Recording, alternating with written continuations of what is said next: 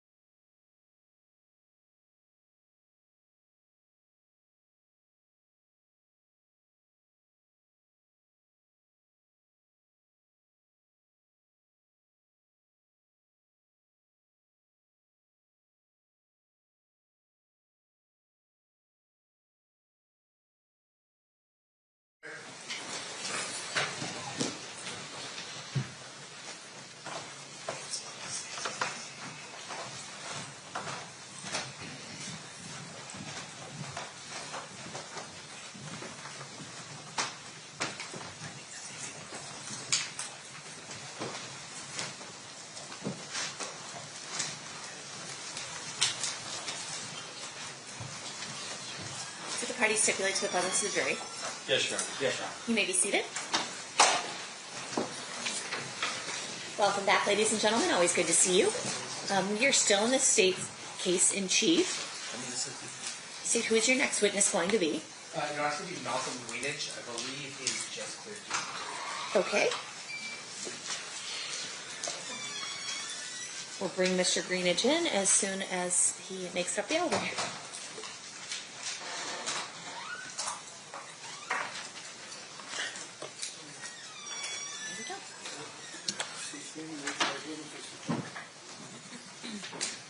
You do solemnly swear the testimony you're about to give in this action shall be the truth, the whole truth, and nothing but the truth, so help you God?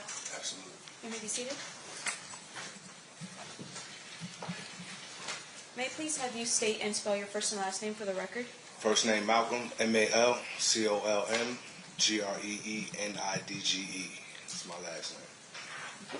Okay. Thank you, Mr. Greenidge. Whenever you're ready, Mr. Paul, you may proceed. Thank you. Good morning, Mr. Greenidge. Good morning. Sir, is it fair to say that you were initially resistant to attending court? That is fair. And in fact, we had to get a compelling order to get you to come here. Mm-hmm. Is that a yes? Yes. And so you're here because a court in California ordered you to come here. Yes. Okay. I want to ask you about somebody by the name of Tupac Shakur. Did you know Mr. Shakur? I did. How did you know him? He was a childhood friend, a family member, big brother, mentor. The list goes on and on. Is it also fair to say that you guys work professionally together? We did. Can you tell us about that? I had a dream to be a rapper. Mr. Shakur saw something in me, and he agreed to, help me make that dream come true. So I was in a group called Outlaws. And is it fair to say that the Outlaws produced a number of CDs with Mr. Shakur and outside of Mr. Shakur as well? We did release an album with Mr. Shakur. I'm going to direct your attention to the weekend of September 1996, specifically September 7th of 1996. Did you come out here to Las Vegas? Yes, we did. Why? It was a Mike Tyson fight out here that we were supposed to attend, and then there was a party performance afterwards. What vehicle did you come here in? We came here in the Lexus. It was Kadada Jones's car. And who was Kadada Jones to Tupac Shakur at that time? Tupac's fiance at the time. Did Tupac drive in with you, or did he drive separately? He did. He drove with us. In the same vehicle? Yes. Where were you staying? Where did we stay? Yeah. In Las Vegas? Yeah. We stayed at the Luxor. And did any other members of your rap group, the Outlaws, come as well? Absolutely, yes. Who came? Two more of my childhood friends, Raphael Fuller and Katari Cox. Did you end up going to the fight? No. Why? Well, during that day, Tupac was gambling, enjoying Vegas. He made some money when we got back to the hotel. He said, we're going to go change. I'm going to call y'all when I'm ready. And we're going to go to the fight. And we never got that phone call. So you ended up staying at the Luxor. No. What did you end up doing? We ended up trying to meet up with Mr. Shakur. We knew where the fight was at, obviously. So when we didn't get the phone call, we just left to go, get with him. Now, there's a video, which I'm sure you're familiar with, of the incident between Mr. Shakur and other members of his group that were at the fight and somebody by the name of Orlando Anderson. Were you there during any of that? No. Did you at some point leave the MGM and go back to the Luxor? Yes. We never really made it into the MGM. As we were approaching the MGM, Tupac and Suge was coming out. Okay. So, and then did you leave with Tupac and Suge and everybody that was leaving the MGM? Correct. Now, you had mentioned a concert or performance that was supposed to happen later that night. Was that at Club 662? Yes. At some point, do you leave to go to Club 662? We do. What vehicle did you go to Club 662 in? The same car I drove to Vegas in. And that was that Lexus? Correct. Was Tupac in the car with you then? No. What car was Tupac in? Tupac was riding in the car with Suge Knight. And who was Suge Knight to you? How did you know who Suge was? He was the CEO of the label that Tupac Shakur was signed to. And was that Death Row Records? Correct. Was there? Were you aware of there being more than two cars? Were there a number of cars headed towards Club 662? There was a caravan of cars. How many? I don't know. And position-wise, where were you relative to Mr. Shakur and Mr. Knight's car? Right behind him. Now, I'm going to take you to the shooting. While you're stopped at the lights on Flamingo and Koval, does something happen? Yes. Do you notice a vehicle pull up next to Mr. Shakur or Mr. Knight's vehicle? Well, yeah. Can you tell us what you see? We were at a light. Mr. Shakur and Suge Knight was talking to some young ladies. We couldn't hear what they was talking about. When those young ladies pulled off, another car pulled up and started shooting at Mr. Shakur and Mr. Knight. And do you recall what kind of car that was? It was a light-colored white Cadillac. And do you recall, was it a two-door or four-door? It was a four-door. And when you saw the shooting, did somebody get out of the car and start shooting, or were they shooting from inside the vehicle? The shots came from inside the vehicle. And was it from the front or back seat? It was from the back seat. Okay. And did you see the arm or the gun or anything like that? The arm and the gun attached to that arm. And were you able to make an assessment of whether the person whose arm was out was white, Asian, Hispanic, or African American? In terms From my vantage point, they appeared to be African American. What's your reaction when you see the shots? I'm horrified. And I'm sorry, I don't think I asked this question. Who was in the Lexus with you at that point? Security, Frank Alexander, Yafael Fula, and Katari Cox. So, two of the fellow members of the Outlaws, and then a security guard named Frank Alexander. Right. What do you guys do in the immediate aftermath of the shooting? We started to get out of the car to go check on Tupac. And, that's what we did. Do all of you make it to Mr. Shakur, Mr. Knight's car? No. Does anybody make it to Mr. Shakur, Mr. Knight's car? What happens? Suge pulled off, made a U-turn. Or do you guys follow them, or do you drive off someplace else? No, we followed them. And that's why do you guys have to make a U-turn to follow them? Does Mr. Knight's car stop ultimately at an intersection? It does. What happened? Are you following him to that intersection? We were. What happens when you stop at that intersection? We get out of the car to go check on Tupac.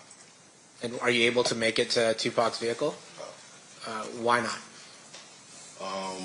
When we approached the car, Mr. Shakur said to me, get on the ground, they're going to shoot you. And when I turned around, there was a shotgun in my face. And who was holding the shotgun? Police officer. So what do you do? I got on the ground. Were you able to observe any of the injuries to Mr. Shakur at that time? I could not see the injuries to Mr. Shakur. Were you able to see any of the injuries to Mr. Knight? His head appeared to be bleeding. And how is it that you were able to see Mr. Knight's injuries? Because he was out of the car asking for help for Tupac. So then you're at basically the wrong end of a shotgun from a police officer and on the ground. How long are you in that situation for? It seemed like forever. Are you able to observe the events that are going around you? I can hear. And what do you see? Does medical ultimately arrive to help Mr. Shakur, Mr. Knight? And are they transported away from the scene? Correct. And then at some point, are you asked by police officers to give a statement? I am. And do you give a statement? I do. Okay.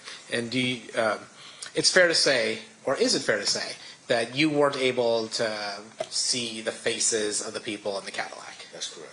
And so you couldn't identify who was there, who was in the car? Silhouettes. Okay.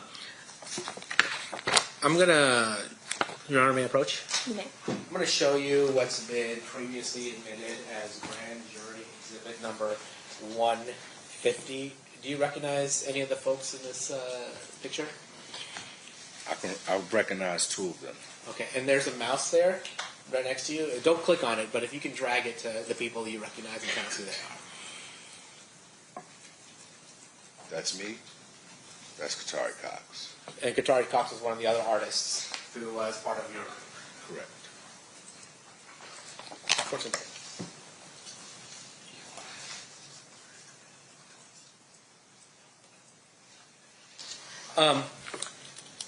One thing that's come up, you've obviously, in the 30 years of losing your friend and family member, Mr. Shakur, I'm sure you've been exposed to a lot of the rumors or innuendo associated with his passing. Is that fair to say?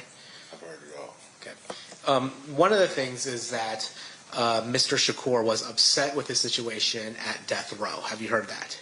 I have. And was Mr. Shakur somebody that you had spent a lot of time with professionally and personally? Correct. Was he somebody that would tell you what his plans were and whether or not he was upset with his current situation? We shared a lot.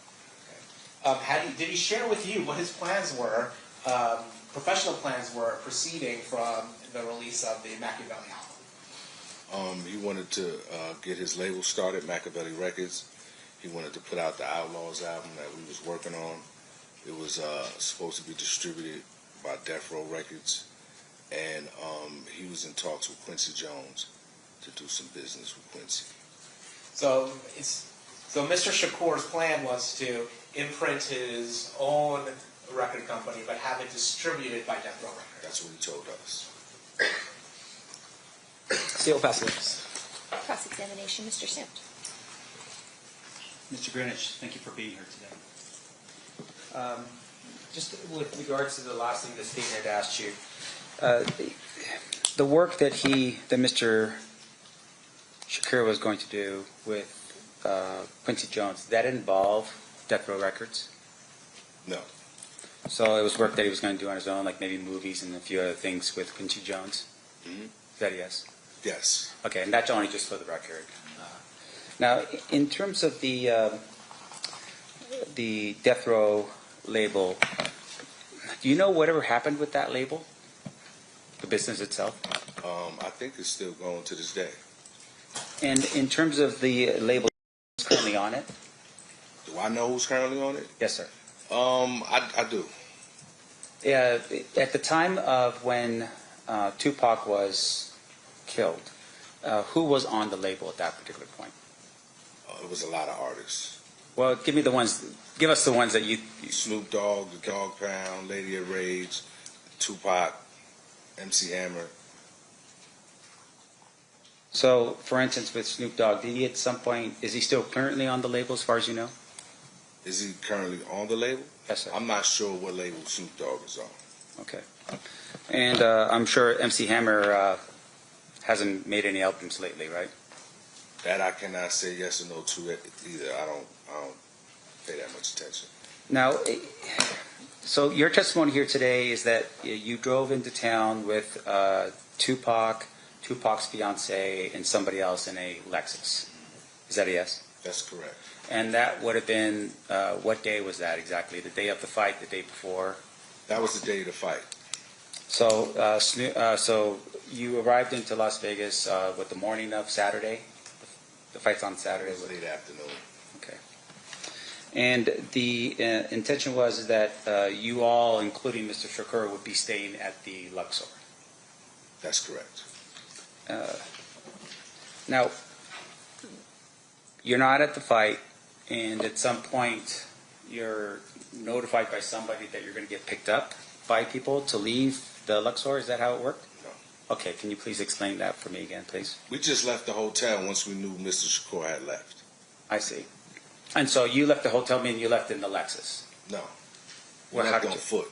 You left on foot. Now, when you left on foot from the Luxor, was that after the fight? I don't know if the fight was over or not. We don't know if the fight is over or not. We're just on our way And to where? be with Mr. Shakur. Okay. And where did you go to meet with Mr. Shakur? At the MGM, where the fight was. Okay. And did you arrive at the MGM at some point? Yes, we did. Did you meet up with Mr. Shakur at the MGM? Mr. Shakur and Mr. Knight were coming out as we were going in. Okay. And when you say coming out, we're talking about coming out of the property itself. Correct. So, and when that happened, what did you do next? We turned around and started going back the other way, back to the Luxor. All right. So you all returned back to the Luxor. Correct. And was there a plan at that particular point to do anything? Get dressed. And what was the purpose of getting dressed? Mr. Shakur had a performance to do that night. I see. And do you know where the performance was? It was at Club 662. Okay. And do you know where the location of Club 662 is? I do not. All right. So everyone got dressed in their separate rooms? Yes? Correct. And then you came back down and you were picked up by somebody, or did you just drive your own vehicle? We were in a Lexus that was belonging to Kadada Jones. Tupac Shakur and Suge was in Suge's car. All right.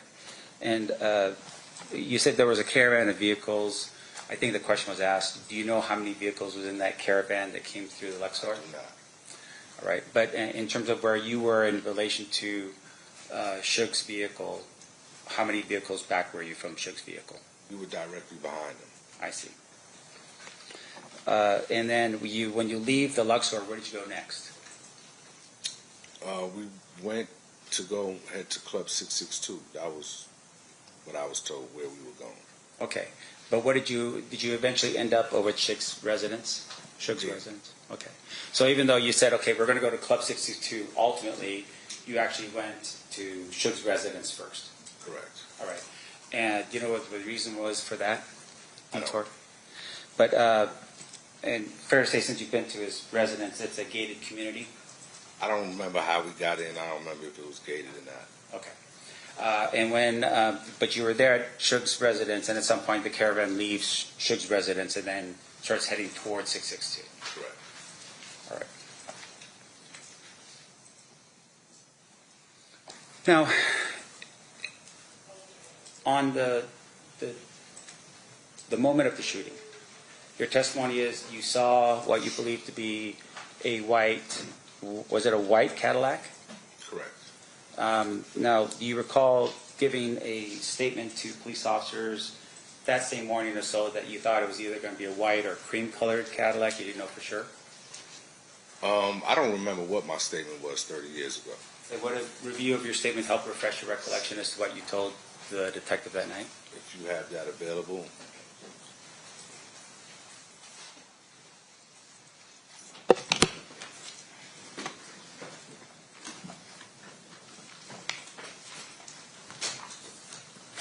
No, just one moment. Of course.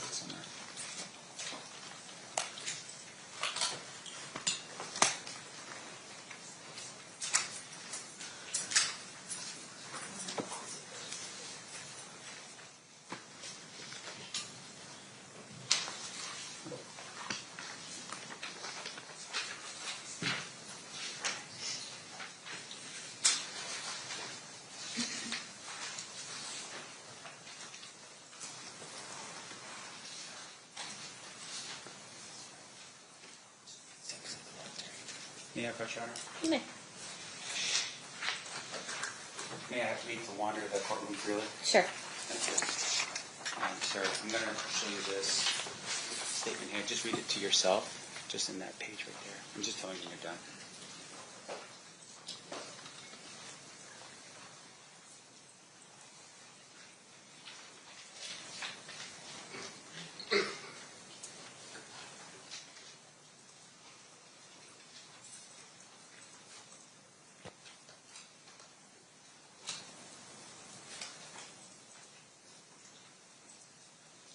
Okay.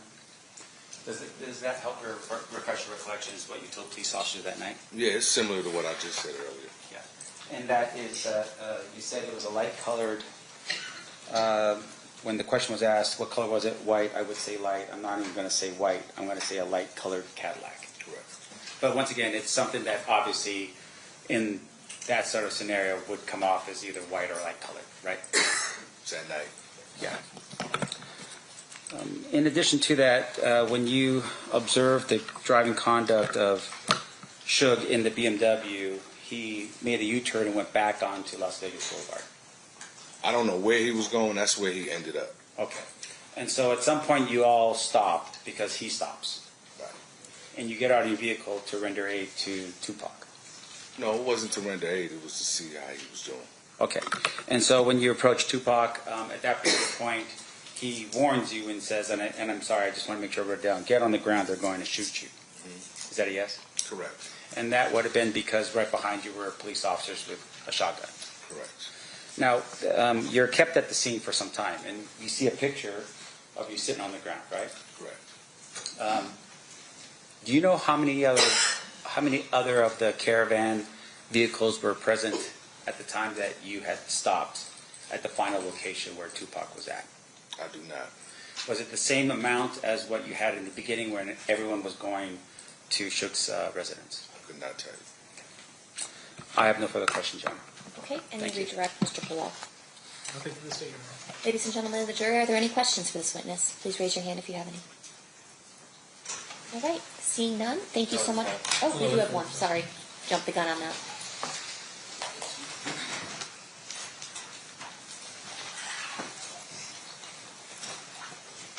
May I have the parties approach?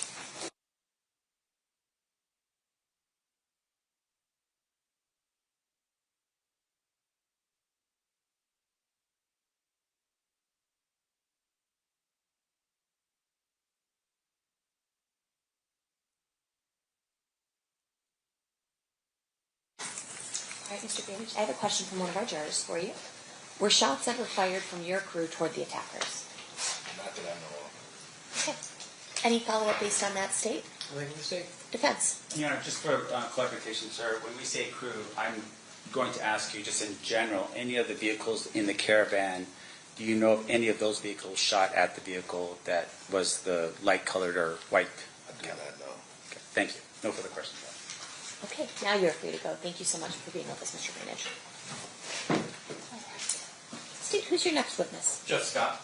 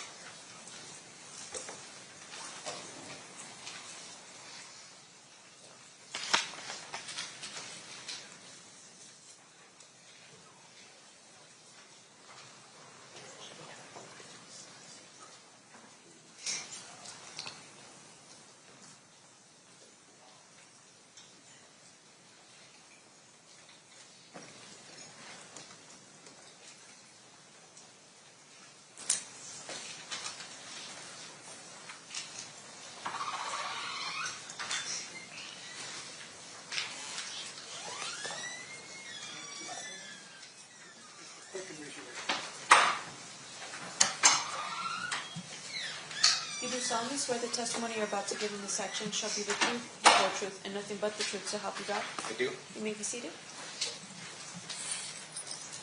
May I please have you state and spell your first and last name for the record?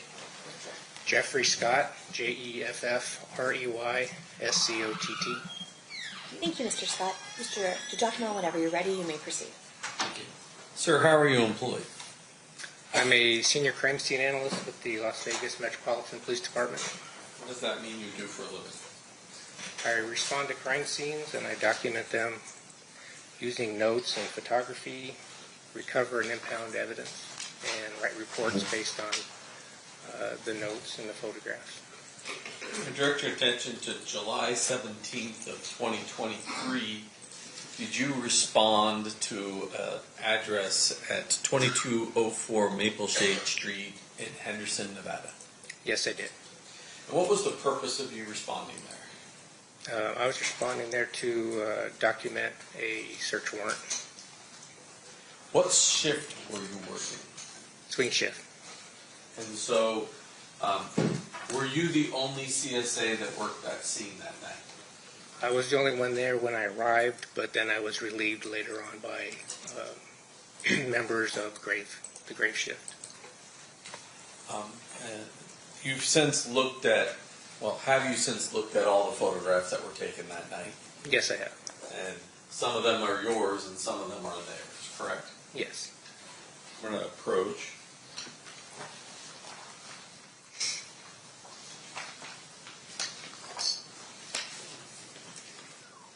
You can also wander the courtroom freely, Mr. DiGiacomo. Thank you. First set I'm going to show you is state's proposed 193 through 107.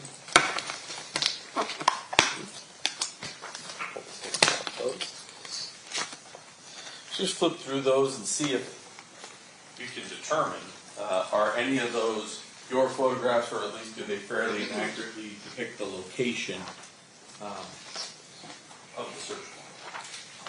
Mr. DiGiacomo, can you clarify for us which numbers you're introducing? You had said 193 to 107. I'm having them just look at 193 to 107. So 107 to 193. No, oh, sorry, 93 to 107. Okay, thank you. Sorry, I didn't realize My that clerk was was very confused.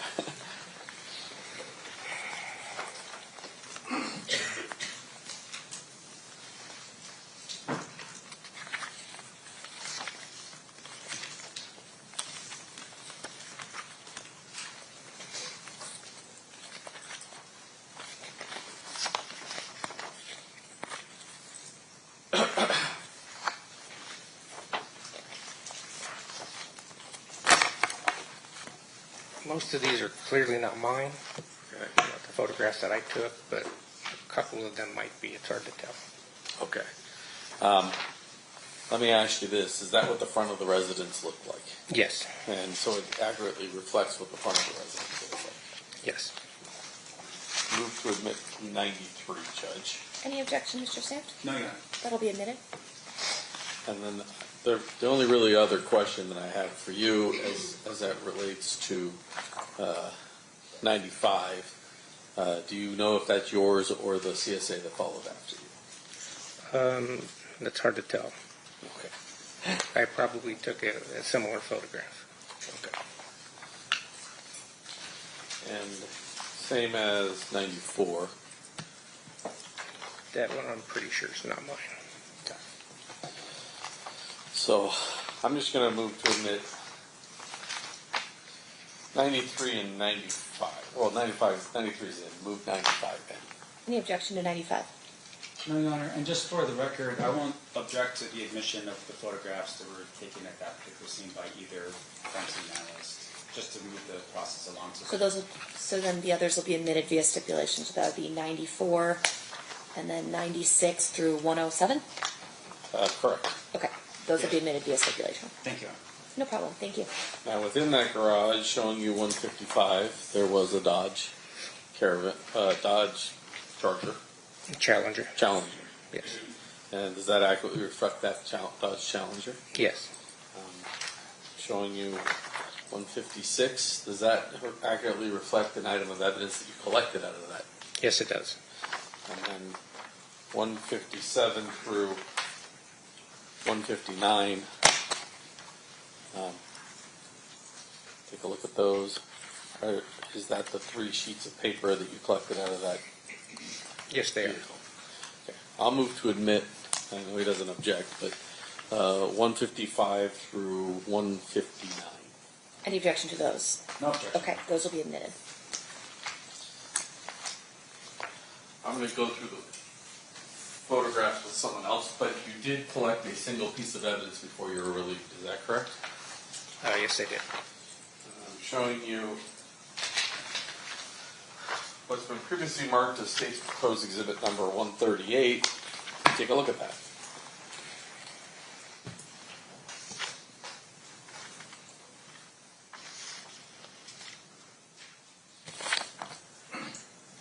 Yes, this is the package in which I impounded those pieces of paper.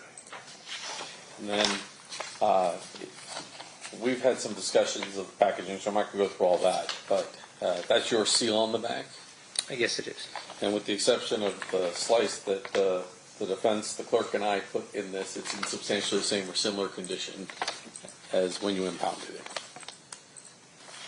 There's an additional date, and I think, yeah, it looks like somebody maybe cut the top and then resealed it.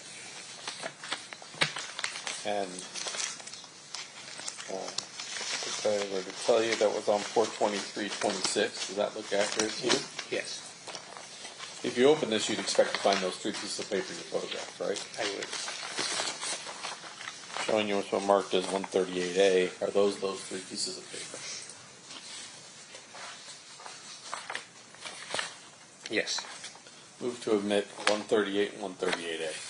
No objection, Your Honor. So admitted? Thank you.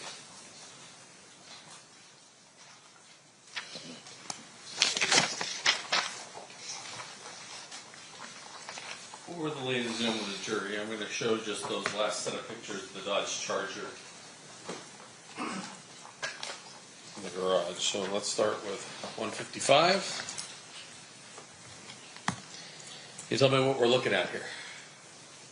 That's a photograph from the right rear section of the Dodge Challenger. Challenger. Sorry, I keep calling it a Charger. Dodge Challenger. And that's parked in the garage area of the residence on Maple Shade. Yes, it is.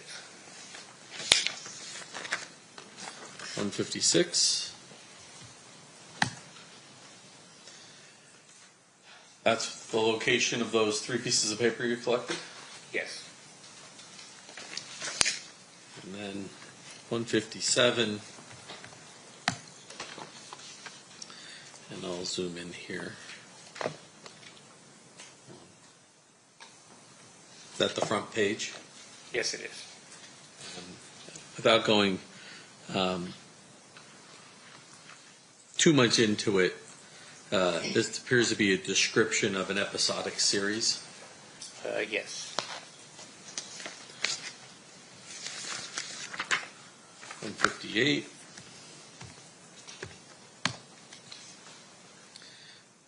Oops. Well, generally speaking, page 2 is a ledger that has costs and those type of things. Yes, page 2 and 3 were looks like a budget for the series. And that's going to lead me just to 159.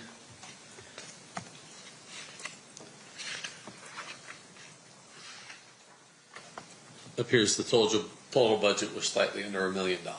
That's correct. Thank you, Judge. I have no more questions. I pass the witness. All right, cross-examination by you, Mr. Sam. Thank you. Sir, just real quick, I read the word. What's episodic? What does that mean?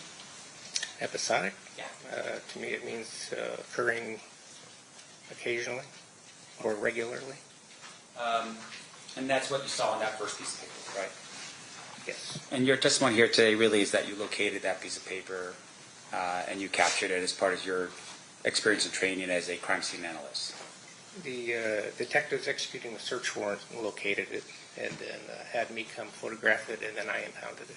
Okay, and just for the jury so they understand what your role is typically in a search warrant is that you're summoned to the scene to conduct an investigation or at least a search of an area based upon what the detective or primary officer tells you is the intent of the search, but you also do your own search as well. Fair?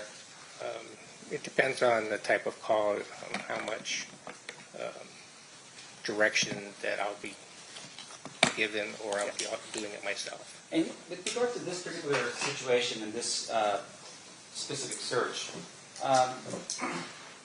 you were apprised prior to the search warrant being executed that this was going to happen on this particular day? Yes.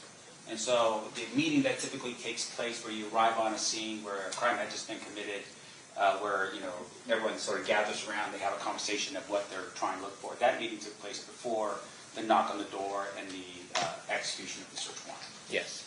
Now, in this regard, you understood that what you were going to do was walk in to look for certain things of evidentiary value, right? Yes. Can you tell the jury what things you were looking for of evidentiary value? I didn't have a list of items that we were looking for. I just knew that I was there to document whatever was recovered.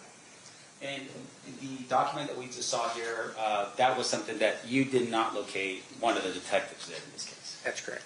Now, do you recall who the primary detective was that was responsible for that search warrant? Detective Mogg. Cliff Mark. Yes. Yes. Okay. Were there any other detectives on scene besides Cliff Mark?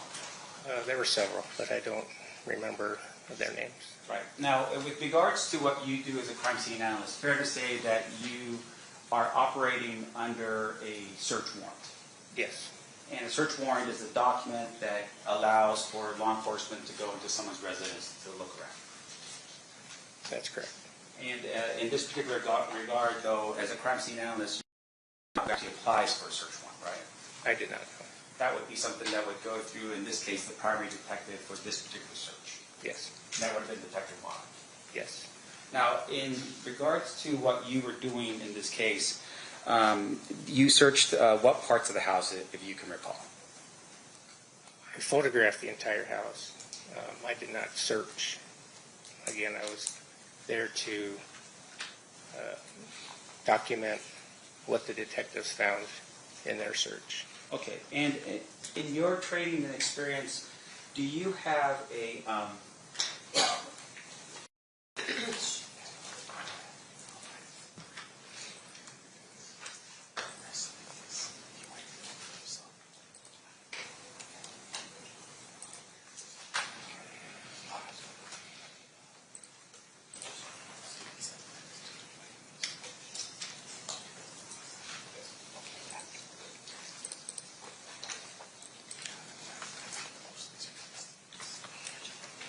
Now, sir, your work on this case, when you say you photographed the house, that was prior to the search of each particular room and area, right?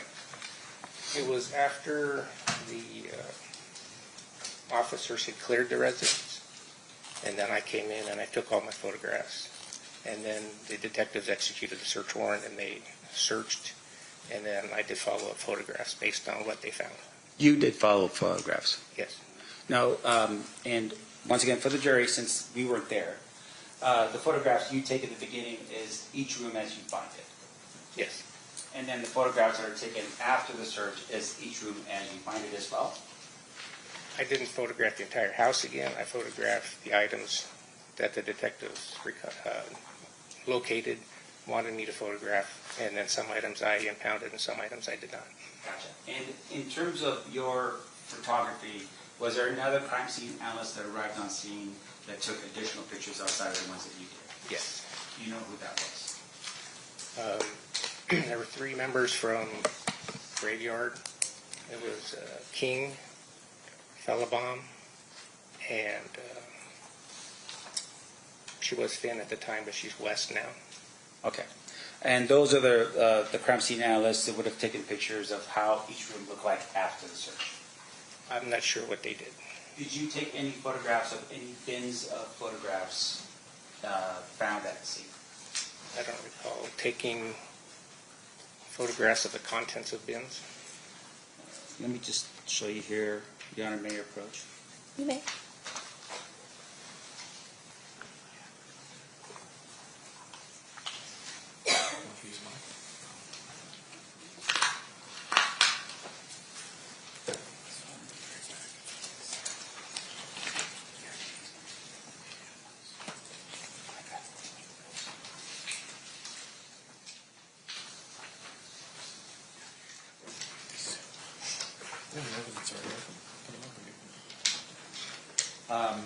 Your Honor, just for the record, it's already been admitted as evidence, and this is State's Exhibit. Thank you for the State's Exhibit number 100. I could just publish that for the jury. I'm sorry, we're going to start with 99 first. So this is State's Exhibit number 99. Do you recall taking this particular photograph? No, I do not. Okay, that would have been another crime scene analyst. Probably. All right. And then I'm not going to show you the next one. I'm assuming it's the same thing. Outside of the photographs that we mentioned here, what else did you do in the course and scope of your duties as a crime scene analyst on this particular night? That was it. I photographed the scene. I took notes. I recovered the one item, which was the 3 pieces of paper, and that was it. All right. Thank you. I have no further questions of the witness, Your Honor. Okay. Any redirect, Mr. DiGiacomo? Not from the state. Okay. Ladies and gentlemen of the jury, any questions for this witness? Okay.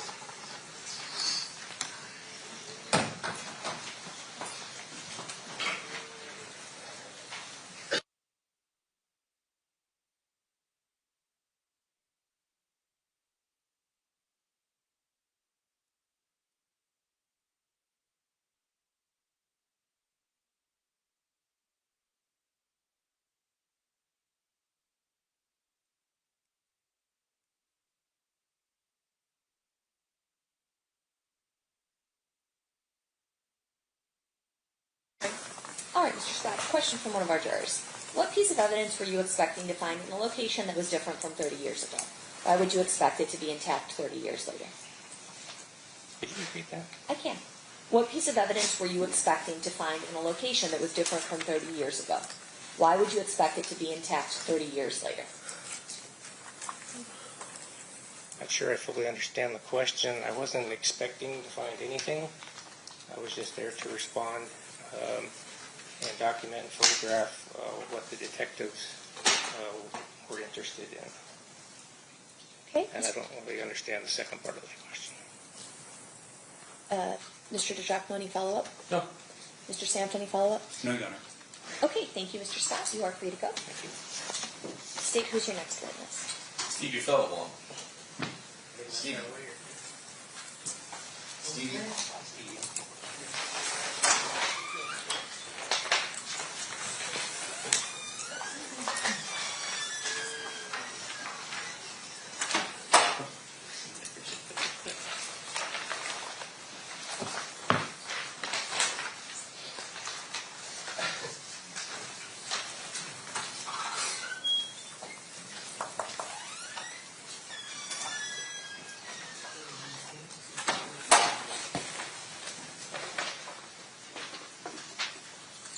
You do solemnly swear the testimony you're about to give in this section shall be the truth, the whole truth, and nothing but the truth, so help you God? Yes, ma'am. You may be seated. May I please have you state and spell your first and last name for the record? First name is Stevie, Steavie. Last name is Fellowbaum, Felabom. Ma'am, how are you employed? As a senior crime scene analyst for Philadelphia MPD. We just heard from Jeff Scott. Do you have similar qualifications and backgrounds as Mr. Scott? Yes, sir. Were you the relief crime scene analyst that responded to 2204 Maple Shade Street in Henderson? Yes, sir. And did you document with your own photographs, but also reviewed all of the photographs taken at that crime scene prior to your testimony here today? Yes. I'm going to go through some of those photographs here and start with 93. What are we looking at? Oop. You, Jessica. So, not that you'll need it for this one, but that mouse up there can allow you to point. It just don't click it, okay? Yes, sir. What is this? That's going to be the exterior of the residence.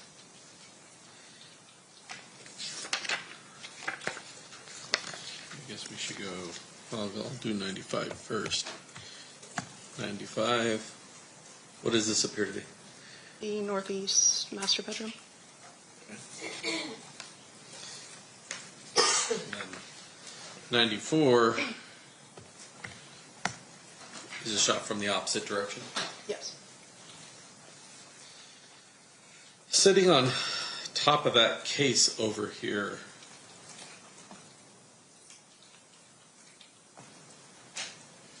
There appears to be a container for a bottle of Dom Perignon. Yes. 96.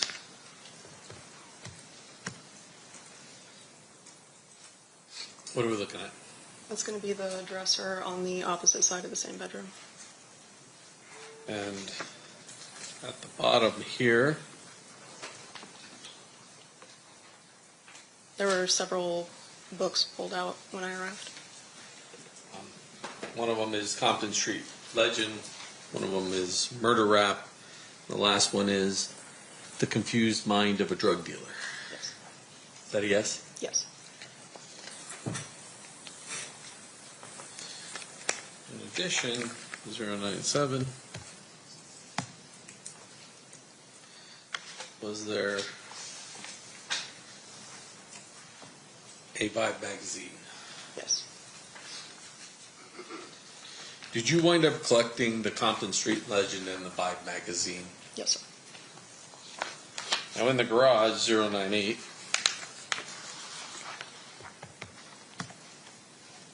there were 2 bins, Yes. and when those bins were opened, 100, I bet you this is 99 first. Try 99.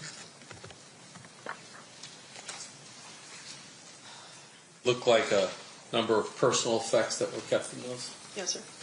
And number 100. Bottom one also had a bunch of personal effects. Yes. Do you know what happened to those 2 containers at the scene? The detectives recovered them. So detectives took those 2 bins and left the scene with them. Correct.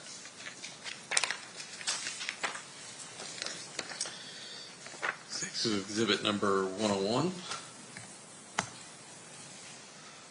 What are we looking at here? That was a jacket in one of the closets. And on the left, well, I guess we'll zoom in just a little bit.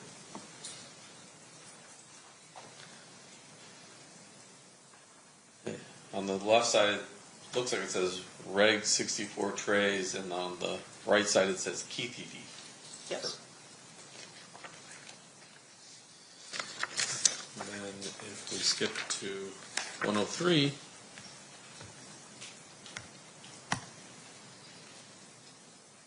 the back of it is Southside City of Compton. Yes.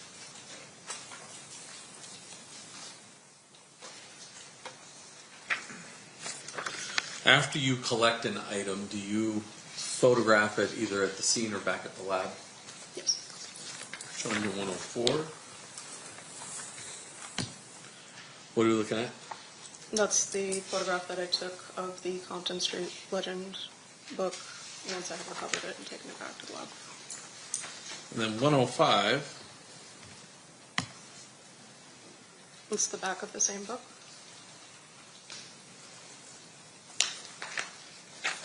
106. That's the copy of the Vibe magazine after I recovered it and taken it back to the lab. And 107. It's the date and barcode on the cover. So it looks like the November 96 edition of the Vibe magazine. Correct.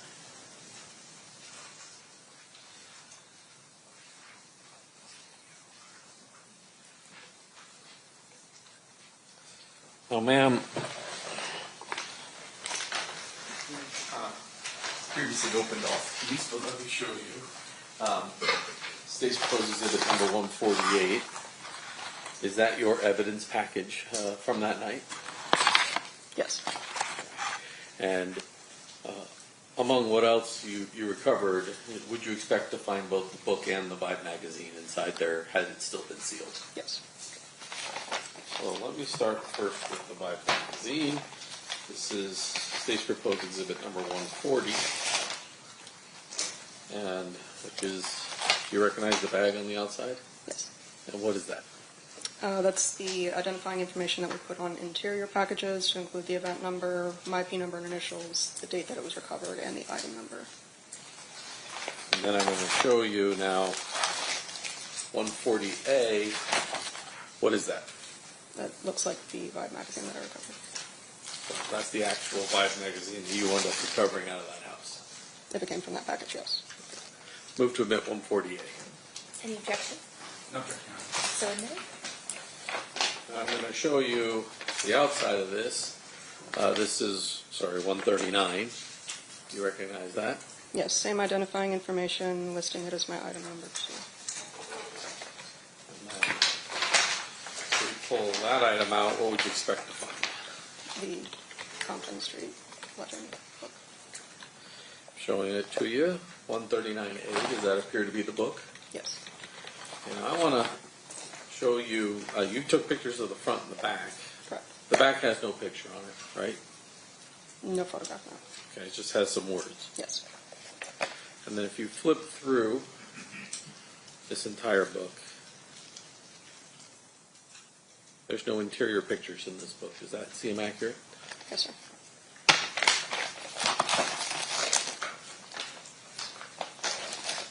Because that moved in 148, correct? Any objection? Oh, I think I did move They already moved in. Okay, thank you. I think the rest of this, we've agreed we're not going to move in. So Understood. I would pass this. You may cross. Thank you, Your Honor.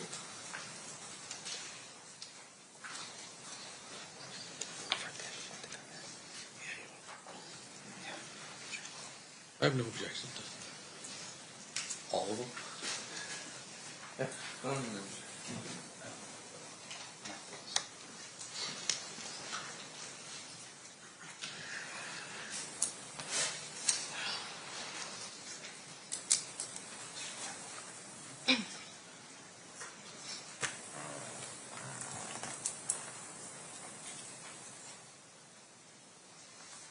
Ms. Billabong, Yes, sir. how long have you been a crime scene analyst? About 9 years. And during that time period, these kinds of searches would be standard operating procedure for you. To assist them with the detectives, yes. Yeah. And once again, with regard to your training experience, when you are conducting this kind of investigation, you're looking for things of evidentiary value, right? Yes, sir. Now, the evidentiary value part, though, is dependent upon what you learn at the scene from the primary officer or the detective that's conducting the search. Right. And so whatever you're doing is within the parameters that they're asking for. Yes. Now, in this case, we've seen some pictures of some books and a jacket. Is that correct? Yes, sir. And when you arrived on scene, you were on scene for the later half or the latter half of the search. Yes. You weren't there for the beginning part of the search. Yes, sir. So the photographs you took are photographs that were of the areas and the rooms in the house after the search had been conducted. Yes. Fair to say, of course, is that each room was in disarray. The search had already been started, yes, sir. Yeah, and you don't know what they look like prior to you arriving on scene, but definitely after, there's things strewn around. Yes, sir. In your 9 years of experience as a crime scene analyst, when officers are conducting a search, they typically will be as thorough as they can be to look through everything in an area. Yes. Do they ever return those things back to how they found it before they entered into the room or the house? I would say it depends on the level to which they've moved everything. If the entire closet's been empty, they don't typically put everything back. They do not typically put everything back? Not typically, no, sir. Okay, so you don't have any photographs that you took after everything was over where the room was put back into place, how these police officers found it? I have photos immediately before we left the residence after they'd finished searching, but not with everything placed as officers found it. I see. And so what you were documenting basically was, for lack of a better word, the thoroughness of each police officer's search of each room. The state that we left it in when we were clearing, yes, sir. Okay. Now, some of the things that we were shown in this case, did you ever at any point find electronics or were asked to take pictures of electronics at the residence? I believe the only electronic item I photoed was a laptop in the shed. All of the others were photoed by CSA Scott. Okay. But as far as you know and what you recall, there were electronics found at the house, like say, I don't know, iPads and laptops, that kind of thing. Laptops, definitely. I'm not sure what other types. But you're not the crime scene analyst that would have captured that and put that into evidence? I didn't recover the laptop itself, no, sir. Okay. And as far as you know, do you know how many electronics were in the house when you were there? I don't. Do you know whose responsibility that would have been? Whoever was in charge of the search warrant, they had it listed on the return. Okay. And just for the jury's edification, a return is a document that's left at the house or the area to notify the owner that certain items were taken as a result of the search. Yes, sir. So it's almost like a receipt. Yes. Okay. And your job really stops with regards to the actual search itself. You don't do anything further when you go back to your office with Metro or anything like that. Aside from impounding whatever I recover, no, sir. Okay. And just for our edification, when something's impounded, the concern, of course, is to maintain what's called chain of custody, right? Meaning that if you find something on scene, you want to make sure that that piece of evidence is exactly how it was as you found it at the scene and not molested or changed or anything like that. Correct. So sometimes, like in other investigations, you might have gloves on to protect you from transferring DNA or fingerprints onto the actual item of interest. I'm usually always wearing gloves, but yes, different DNA considerations depending So on. when you're telling us that you went back to make sure that certain items were impounded, items that you had taken and put it into an evidence baggie? Yes, sir. You took that to the evidence vault. I would have sealed it, and then we have a temporary hold that's locked, so I would have sealed it with all the identifying information and then placed it in that hold, and an evidence technician would have continued the chain of custody. And in terms of sealing it, you have a certain tape, color of tape that you would put on the opening of the packaging to indicate that it's been sealed by you. Yes, sir. Ours is red, and then I sign that with my initials and the date that I'm sealing it. I see. And then do you put your initials on the actual tape itself or somewhere on the tape side of the... Across the tape and the package, so if it's moved, it's evident. Okay. And now, at some point in the future, if someone comes along, they can go into that evidence vault and remove your package out, right? If they check it out, yes, sir. And if they were to open it, they would have to open it from some other side of the packaging. Typically, yes. And then when they seal it, to return it back to the evidence vault, they would actually put a different type of tape on it to indicate that it came from somewhere else. I've seen red and blue used, so depending on the circumstance, yes. Okay.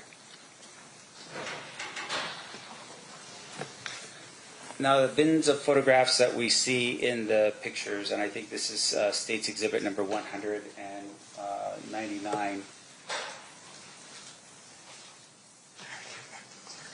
Sorry.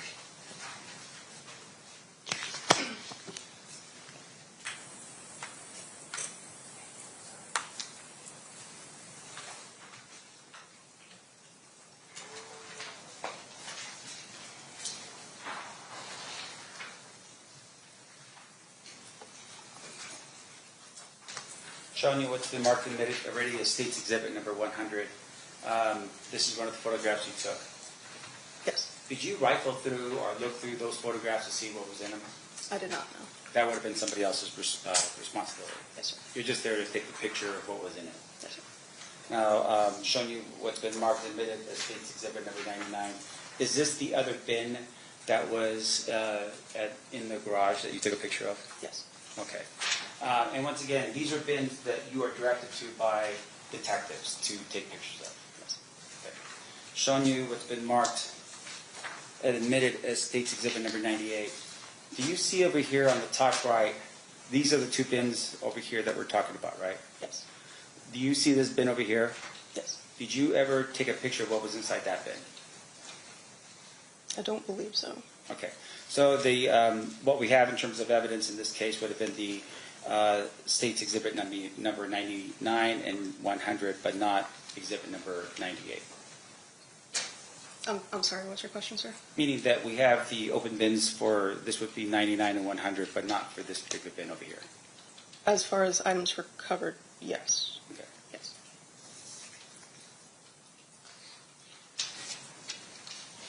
Now, I'm showing you, if I may approach your honor, You may. I'm showing you what's been marked as proposed defense exhibits F through UU. If you could just look through those photographs real quick and just tell me when you're ready. Judge, I told Mr. Kemp I'd stipulate the initial F through G. Okay. Do you want to just have them admitted then at this time? She might want to still review it. Okay.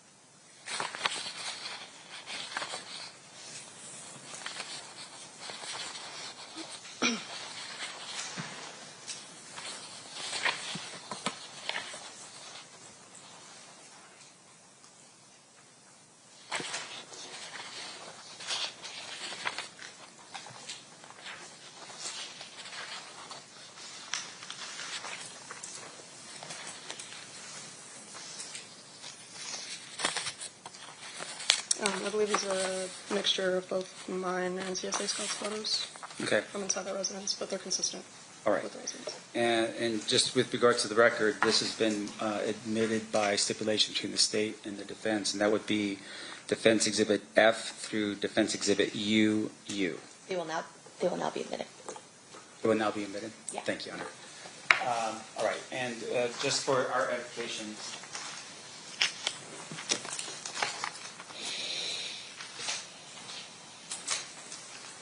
showing you just for a couple photographs here, this would be Defense Exhibit G. Here you can see what we're talking about.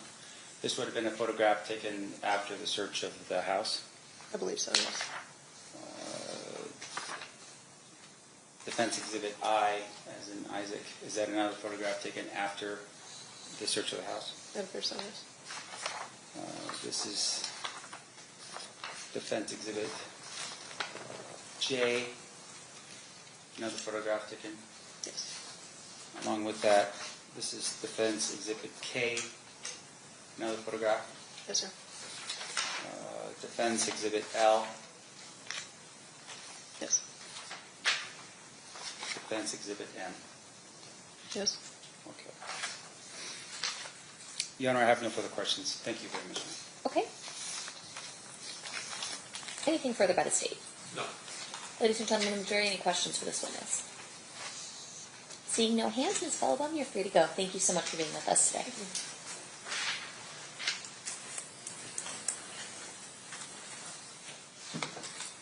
Say, who's your next witness? Justine Gaddis.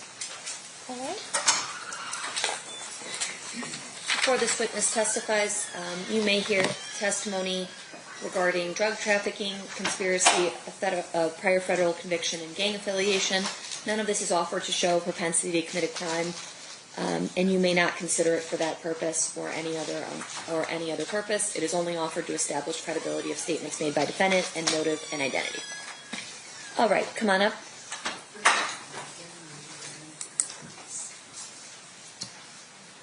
You do solemnly swear the testimony you're about to give in this section shall be the truth, the whole truth, and nothing but the truth, so help you God? Yes, I do. You may be seated. Thank you.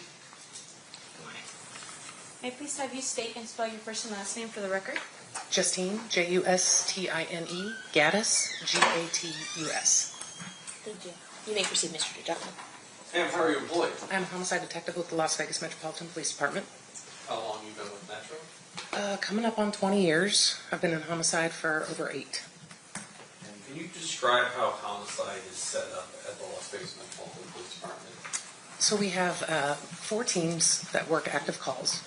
Each team has 6 detectives, and each of those 6, basically, we kind of rotate all throughout the entire bay of detectives for who gets the next call in order as it just kind of comes down the line. Back in 2023, were you assigned to a particular squad? Yes, I was. And who was your sergeant? Back then it was Igor DeCaro. Is he still your sergeant today? Yes, he is. And on your squad, was there a person by the name of Cliff Mogg? Yes, sir. And at some point, did you become aware that he was investigating the Tupac Shakur homicide? Yes, sir. I'm going to direct your attention to July of 2023.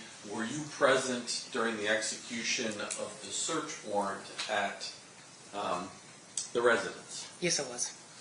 And while you were present for that search warrant, were there 2 bins located? I'm going to put up State's Exhibit 98. Were there 2 bins located? Yes, sir.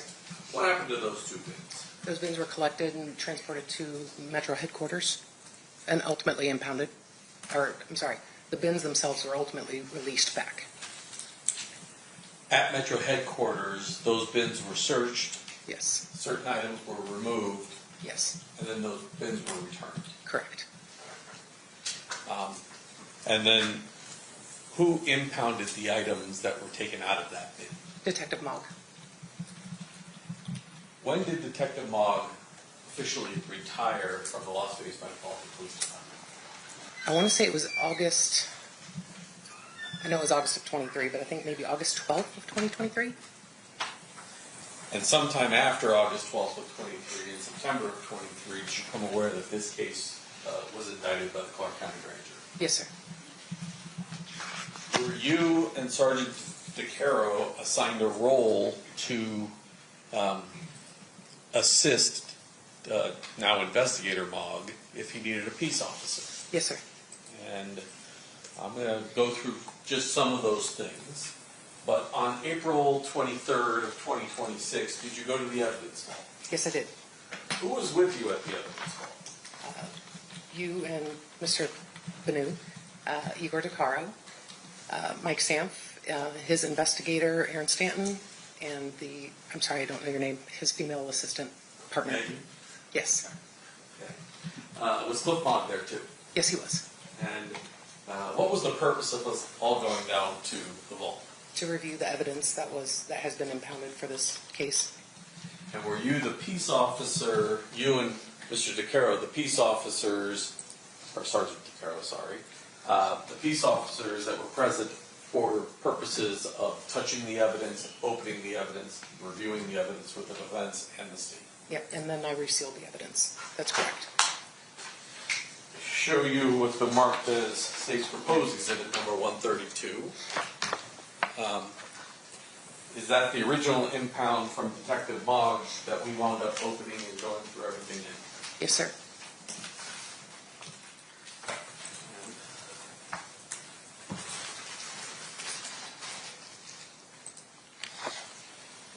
I'm going to go through all these. This one I'm going to do last because there's a lot.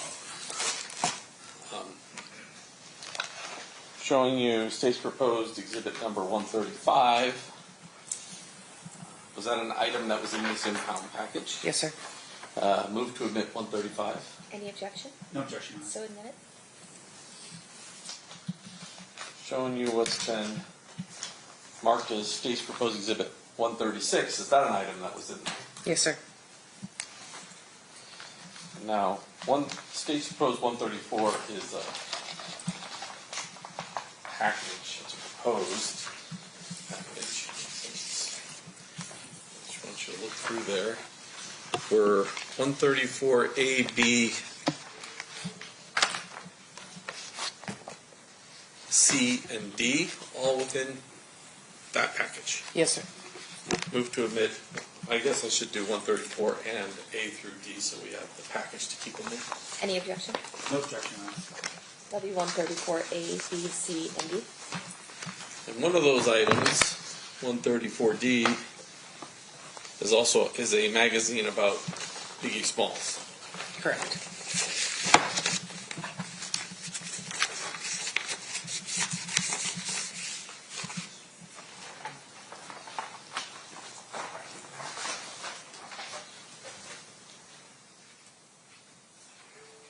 There were some miscellaneous items collected, but I think we are all putting in 133, but I don't have a cover for 133. Madam Clerk, is there any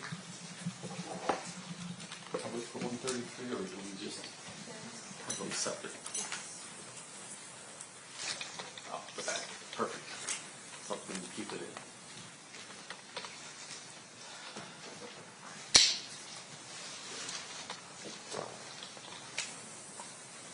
133, I think, was technically the bag, but there's a Lakers ticket that's marked. Yes. That was in there? Yes, sir. 133A,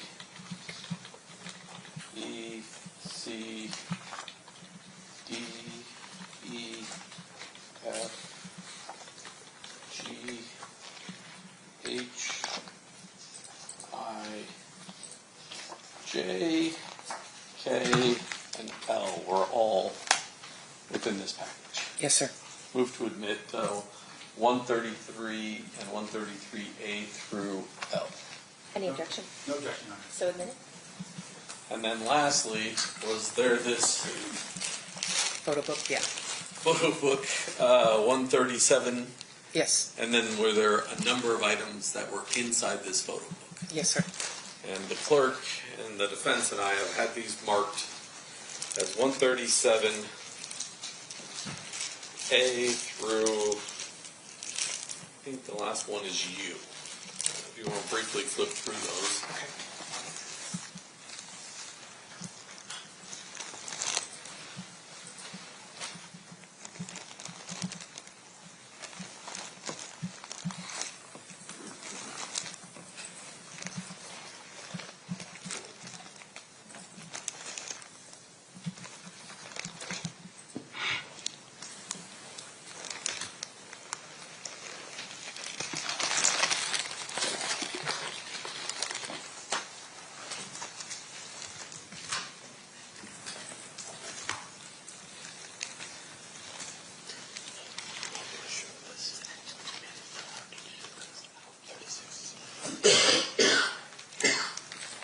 Is 136 a minute? I believe I offered it.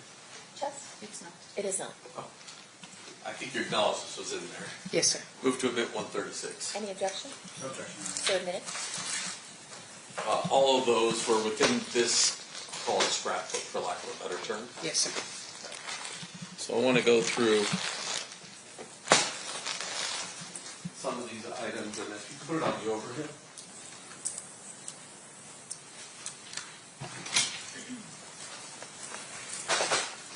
Ooh, that's bad. All right.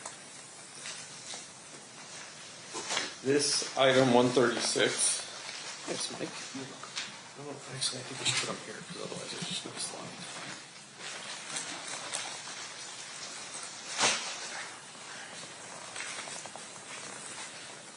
.136 is actually what appears to be, well, it says an affidavit and a search warrant Correct. from the Compton PD. Yes, sir. And it appears that it's dated May 27th of 1997. Correct.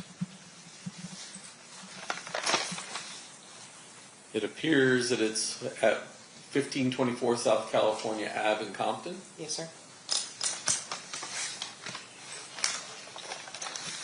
And on the back, there is a handwritten return. Yes, sir. One of the items that was recovered, it says number 4, money due bill for the Monte Carlo Casino. Yes, sir.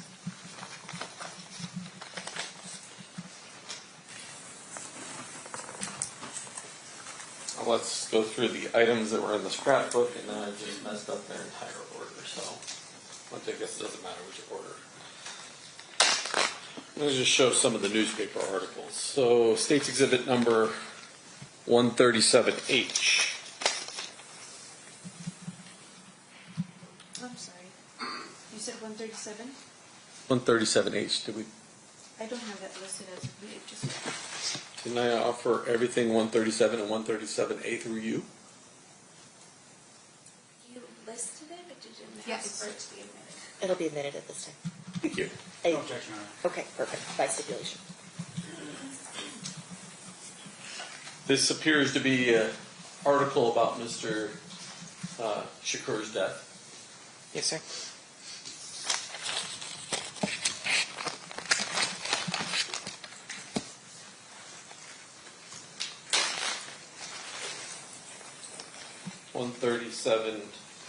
G.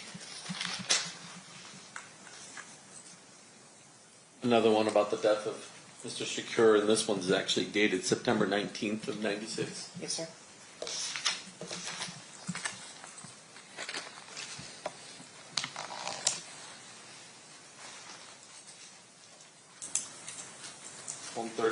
U.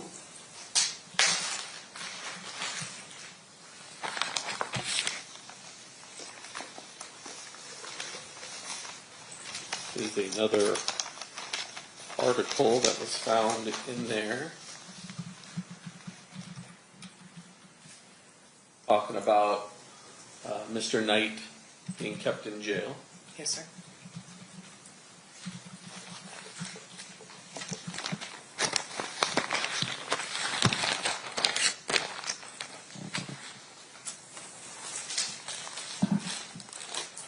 .137 appears to be in a newspaper article about a bad rap for new artists. That's correct.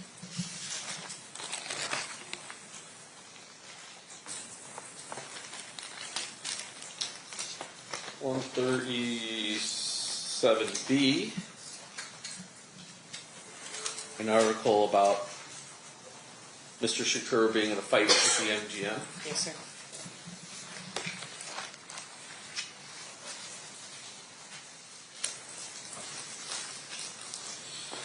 .137C, an article about a death row exec didn't leave, and this is from September 14th of 1996. Yes, sir.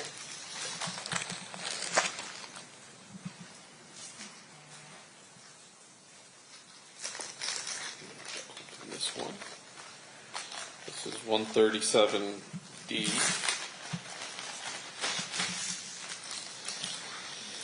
I don't want to peel it back, but I guess we can peel that back.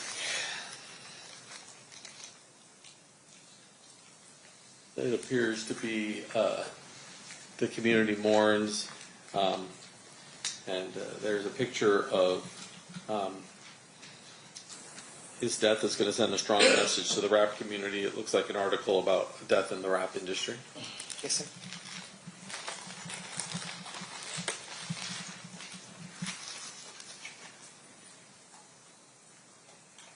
And if we, I don't know if I can zoom this in.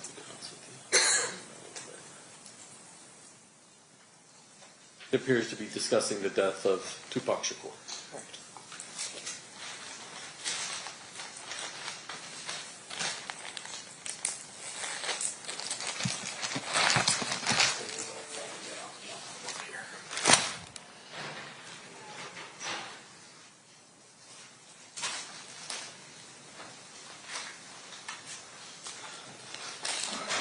.137E, star rapper Tupac Shakur badly wounded is a newspaper article. That's correct. And are you aware that Tupac Shakur died on September 13th? Yes, sir. So this appears to be prior to September 13th. Yes, sir.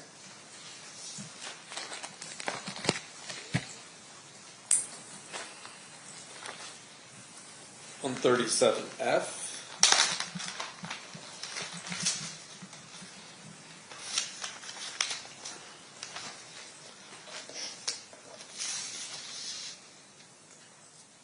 Let me back out just a little bit. There's an article about police raids targeting or sparked by Tupac Shakur's death. Yes.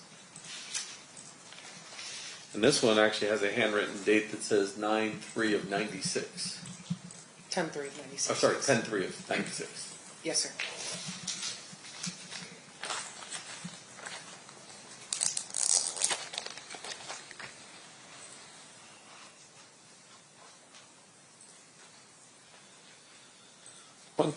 I.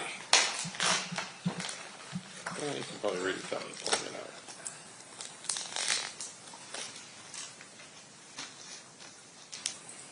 This one is rappers and Muslims gather for peace, and it's this, dated September 23rd of 1996. That's correct.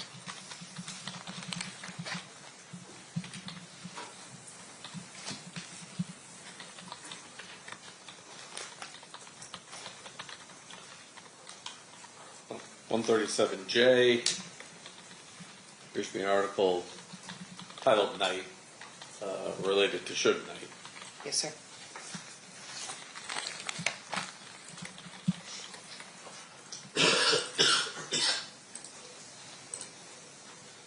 Hold up to see the whole thing. 137K.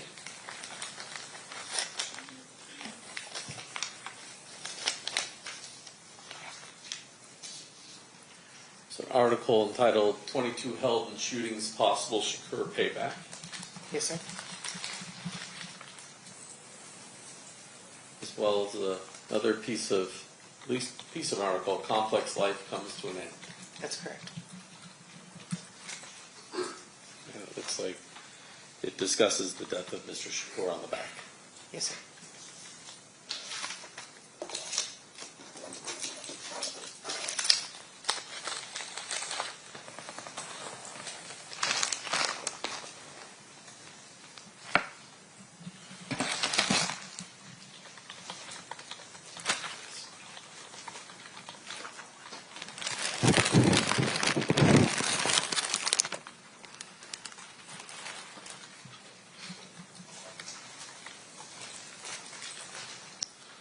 One 137L.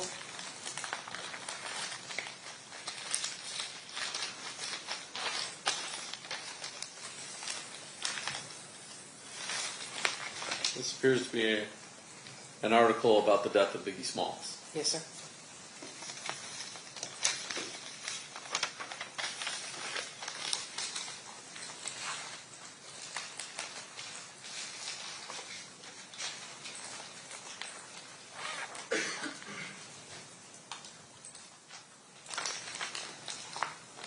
One 37A, or sorry, 37M. This one says, man who fought with Shakur on videotape is released. Correct. If we zoom in, it discusses the arrest of Orlando Anderson for a different crime, as well as discussion of retaliation in the neighborhood. Yes, sir.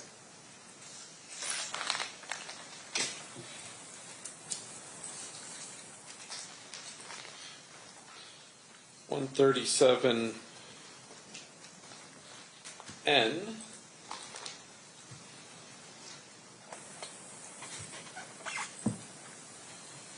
There's an article about gangster rap performer Notorious B.I.G. being slain. Yes, sir.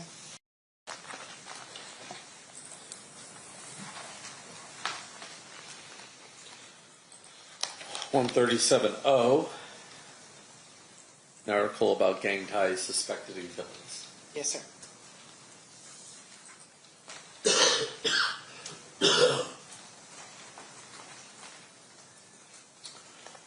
One 137P.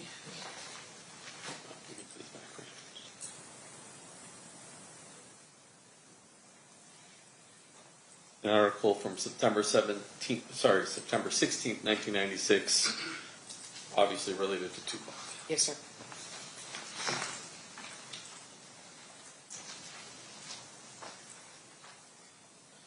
One 137Q.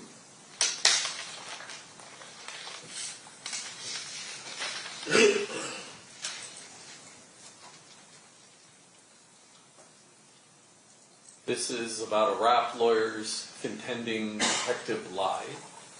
Yes, sir. And it starts off with They seek dismissal of judge's ruling in probation case saying Las Vegas investigator committed perjury about Marion Suge Knight's alleged role in the assault before Tupac Shakur slaying. Yes, sir.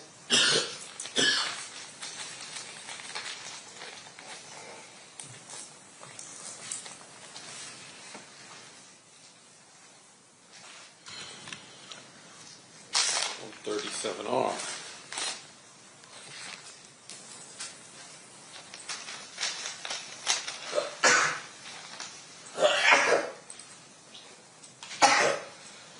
This appears to be sort of a combination of both Biggie and Tupac's murder, but little bullet-riddled rap is how it's titled. That's correct. And then it says, is the rivalry escalating despite so-called truce? That's correct.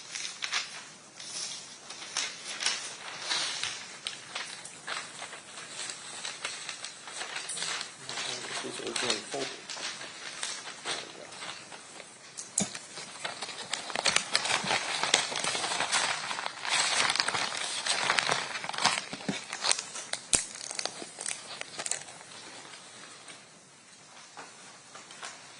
Just a couple more, Detective.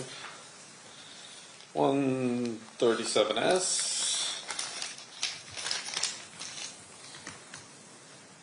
An article entitled Living Dangerously. Yes, sir.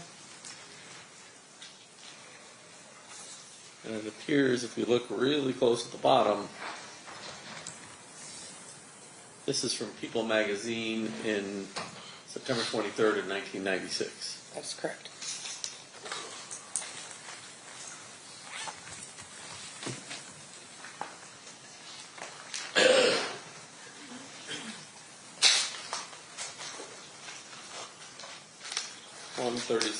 T, the last on this one, an article entitled on March 10th of 1997, No Easy Answers for Violence in Gangster Rap. That's correct. Now, in addition to being the, let's call you impounding officer at the vault on April 23rd, did there come a point in time when you went as a law enforcement officer to California to interview certain individuals? Yes, I did. Do you recall the interviews of individuals you interviewed? Yes, I did. Can you tell me who they were? We spoke with Yosef Yaw, Rashina Smith, Corey Edwards, Roger Williams. I believe there was one more. I can't remember. Mob James? Yes. James McDonald? Yes, James McDonald. That's who it was. In addition to that, did you become aware that in this proceeding, well, let me ask you this. As a homicide detective, do you know what a compelling order is? Yes, I do. What's a compelling order? It's basically an order issued by, well, in this example, it's issued by the state of California, compelling witnesses who live there to appear in front of the court. We have to ask our court to issue some documentation, and then we have to ask their court for a compelling order. Correct. Judge, I'd ask you to take judicial notice that you've issued compelling orders for Trayvon Lane, Roger Williams, James McDonald, Corey Edwards, and Virgie Brooks.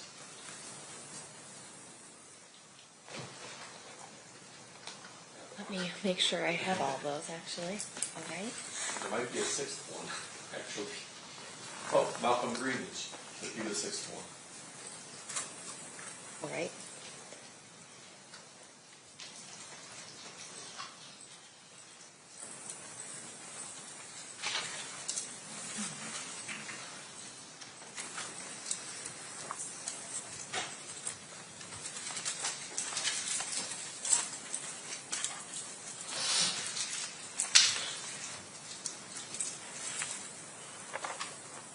Corey Edwards. I'll take judicial notice of that one.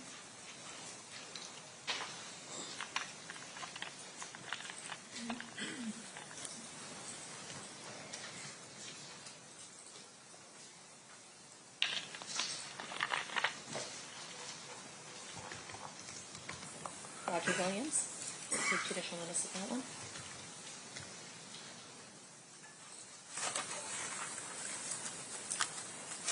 James McDonald. We'll take judicial notice of that one. And then there's another block of them a little later.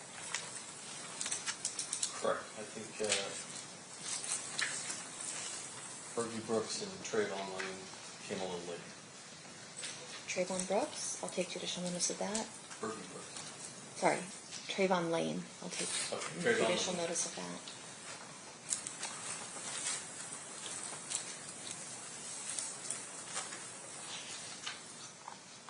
And, all right, Fergie Brooks. And then recently Malcolm Greenwich. Recently, Malcolm Greenwich.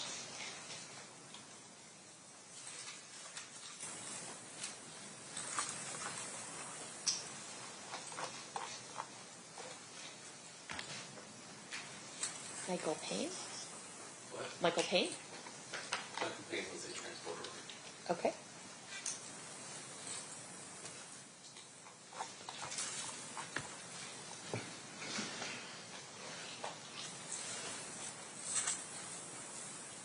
Malcolm Greenwich. All right. I'll take judicial notice of that. Of all six. Yes. So, Did you become aware that certain of those 6 individuals weren't cooperating, even though they had been served papers by California? Yes, sir. And so did you coordinate with anyone to assist California authorities in locating these individuals? I did. Oh, and let me back up. There was also someone in New York that there's a compelling order for, correct? I'm not sure if the order was served or issued, but yes, I know the individual in New York. Did you locate someone by the name of Anthony Gomez in New York? Yes, sir. And he is currently on probation. Correct. And there's an effort to locate what jurisdiction he was in order to get a compelling order. Yes, sir. All right. What did you do with the people who weren't cooperative despite the California authorities ordering them to come to Nevada? We went up on their phones, which means we received orders to where we can ping their phone location to try to identify where they were specifically at.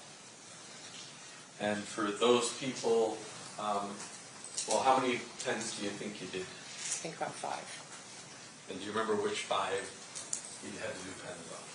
Corey Edwards, Fergie Brooks, Roger Williams,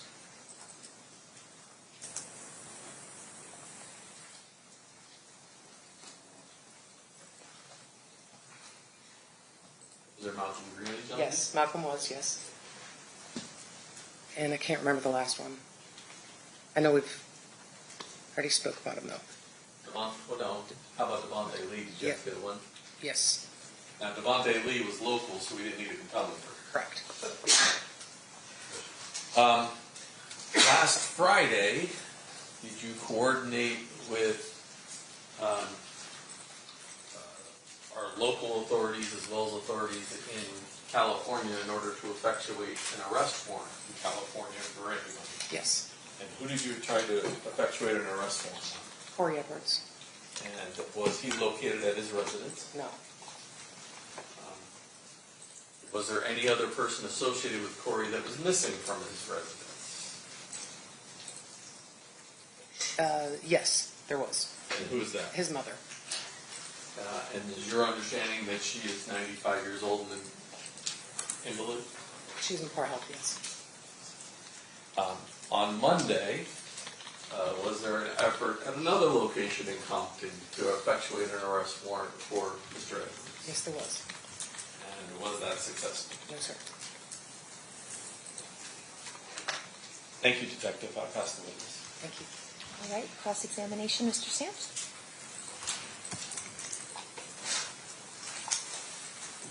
Hello. Hi. How are you doing, Detective Gaddis? I'm good. How are you? I'm doing all right, thank you.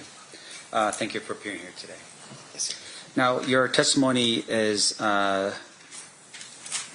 based on your work with Clifford Mogg from 2023 on? Well, I've worked with retired Detective Mogg since 2018. Okay, so in 2018 to 2023, what did you do in furtherance of this case? I personally did not do a extensive amount of anything. It primarily was being investigated by Detective Mogg. Right. And so from 2018 to 2023, you didn't do anything of real note. Would that be fair to say? Yes, sir. Okay. Now, as a detective with Metro, obviously you have to qualify to become a detective in the homicide division of Metro. We have a testing process. Yeah. And it's one of those things where just because I asked to be on the homicide team doesn't mean I'm going to get on the homicide team unless I demonstrate qualifications to get there. More or less, yes. Yeah. Now, in terms of your training experience, though, fair to say it starts in the police academy as you're doing as a cadet before you become a full-fledged officer? It's a police recruit, but yes. Okay. And while you're in the academy, you learn skills that will help you become a successful police officer in our community. Correct. One of those things that you learn, of course, is how to write reports. Yes, sir.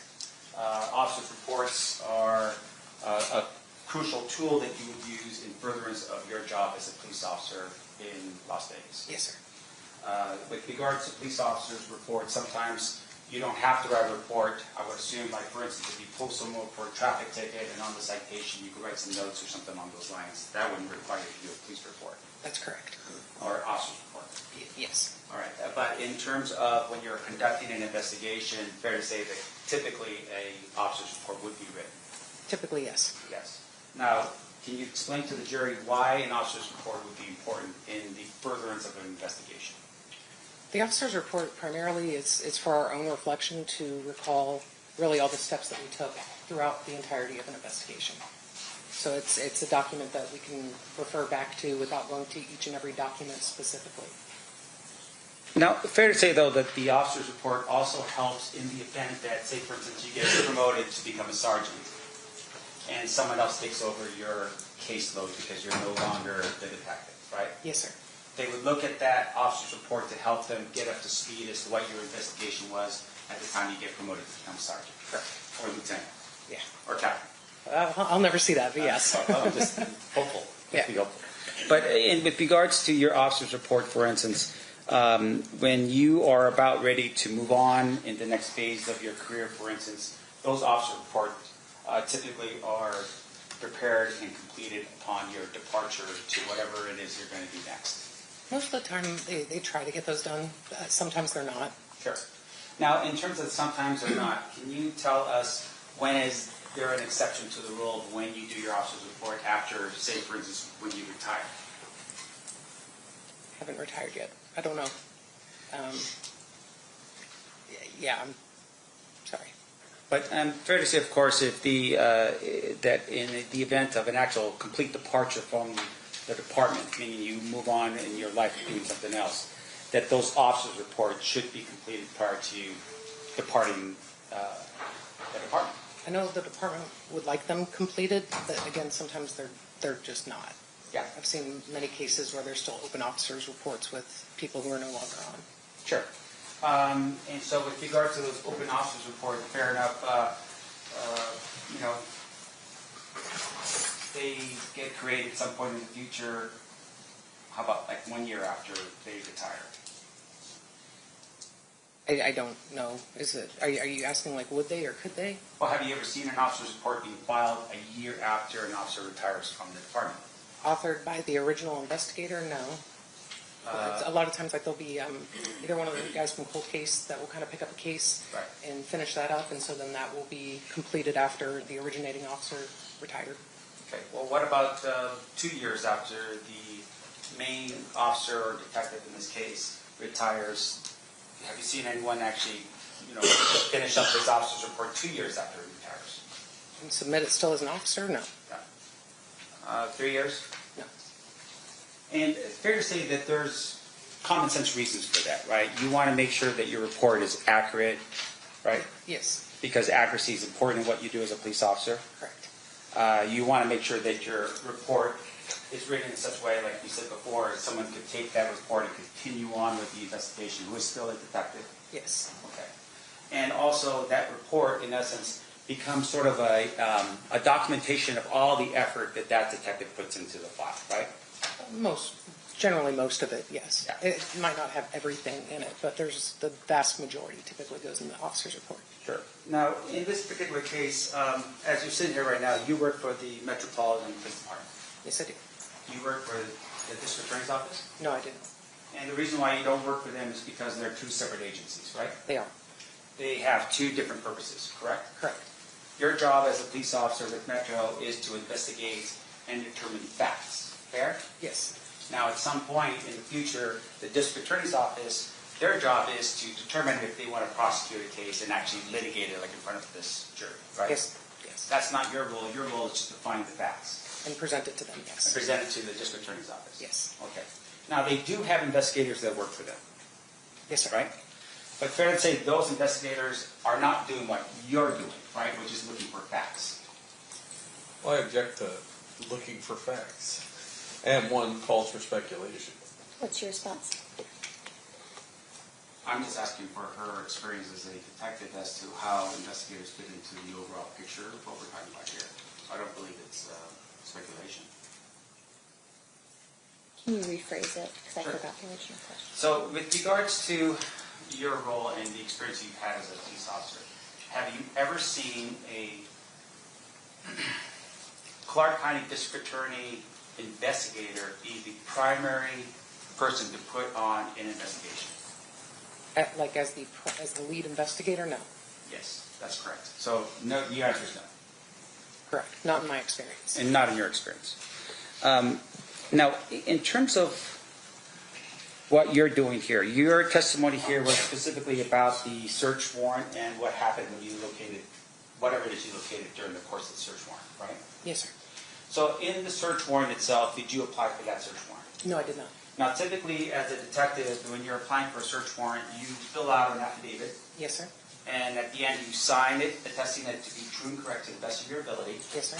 And you detail in that search or that application for a search warrant the location and what you intend on finding as a result of going into somebody's house.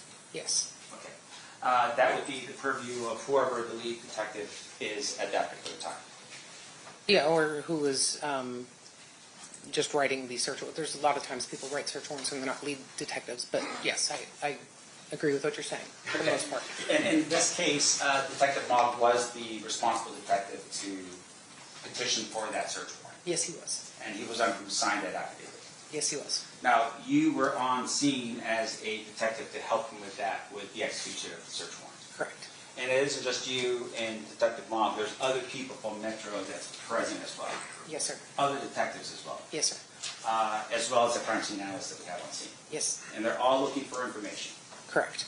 Now, the information that you're looking for is based upon my client's residence, right, Mr. Davis' residence. For that search warrant, yes. And you are looking for evidence that would take you back 30 years to whether or not that person was involved in the murder of Tupac Shakur. Yes. Okay. So the information that we've received here today is the fruits of your labor from that search warrant. Yes, sir. Okay. Now, in addition to that, there were numerous different electronic devices that was taken from the scene. Yes. Now, are you aware that one of the intents or one of the focuses of the search was to look for evidence or facts specifically about the writing of a book? Yes. Okay, meaning the book that you had shown to the jury, that particular book, there was a search or at least an intent to look for evidence that would help support whether Mr. Davis had a manuscript. I don't think I reviewed a book up here when I was being shown the evidence. I know the book that you're referring to. Right, and I'm just showing you, once again, just if I could have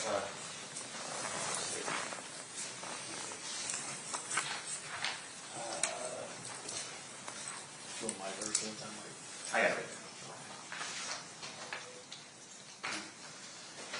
Good, I'm proud of this.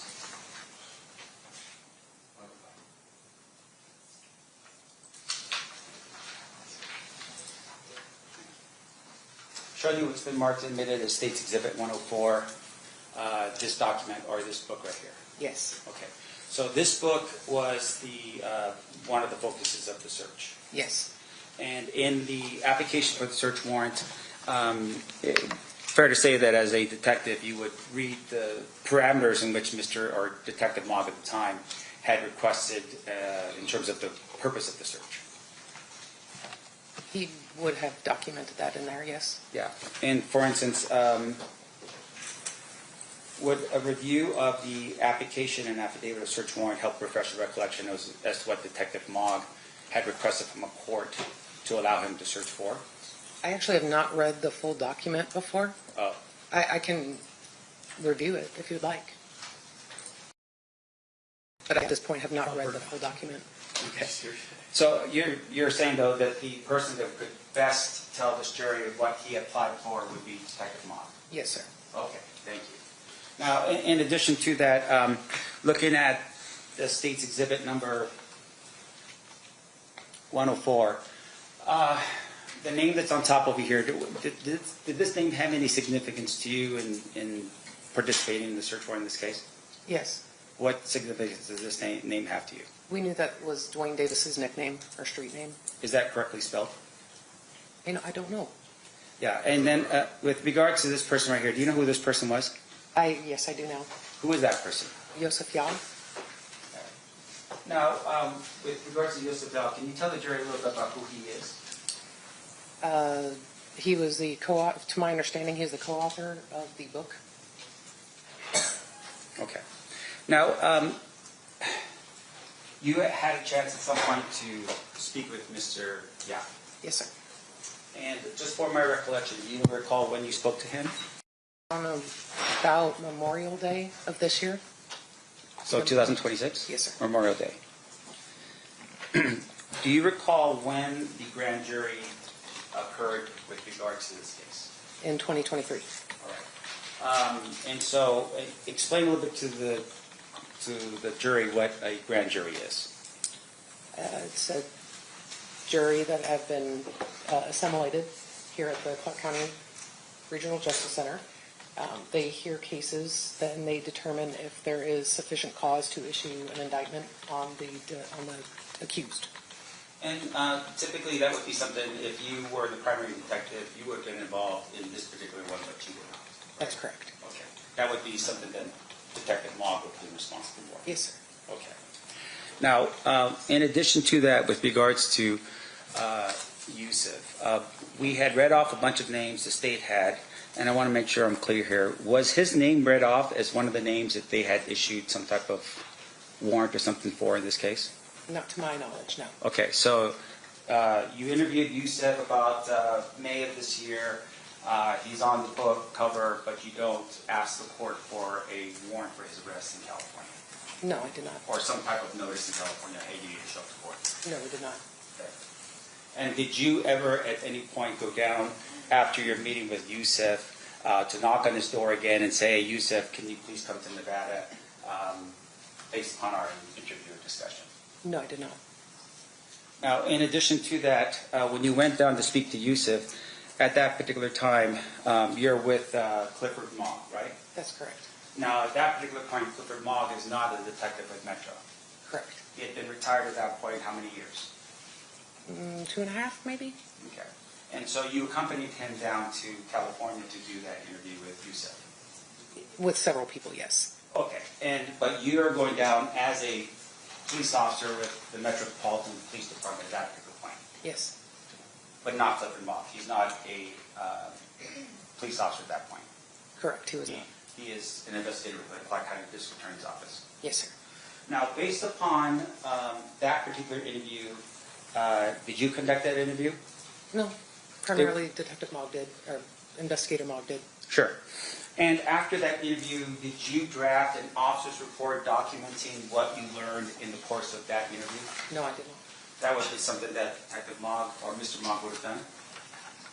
Sometimes we don't write an officer's report just for like an interview synopsis. We'll typically get those transcribed. Okay. Now, in this case, for instance, the officer's report are pretty important, right? Yes. And we talked a little bit about going to the evidence locker, and we were all present at the evidence locker, right? Yes, sir. It's my assistant, the guilty looking one over there with the glasses, myself, and my investigator, as well as Mr. DiGiacomo, Mr. Bernier, Clifford Mogg, and yourself. And my sergeant, Igor DeCaro. Yeah. Now, after that particular incident, you wrote an officer report, right? That one I did, yes. Right. Once again, it's important to document what happens on a given event. Correct. Okay. Now, in this particular regard, did you at any point of your participation in this case, in that submission of that report, ever view a officer's report from Clifford Mogg? No, I have not reviewed an officer's report from him. Are you aware that Clifford Mogg began his responsibilities as the main detective on this case in either 2017 or 18? My understanding, yes, that's correct. And he had been the investigator from that time period, and we'll just give him the benefit of the doubt, 2018 all the way up to 2023 when he retired. Correct. But as of right now, as you sit here, you've never read an officer's report from Detective Mogg in between that time period? Pertaining to this investigation, no. No. Now, in addition to that, there was some discussion about people. Was there ever a compelling order or a warrant issued for Suge Knight in this case? Not to my knowledge, or if there was, I didn't have a role in that. Right, and fair to say you know exactly where Suge Knight is today. Yes. He's actually in custody. Correct. Okay. Did you ever at any point issue a compelling order or a warrant for Foxy Brown? I did not. Okay. You know who she is? I don't. Okay. That would have been something that maybe Mr. Mogg would know of. Yes. Okay. How about for an individual named Big Meech from Detroit? I don't know who that is. Once again, I have not issued a yes. So And the that- same answer that Detective Mogg would be, he would have more knowledge on that. Now, the articles that we took a look at here that the jury was introduced to, do you know any reason, besides the fact that they were taken from my client's house, do you know who put those articles together? I do not. Do you know the purpose of those articles? I do not. Okay. Now, fair to say, in the course and scope of your investigation as a detective now, one of the things that you would look for if you were looking at a suspect would be through their phone. Right? In today's age, yes. Yeah. And one of the things you look for either on their phone or on their computers would be maybe search history. Yes. And what you're looking for is if a person is Googling an address and Googling up a shooting that took place on the corner of Charleston and, I don't know,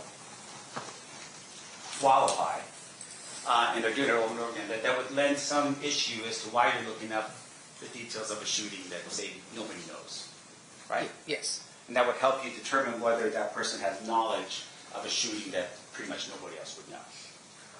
I can't say nobody else would know, but they would show that they do have knowledge of the incident occurring. Right. Now, in terms of those articles, though, can you say that that's what that was for? I cannot. Now, in addition to that, in your experience,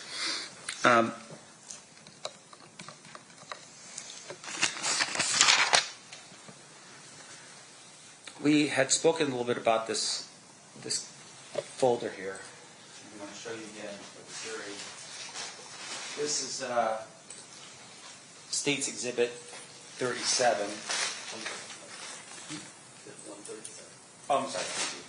137. Do you remember this? Yes, sir. Okay, and I just want to make sure I'm not colorblind, but is this blue? No, sir. Yeah. There looks like there might be like a candy cane on top of it.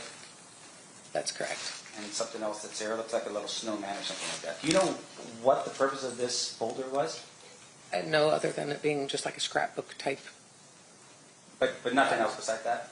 I don't know any other relevance to that. Okay, and just for the record, it's got green in here as well. It looks like a pretty festive notebook or Yes. folder. Yes. Okay. Now, in your one of the things that you had shared with us as well is the search warrant in this case that was found on scene. This would have been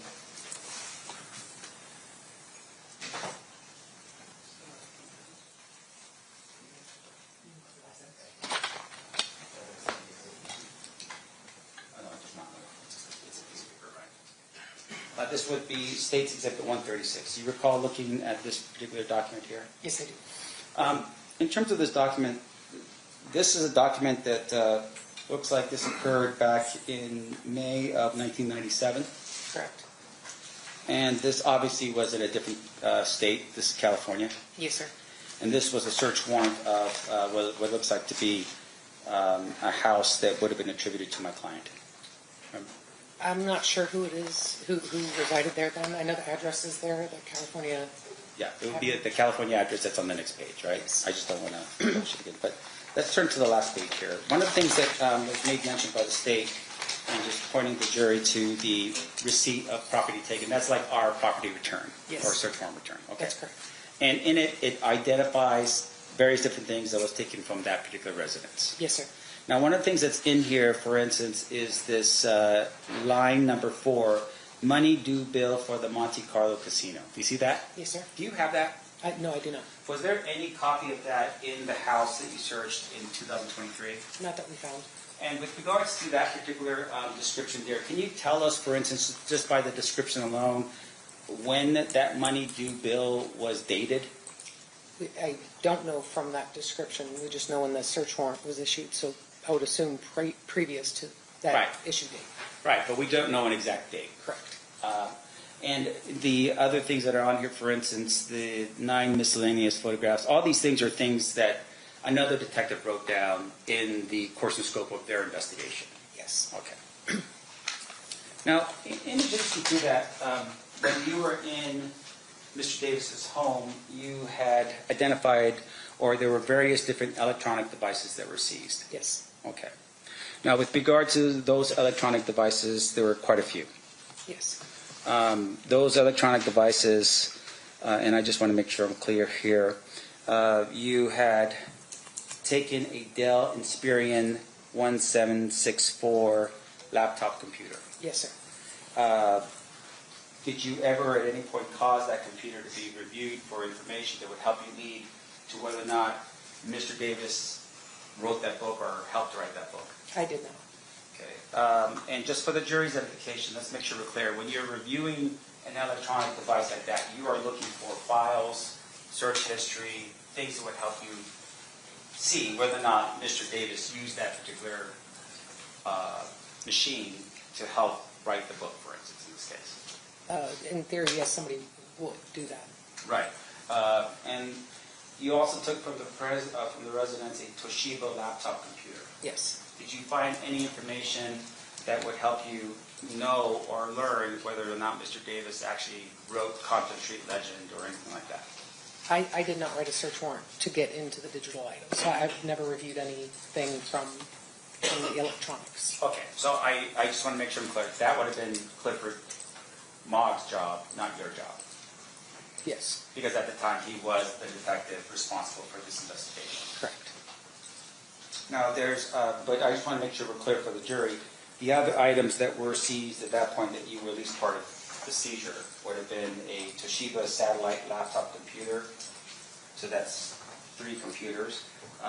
Another laptop computer, HP G171 laptop computer, an HP touchscreen desktop computer, an iPad, another iPad, and a Sky device tablet. Those were the things that were taken from the residence, right? That sounds accurate, yes. And just stop me if you think I'm wrong, if you need to look at something, all right? Okay. In addition to that, it looks like there was some drives that were taken as well, a Toshiba external drive, a USB drive, and an iPad with a broken screen, and an iPhone in a black case. Yes. Okay. And those were all the fruits of your search of Mr. Davis's residence when you went there. Yes, sir.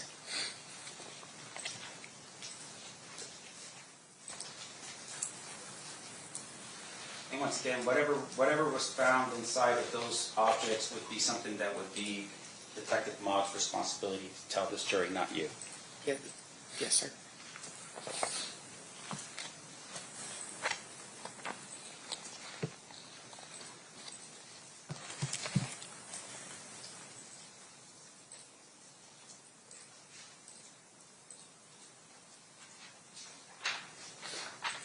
Mrs. Detective Gaddis, I'm done with my cross-examination of you.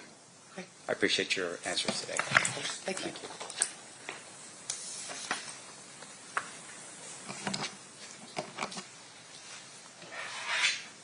Thank you, Mr. Samp. Mr. Jackman will redraft. Detective Gaddis, Mr. Samp said we're two separate agencies. That's accurate, correct? Yes, sir. How often, let me ask you this, do you work very closely with the DA's office? Yes, sir, we do. What is the soonest you've called the DA after you've shown up to a crime scene? Oh, within an hour, absolutely. And are we, as the prosecutors, involved in the investigation from the beginning? Yes, sir. Or were you aware that prior to the search warrant, or are you aware if prior to the search warrant, Mr. Palal and I were already involved in this investigation? Yes, you were. And were you aware the determination or the decision that was made as it relates to Mr. Detective Mogg, remaining the investigator on this case? I don't know how those decisions were made. Let me ask it this way.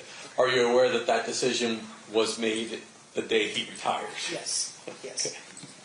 And your role and Sergeant DeCaro's role is if we needed a Metro police officer, you were supposed to assist. Correct. And do you have any active cases where the reports are not done? Yes, sir. And usually the report is done when all of the work is done. Correct. And so that's completed when you're done investigating. Correct. Mr. Sampt also mentioned something about the fact that your job is to find the facts. Do you remember him saying something like that? Yes. Is your job and our job any different than that we're here to uncover facts? We have the same mission. Right. Do it in different ways, but yes, the same mission. And are you aware that my investigators oftentimes interview witnesses? Yes. And that's not something that's unusual. No.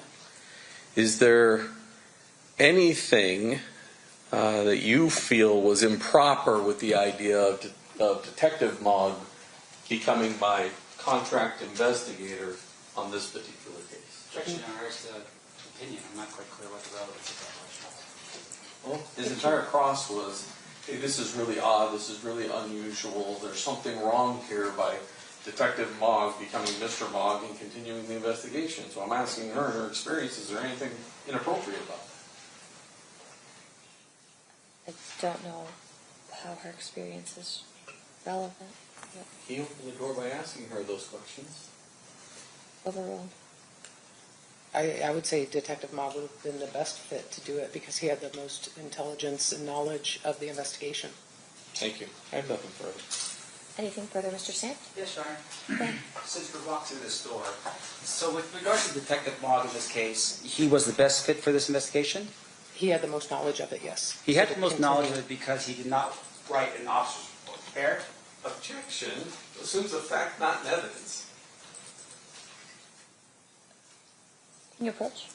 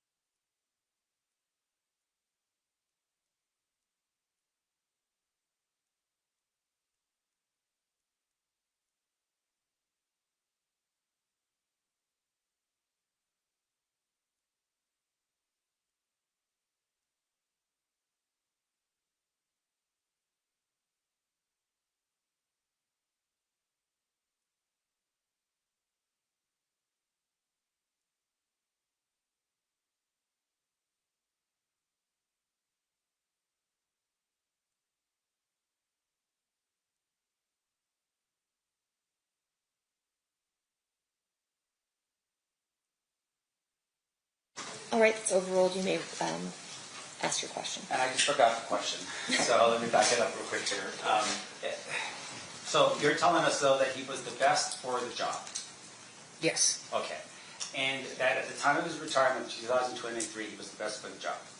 He had the most knowledge of it, yes. Yes, and he had the most knowledge of it because he was the primary detective on the case? For the preceding several years, yes. Yes. And when he retired, he did not have an officer's report? I don't know if he did or didn't. Well, I'm just based upon your knowledge, you're saying you don't know? I know. I've never actually read it. I don't know if he did. So you don't know if he had an officer's report? Correct.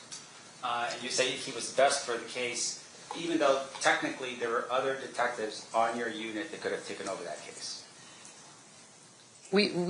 There are additional detectives, absolutely, yes. And are you saying that somehow Detective Mogg had something different compared to all the other detectives that could have taken over that case from the homicide division? Well, I say that about Detective Mogg because he had those 4 or 5 years of experience already invested into the case. So for him to kind of finish it out and to see it through, to me that made the most sense, in my opinion. But without capturing it, putting it down on an officer's report? Well, objection. She just answered she doesn't know if there is one. Let me ask you this question. I'll withdraw the question. In terms of, as we sit here right now, there was a cold case unit, right? Yes, we do. We have a cold case. The cold case unit would investigate crimes that occurred, like say, for instance, in this case, 30 years ago? Yes, I do. And they could have very easily taken this file as well, right? So from my understanding, when Detective Mogg obtained this case, we did not have a cold case unit in our section at that time. That didn't come into play until maybe 2020 that we were able to fulfill a cold case detectives. Okay. And so in terms of the way you're describing it now, are you saying that Detective Mogg was operating a cold case? No. He was on an active squad for the entirety of his time in the homicide section. But when he received this case from the preceding detectives, we didn't have a cold case unit for them to have investigated it. So basically, any of the cold cases came down to the next person in line, more or less, and that happened to be Detective Mogg. All right. And in terms of the Detective Mogg situation, are you telling us, though, that he was hired by Metro as an investigator doing cold cases? No, he was a detective with Metro, employed as a commissioned officer. He wasn't hired by Metro separately to do cold cases. And I apologize for that. Let me just back up here. So, are you aware of an officer, retired officer by the name of Dean O'Kelly? Yes, sir. And he, at some point, worked on cold cases? Yes, he did. And he worked on cold cases after he retired? Correct. And prior to that, he was actually a homicide detective? Yes, sir. So, I apologize, maybe I wasn't clear on my question, but are you telling us that that's what Detective Mogg did in this case, that after he retired, he became an investigator just like Dean O'Kelly on cold cases? Detective Mogg did not do that with Metro. And once again, as you're sitting here right now, you don't know of any officer's report up until the time he retires? That's correct. Are you aware of any other reports that he wrote after he retired in this case? No, sir. Are you, and once again, any reports at all that would be put in the file to help the next detective with the investigation, anything like that? I'm not aware of them. I have no further questions. Thank you. Anything further, Mr. DiGiacomo? No. Ladies and gentlemen of the jury, any questions for this witness? Seeing no hands, thank you, Detective Gaddis. You're free to go. Thank you. Does it make sense to break for lunch at this time? We have one short witness, but maybe we could do a restroom break and then break for lunch. Does anyone in the jury have to use the restroom? Yes? Okay. All right. So we will take a break. During the recess, you're admonished not to talk or converse amongst yourselves or with anyone else on any subject connected to the trial, or read, watch, or listen to any report or commentary on the trial of any person connected with this case by any medium of information, including without limitation, newspaper, television, internet, and radio, or from express any opinion on any subject connected with the trial until the case is submitted to you. We'll have you guys back here at 11:40. Please rise for the jury.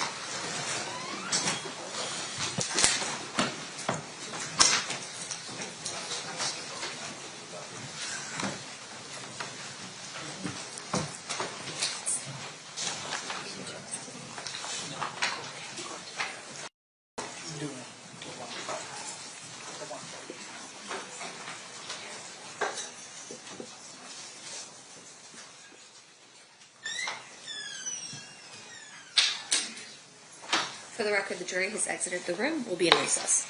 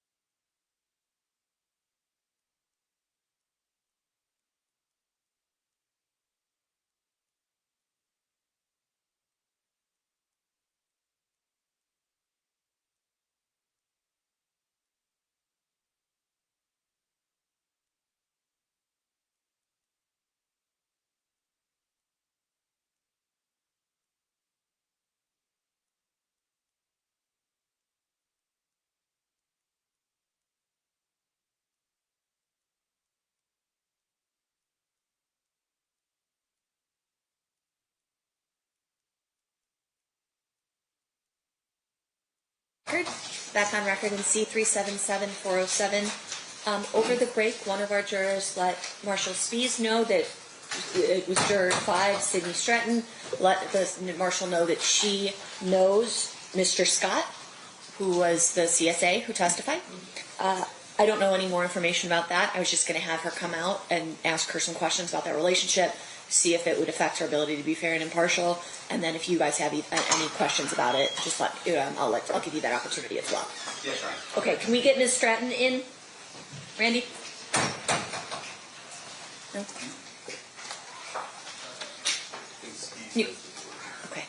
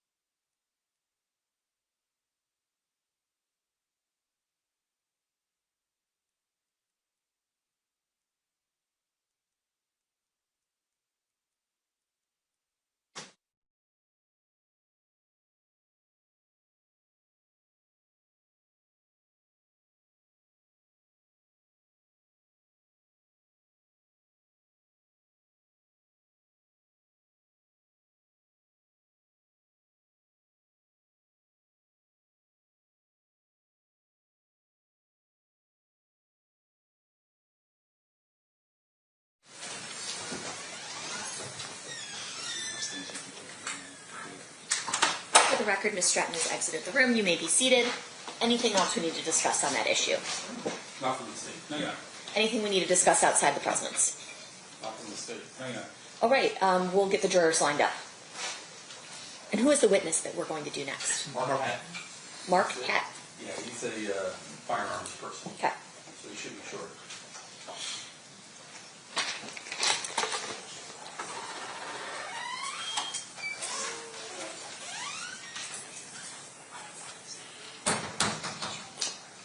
All right, then as soon as we get the jury in, we'll proceed with that one short witness, and then we'll take our lunch break. You had said there were 6 witnesses you wanted to get on, and we've done 5? And then one in the afternoon. So the 6th is in the afternoon. Yes. Understood. Okay.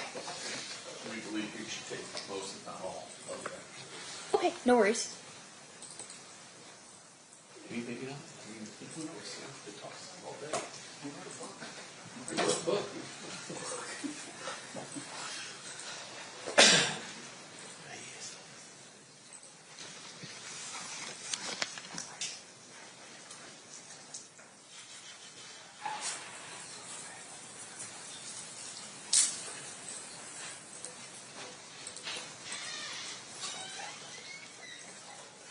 Jeff, jury.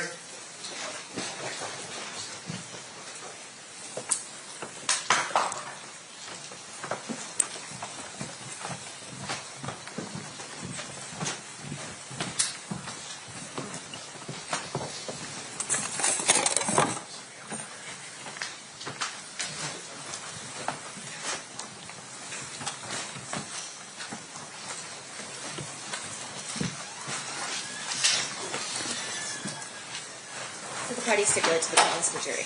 Yes, sir. Yes, sir. Okay, you may be seated. All right, so you may call your next witness. Thank you, Your Honor. Steve calls Mark Hatton.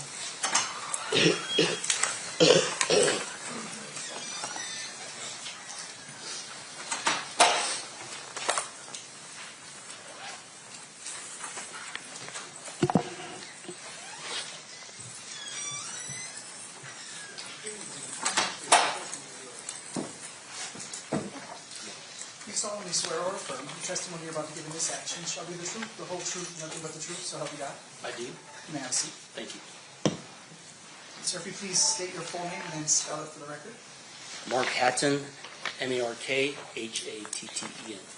Thank you, sir. Whenever you're ready, Mr. Paul. Thank you, Your Honor. Mr. Hatton, how are you employed? I'm currently a police officer with the Las Vegas Metropolitan Police Department. I was hired in 2007. I also worked as an IBIN technician within the firearms unit of the forensic laboratory at the Metro Forensic Lab for 7 years, from 2018 until 2025. Can you tell us what NIBIN is? Yes, NIBIN stands for the National Integrated Ballistic Information Network. It's a program that's overseen by the federal agency, the Bureau of Alcohol, Tobacco, Firearms, and Explosives, otherwise known as the ATF. And this is a technology that contains hardware and software that takes high-resolution 2D and 3D images of a cartridge case that has been fired, or a cartridge, excuse me, that has been fired out of the firearm. It looks specifically at the head stamp area, and I also brought a model with me of a cartridge if the court will allow me to use this, and I could also pass this around to the jury so you can get a closer look and see exactly and understand what NIBIN is looking at. Mr. Hatton, you're getting a little ahead of me, but let's go. I was going to ask you, what is a cartridge case? Cartridge case, it's what this is called is a cartridge, and once it's fired, the bullet gets projected out of the barrel, and the cartridge case gets ejected from the firearm, and basically it contains all the components of a cartridge, including the bullet, the cartridge case. Can I use Yes, them? and so it appears you brought a demonstrative. Your Honor, may the witness use the demonstrative for the purposes of explaining it to the jury. Is it the tube? Yeah. Okay. Yes, you may. Okay, thank you.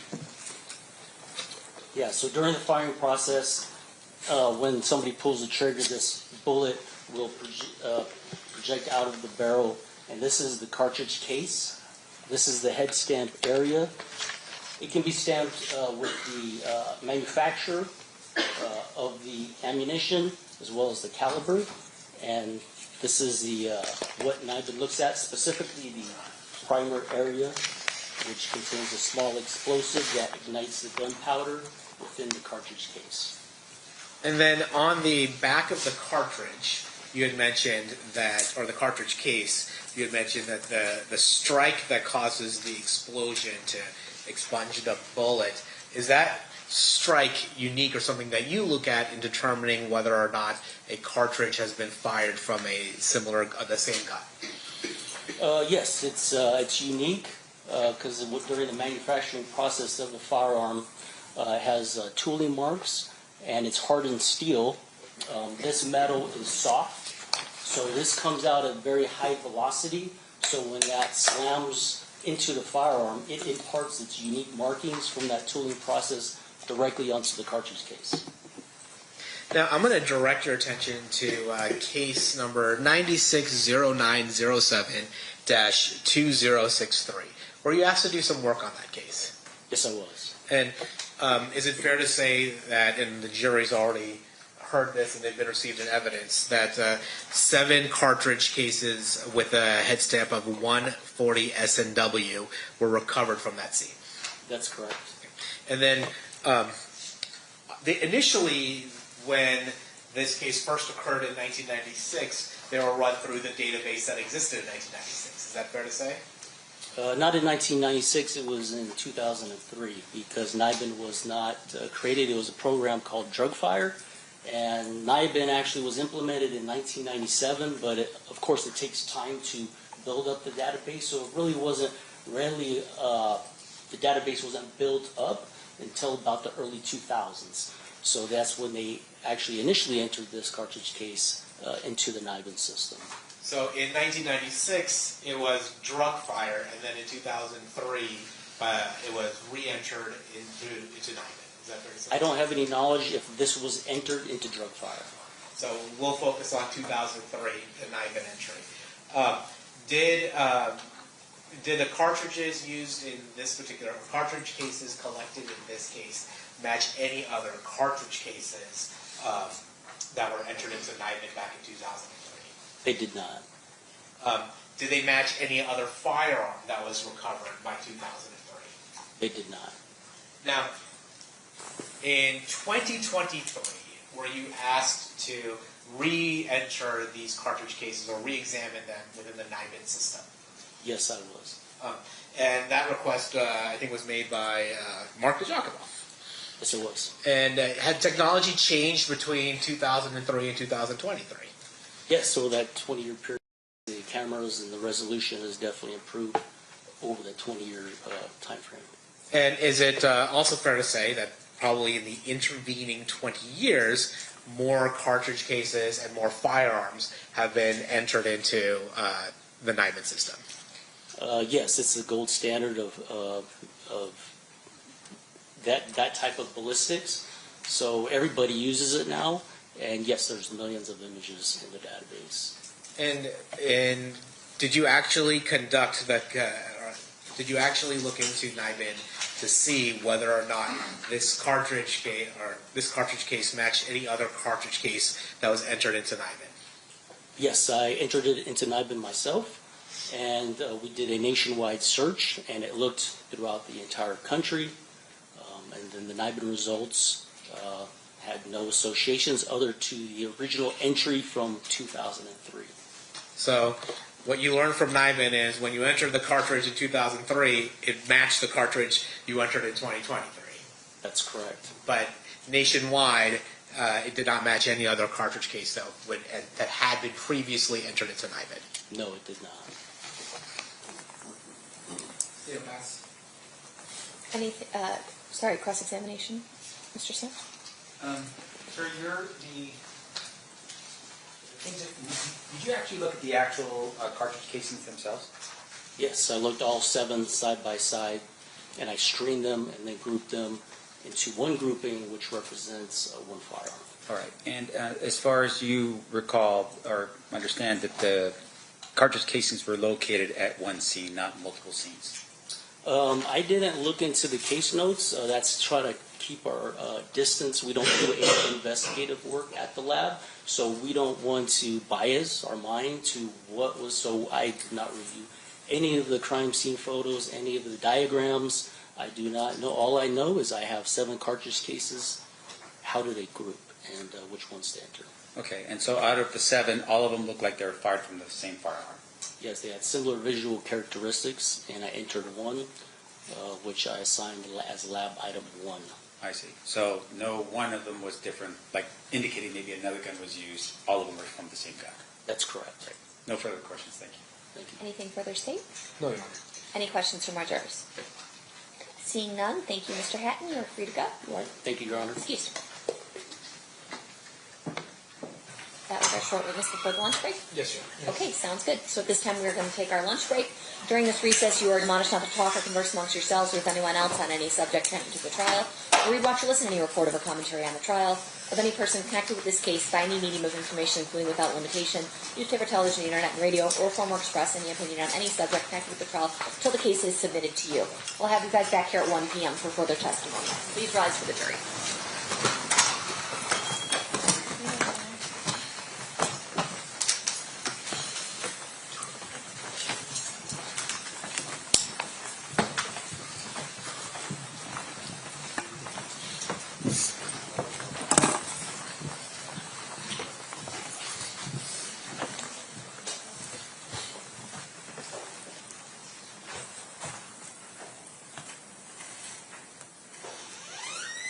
For the record, the jury has exited the room. Anything we need to address outside the presence? Yeah, yes, Your Honor. So we're going to have Robert Ladd testify whenever we come back in. Okay, you can be seated. And there was this outstanding issue during our gang motion about the term shot caller. Now, in the interim, we found that Mr. Davis refers to himself as the shot caller in the book. I don't know that that was pointed out. I had not realized that at the time of that motion, so I certainly failed to point that out. But at this point, the state's going to be asking that we allow Mr. Ladd to use that term. When I pre-trialed him last night, I told him he is not allowed to use it unless the court gives a go-ahead, so he's aware of that prohibition. But I think Was the idea that he was going to be the one to lay the foundation, that he was the shot caller, that Yes. allegedly Keffe D Yes. was the shot caller? Yes. So we can use that term and attempt to lay the foundation, and then I guess we can just, at some point, you can approach and say, has that been conclusively established or something? Okay, so I just want to know the mechanism. So I'm not going to have him say it at all, and then I will try and lay the general gang foundation, and then I'll lie the foundation for Mr. Davis's role within the gang, and at that point I'll probably just ask to approach out of an abundance of caution, and then see if the foundation's developed. Does that work for you, Mr. Sanford? It does, Your Honor. I did have one further housekeeping matter for the shot caller issue. Yes. Okay. The other issue is that we're asking the court to see if we could just exclude putting on the record or publishing to everybody the addresses of my clients in terms of where his family still lives today in Compton. So if we're going to talk about a location, that would just use maybe the street name, something like that, to differentiate between the two. I think that's appropriate. Not to give the exact address. So can we? You can say like the 3600 block, maybe. I think it's a little complicated because there's a 1405 and a 4. There's two houses on the same block, and so I think if Mr. Sam doesn't object to us just saying that on the search warrants it's listed as Mr. Davis's house without giving the actual address, or Mr. Anderson's or Miss Anderson's house without giving the actual address, I'm happy to do that. Like, I'm not trying to cause any problems. It's just that I don't want the vagary used against us. Sure. Would that compromise work for your purposes? Yes, Your Honor, because I think that's all we're asking, is just if we just refer it to who the house is. The exhibits themselves that will be admitted list the actual address, but we won't display those portions of the exhibits publicly if that helps. Okay. Yes, thank you. Yes, Sounds good. Okay. Anything else on that vein, Mr. Sanford? No, Your Honor. Okay. Anything else we need to address in general? Hearing nothing, we'll be in recess. Thanks, guys. When are we coming back in? 1 o'clock.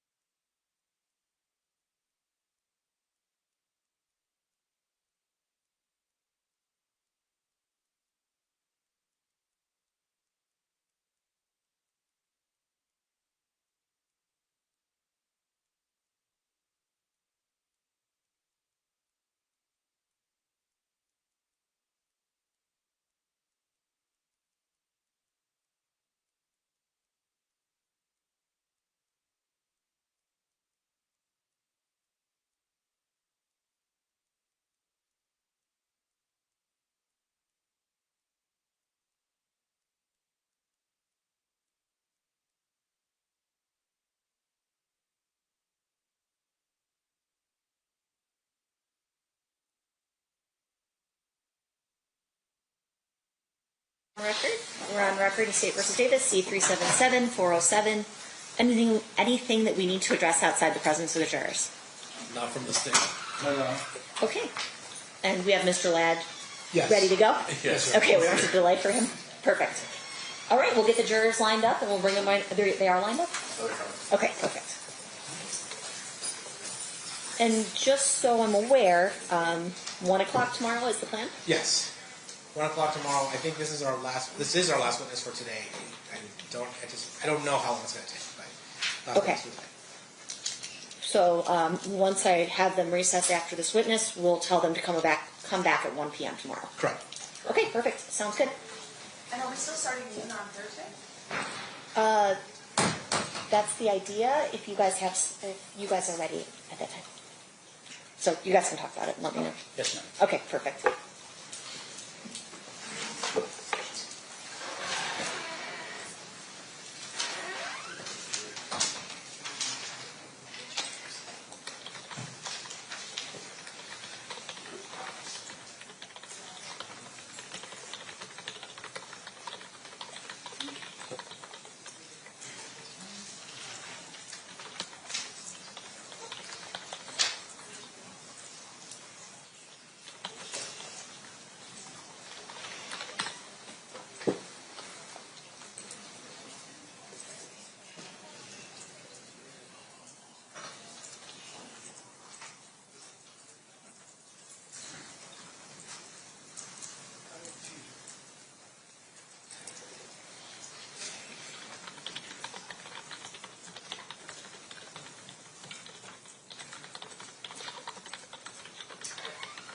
Stand for the jury.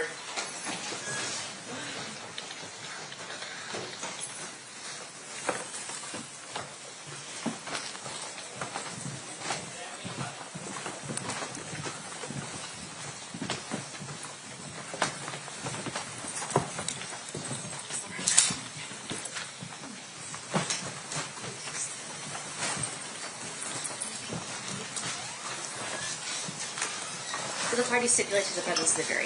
Yes, Your Honor. Okay, you may all be seated. Welcome back, ladies and gentlemen. I hope you liked lunch. We are still in the state's case in chief. Mr. Palal, you're standing up, so I assume you're calling your next witness. Yes, Your Honor. Okay. State calls Robert Ladd.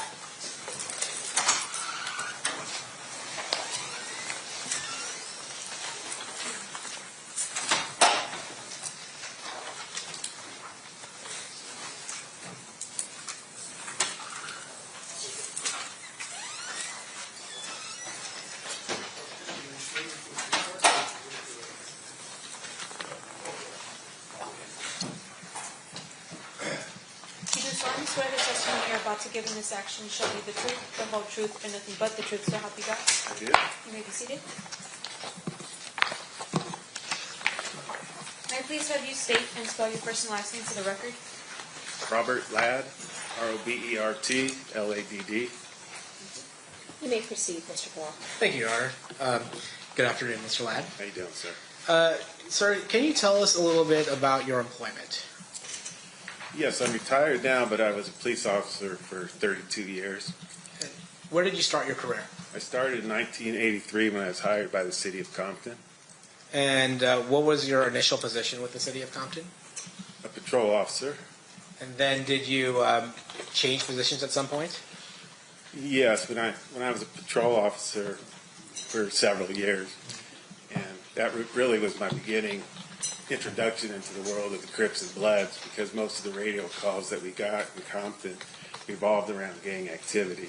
So I got to learn there, the way they dressed, the territories, how to read graffiti. And then in 1988, I was promoted to the gang unit. And for our edification, how big is Compton? Compton's a 10 square mile city. It had a population of 100,000 people. And we had 55 active gangs in this little 10 square mile city. And is it fair to say that most of the gangs were affiliated either with the Crips or Blood or Mob and various subsets of those types of groups? Yes, it was basically Crips, Pyrus, and Hispanic gangs. Mr. Palal, you've reminded me that this may be a good time to read the Tavares instruction. You're right. Ladies and gentlemen, you are going to hear testimony regarding drug trafficking, conspiracy, federal convictions, as well as gang affiliation. These are not offered to show the defendant's propensity to commit crime or any other improper purpose, and you may not consider it for those purposes. It is only offered to establish the credibility of his prior statement, the statements made by defendant, motive, and identity. You may proceed, Mr. Paul. Thank you, Your Honor. All right, and then tell us a little bit about your career in terms of, you said in 1983 you became a patrol officer and you were patrolling Compton, which had you responding to a lot of gang-related calls. Is that fair to say? That's correct. And then you ultimately go to the gang unit, is that correct? Yes. And were you assigned a partner? Yes, my partner was Tim Brennan. And then who was the lieutenant in charge of the gang unit at the time? Lieutenant Reggie Wright Sr. During your time as a gang detective, did you also respond to a lot of gang activity in Compton? Yes, when I got into the gang unit in 1988, Compton was a very violent city. We were averaging 70 to 80 homicides a year and hundreds of shootings. So my responsibilities now were to investigate all gang-related crimes, gather intelligence, and photograph and identify gang members. And I also went out on a daily basis and tried to contact gang members and talk to them when I arrested them. And also I tried to talk to them out in the field so I could kind of build a rapport with these gang members out there. Okay, so you'll have to forgive me, but when I think of a officer or detective rolling through Compton and trying to start up a conversation with a gang member, it seems weird to me that the gang member would want to interact with you at all. Like, how did you develop that rapport? Well, it doesn't happen overnight. It takes several years. You just gotta treat them fair, and you have to talk to them like you'd want to be talked to. And we didn't sweat them on the small stuff. We let patrol kind of do that. For instance, if they were out there just drinking some beer or smoking some marijuana or whatever, we'd come up and we'd talk to them and say, man, we're not going to sweat you on that stuff. And so over time they say, all right, this guy's pretty cool, we'll talk to him. And then your partner, Tim Brennan, he ultimately was given a nickname Blondie, is that right? Yes, DJ Quick wrote an underground song about it, and it was called Blondie. So everybody in the Compton knew my partner as Blondie. He kind of became famous over it. Can you tell me a little bit about any type of gang training that you've given as somebody who has dealt with Bloods and Crips in Compton specifically? Yes, it was from 2001 to about 2010 that my partner Tim and I, we taught at many national seminars right here in Vegas and in California also. And this is where thousands of police officers come from all over the country as well as around the world to learn about the Crips and Bloods. And so we taught them about that. You had mentioned that in a city as small as 100,000 people, you would have somewhere between 50 to 60 or more homicides a year and then additional hundreds of shootings. Can you tell us a little bit about that, about the volume of these types of cases? Were they mostly gang-related shootings and homicides? Most of them were, yes. And in 1993, I was promoted to gang homicide detective and started handling all the gang homicides, too. And I did this till the year 2000. And so I spent 12 straight years in the gang unit. And during that time, I handled hundreds of homicide cases and thousands of shootings. And I actually talked to thousands of gang members, and I got to know really the way they talk, the way they think, the way they act, basically their overall mentality about gang life in general. I want to talk to you a little bit about some of the difficulties associated with investigating gang cases. As somebody who did hundreds of investigations and homicides and thousands of shootings, did gang cases in particular present investigatory problems? Absolutely. Gang cases, they're the hardest to solve, especially in Compton because there's a code out in the street where you're not supposed to talk to the police, you're not supposed to go to court, or you get labeled a snitch. And the other problems that we have is that the good citizens that actually see what happened and want to come forward, they're afraid to. They get intimidated by these gangsters, and so they're really hard. We really don't have any witnesses, so we kind of rely on a lot of informants to get our information out there in the streets. And then you mentioned relying on informants, but is it fair to say that if somebody wants to, if a case needs to be prosecuted or brought to court, somebody can't remain a confidential, reliable informant. They actually have to reveal who they are. That's true. And as part of your investigating homicides and shootings, was that a problem to get people to come forward and testify as opposed to giving you information on background? Yes, it's very difficult because when they come to court, if you can get them to come to court, they don't want to get involved. They don't want to say anything, so they're not cooperating. So. And you said being labeled a snitch was something that was frowned upon. In your training and experience, were there any other types of consequences for people who are labeled snitches in Compton, California, in gang life? Absolutely. These guys take the code very seriously, and if you get labeled a snitch, it's probably the worst thing that can happen to you as a gang member. You're probably going to have to leave the state if you want to get, if you don't want to get severely beaten down all the way up to getting murdered. So they take it very seriously. Now, I'm going to ask you now about a gang in particular. I'm going to ask you about, I'm going to ask you about the Southside Compton Crips. During your time in Compton, California, were you familiar with the Southside Compton Crips? Yes, sir. And can you tell us a little bit about the Southside Compton Crips? Yes, the Southside Crips, they're located in the southeast portion of our city, and they're one of our larger gangs. It's probably a half mile in every direction. There was an excess of 100 documented active gang members at the time, and they identified themselves by wearing the color blue. So when you contacted a Southside Crip member, he's going to have something blue on, a blue shoestrings, a blue rag, anything blue identifies him with being a Crip gang member. And also the Southside Crip members adopted the Seattle Mariners baseball cap. It's a blue cap, it had an S on it, and to them the S stood for Southside Crips. Now, I'm going to direct your attention to specifically the mid-90s, 1995, 1996. Were you familiar with somebody by the name of Duane Davis? Yes. Were you aware, was he somebody that was a high-ranking person in that gang or a low-ranking person in that gang? Well, as high as you can get, yeah.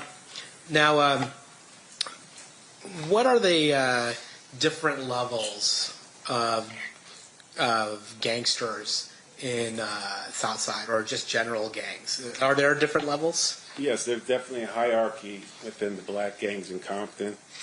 There's really 3 phases that these guys go through. The first phase is the BG, or baby gangster phase. And this is the time when they're just joining a gang, and usually, most of the time, not all the time, they get jumped in. And by getting jumped in, you have to show how tough you are. So it probably lasts about a minute, maybe 2 minutes, where 5, 6, 7 gang members are going to try to beat this guy up, and he's got to fight with them to show how tough he is. And if he passes, he gets to join the gang. And these are the ages between 12, 13 to 15 and 16. And this is the beginning stages, so they're out there doing low-level crime, such as graffiti, selling drugs for the older gang members, and being lookouts. And then is there a level above that? Yeah, the next level we call the gangster phase, and that's from the ages from 15 to 16 to about 25 or 26. Now this is a stage where these guys do the most violence. They're the ones out there that are committing the drive-by shootings and murders and robberies and carjacking. What they're trying to do is they're trying to earn their stripes for the gang so they can get kind of respect within the gang. So this is the most violent time for these gangsters. And then is there another level in the hierarchy? Yes, the last level is ages 25 to 26 on up. And these are the guys that, a lot of them went to prison during their gangster phase, and a lot of them are getting older now, and they put in the work.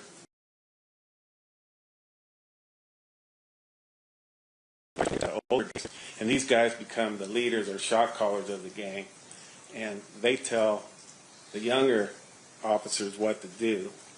And again, they take this very seriously. If the OGs tell younger gangsters what to do, they do it without hesitation. If they don't, there's going to be severe consequences. I've seen all the way from severe beatdowns all the way up to murder. Right. Now, in that hierarchy, so we have baby gangsters, just what was the middle one called? Just gangsters? Just Gangsters, and then like OGs. Did you happen to know in the mid-'90s where Duane Davis stood in that hierarchy? Yes, he was a shot caller. Your Honor, may we approach? You may.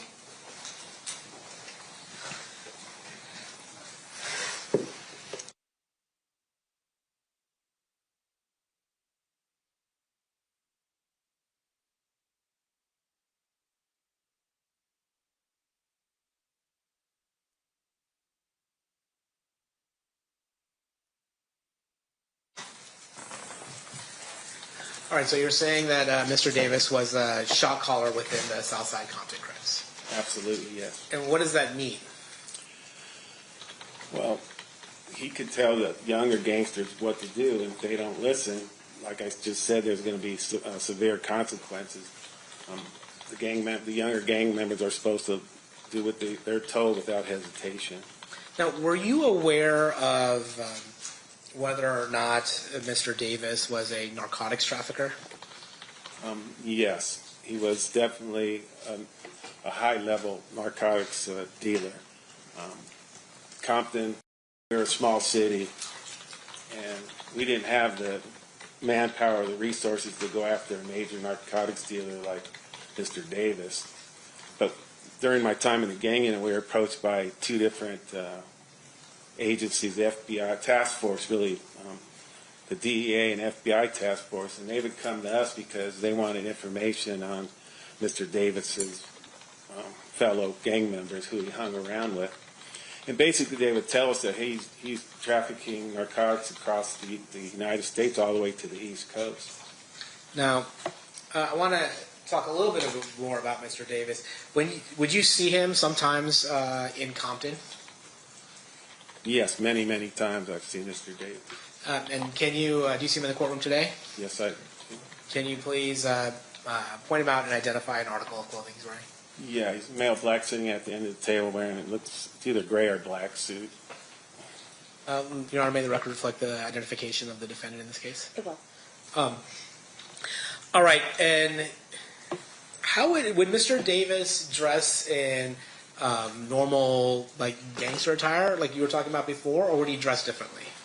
No, in his later years after he became a leader, whenever I'd see him, he'd be nicely dressed. Have the brim hat on, and he wouldn't have anything gangster-like on. He was always well dressed. I'm going to ask you now about somebody by the name of Orlando Anderson. Were you familiar with Mr. Anderson? Yes, I was very familiar with Mr. Anderson. I had many, many contacts with him. Okay, and can you tell us how you first became aware of Mr. Anderson's involvement in gang activity, if such activity existed? Yes, I guess you could say I was there for his initiation into the gang. My partner, Tim Brennan, and I, we were at a fast food restaurant getting something to eat. We're in the drive-thru. And this particular restaurant was right adjacent to the Southside Crip territory. And there's an alley that runs just adjacent to it. So as we got our food, and we were driving out of the fast food restaurant, and all of a sudden we heard a barrage of shots. We can hear them hitting our car. I heard about 5 or 6 shots, right? So after the shots stopped, we looked at each other, jumped out of the car, made sure we were all right, and we ran to where the shots were coming from. And witnesses were pointing down the street, and I saw 3 male blacks running down towards a known gang hangout. So these guys ran in there. We called the troops. We subsequently arrested Orlando Anderson and 2 other people, and during their interviews they said that was part of their initiation. They didn't have to be jumped in if they tried to kill me and my partner. So they were automatically in the gang, and Orlando Anderson wasn't the shooter during this incident. Was not. Was not. Yeah. Now, were you familiar? Well, did Orlando Anderson, to your knowledge, have any relation to Duane Davis? Yes, we found out that it was Orlando Anderson was Keffe's nephew. I'm sorry. That's fine. And Keffe is what Mr. Davis went by? Yeah, Keffe D. Yeah, Keffe D. Is that kind of how you're used to referring to Mr. Davis? Yeah, I kind of know by their nicknames, really. Okay. And then, were you also familiar with somebody by the name of Terrence Bubble Up Brown? Yes. Had many contacts with Mr. Brown. He was kind of an older gangster, call him a wobbler. I still considered him in the gangster phase, but he kind of was a little older too. And I guess in the mid-'90s, what phase or what level would you say Orlando Anderson was? Definitely gangster phase. And then, did he go by any nicknames that you're aware of, Orlando Anderson? Yes, Baby Lane. And then, were you familiar with somebody by the name of DeAndre Smith? Yes, DeAndre Smith, many contacts with him. Again, admitted to me, he's a Southside Crip member. His nickname was Big Dre. Why was he called Big Dre? Because he was a big man. He was like probably 300 pounds. He was a big guy. Were you also familiar with a gang called Mob Piru? Yes. Can you tell us about Mob Piru? Yes, they're a gang in the city of Compton, and they're located in the northeast portion of our city. Their gang used to be called the Looters Park Piru. That was their territory.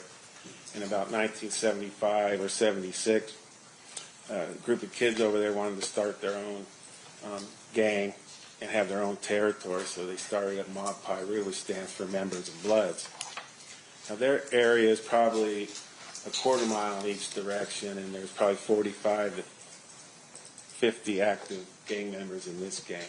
Also, and they identify themselves by wearing the color red. So, and just like the Crips wore anything blue, the Pirus or Bloods wear everything red. Now, we're going to talk a little bit about the flare-up between Mob Piru and Southside Crips, but even before any of the music or any of the particular 1990s issues that we're here to discuss, would it be fair to say that Mob Piru and Southside Crips were natural rivals? Yes, the Bloods and Crips never got along since they originated way back in the early 70s. They're kind of like just natural enemies because one wears red and one wears blue. Were you familiar with whether or not Mob Piru associated with any particular record label in the mid-'90s? Yes, Death Row Records. And do you know who ran Death Row Records at the time? Yes, Suge Knight. And were you familiar with Suge Knight prior to his ascension in Death Row Records? Yeah, we had contact with him before, but not many, because he really wasn't a gang member. He didn't really hang out, but he grew up in that neighborhood. I'm going to ask you about some of the people that you would associate with Mob Piru.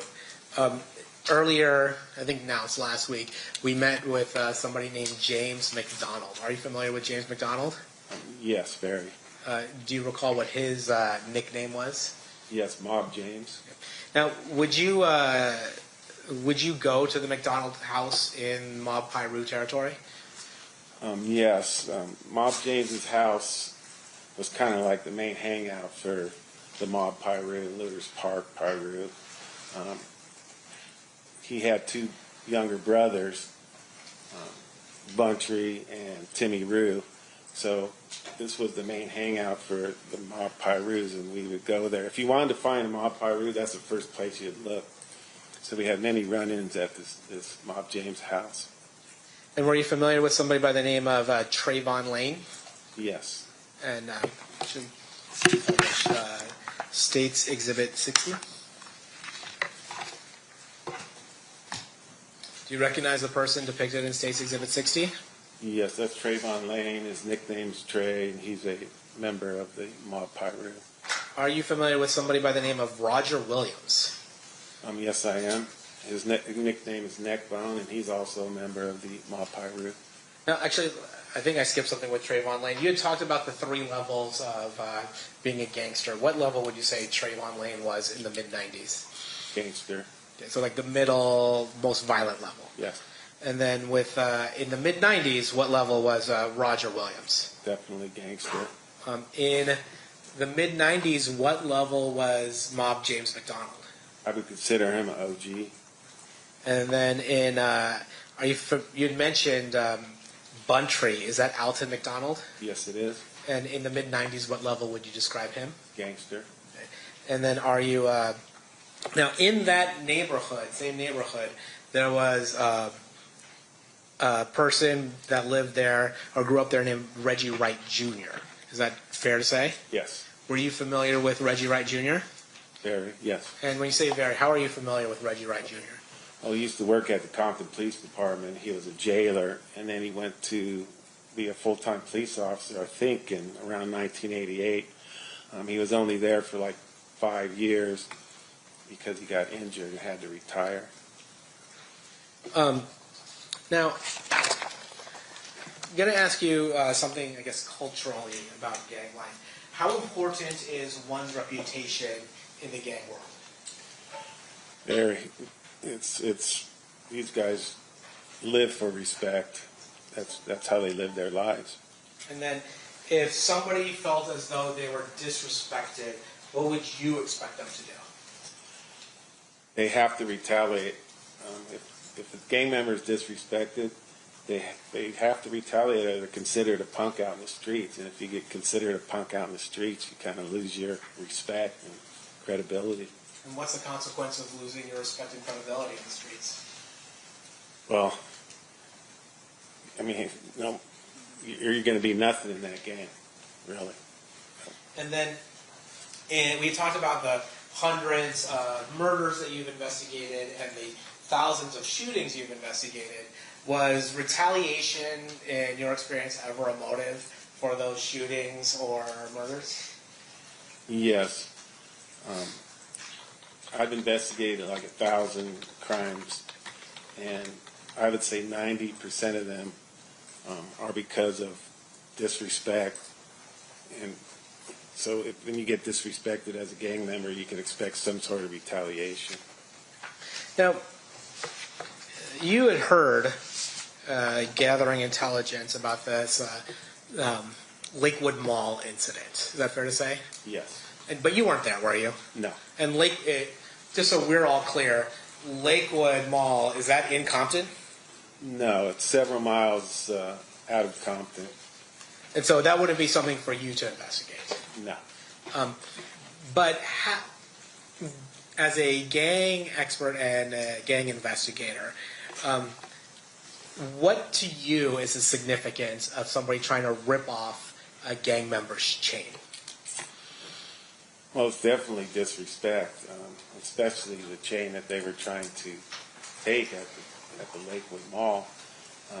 It was a highly prized medallion, and these guys wore it like a badge of honor. So them to try to steal this chain and beat up this subject, it would be a major display of disrespect. So now this guy's got to go back to the Mob Piru and Death Row Records and tell them what happened, so the next time they see each other, it's going to be on site. As soon as they see each other, some confrontation is going to happen. And you had said that we're talking about the chain. We're talking about that death row chain. Is that right? Yes. And you had mentioned that they were wearing it with great pride. By they, who are you talking about? The entourage of Suge Knight. That's Trayvon Lane.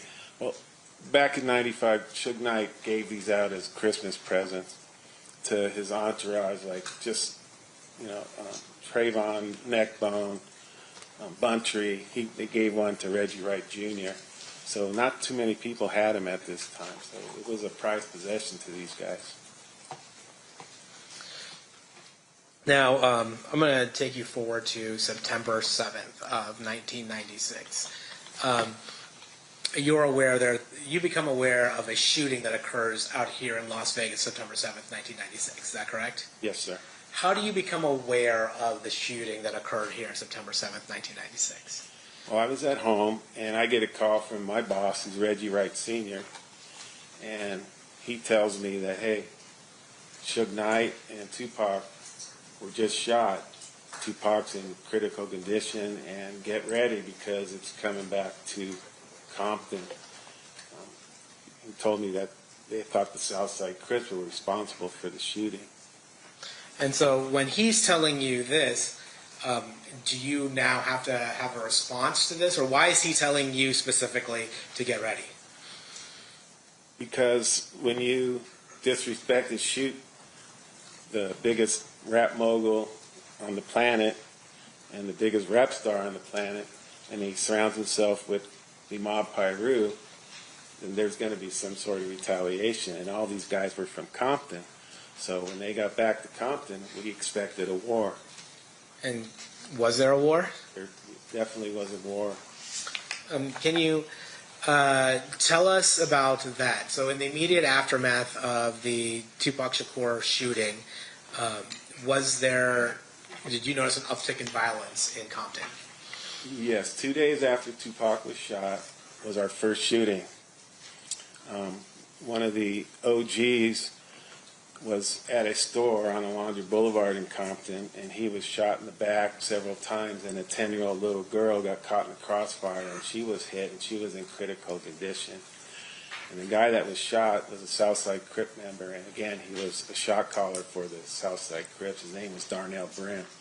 Okay, and we've heard Darnell Brim's name before here, but was Darnell Brim part of the same subgroup of the Southside Crips as Duane Davis? No, he was a Southside Crip gang member like they all were, but there was two factions of it. There was a group called the Burrs Crew, which Mr. Davis ran, and then there was a Glencoe crew that Darnell Brim ran. And is it fair to say that at some point there was a conflict between the two groups that caused the factionalization? Yes, they used to be one big happy family, but there was a disagreement over drugs, or some drugs were stolen from one of the Burrs Crew members, and that's when they split apart. They start fighting with each other, and they split apart into two different factions. Now, in your understanding of gang culture, would Mob Piru, if they're seeking retaliation, would they be discerning about which crew or which part of the Southside Compton Crips they were shooting at, or would it just be you find a Southside Crip and then you start shooting? Yeah, they don't care. When they go hunting for somebody, they don't care which faction he's from. If he's a Southside Crip member, or they're going to go after him. Now, certainly that wasn't the only shooting that occurred in the immediate aftermath of the Tupac Shakur shooting. Is that correct? That's correct. We had 3 murders and 10 attempted murder drive-by shootings that happened within a 10-day period in Compton. And is that when, and were those shootings going back and forth related to Mob Piru and Southside Crips? Yes. So, I mean, you had mentioned earlier, there's 53 or 50 plus gangs in this 10 square mile radius. But during this particular heightened sense of violence, what was happening was the shooting back and forth between Mob Piru and Southside Crips. Yes, but basically what it told me as a gang investigator right after the first shooting of Darnell Brim to me, there was no doubt in my mind that the Southside Crips were responsible because the Mob Piru had to retaliate, and they had 54 other gangs to choose from, but they went right after the Southside Crips. So there's no doubt in my mind he was responsible for shooting Tupac and Suge Knight. Now, as a result of this, in October, do you and your partner Tim Brennan put together a multi-house search warrant? That is correct. And what was the purpose of this search warrant? Well, we had two purposes, really. One, there was a war in the city of Compton, and innocent people were getting shot as well as gang members, and so we wanted to put a stop to that. So by hitting houses on both sides, both the Pirus and the Crips, and we wanted to quell the violence and try to stop it. The other reason was we wanted to try to help Las Vegas PD with their investigation of the shooting of Tupac and Suge. And when you said you wanted to help the Las Vegas Metropolitan Police Department in their investigation of who shot Tupac and Suge, can you elaborate more on how you believed this search warrant might help Metro in its investigation? Yes, the way we handle gang-related homicides is when we did these search warrants, we'd find a reason, hopefully, to arrest them. We'd find guns or narcotics in their house, and then we'd bring them down to the station. So you would have all the players that were involved, like that we heard about that was involved in the shooting of Tupac Shakur. So we rounded them all up, and hopefully Las Vegas PD would come down and try to interview them, try to get one of them to cop out, or to try to put them in Las Vegas, whatever they want to do on their investigation of the murder. We rounded up all the people for them, so that's how we helped them. So the search warrant served two purposes. You have an active war going on, and you're trying to slow the violence in Compton, but you're also thinking, well, maybe we can get some of the folks who we think might be involved in the Tupac shooting to start talking as well. Correct. Did Las Vegas Metropolitan Police Department send detectives out here for that purpose, or out there for that purpose? Yes, they sent two detectives. Now, with regards to the search warrant itself, were a number of firearms recovered as well? Yes. And was part of the goal that maybe not only just take the guns off the street for the Compton war, but was there a hope that maybe the firearm for the Tupac Shakur murder might be recovered as well? That's correct also. It's fair to say that that did not happen. That's correct. You know, I'm actually going to approach with State's proposed exhibit number 161. Okay.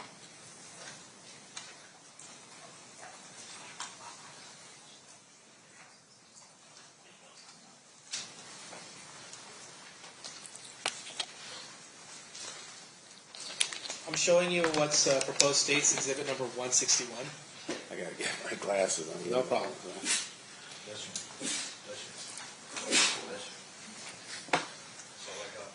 Okay.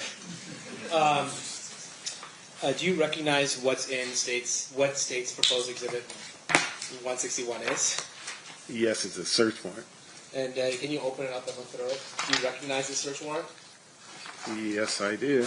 It was a search warrant that we prepared. Well, Tim wrote after the Tupac shooting.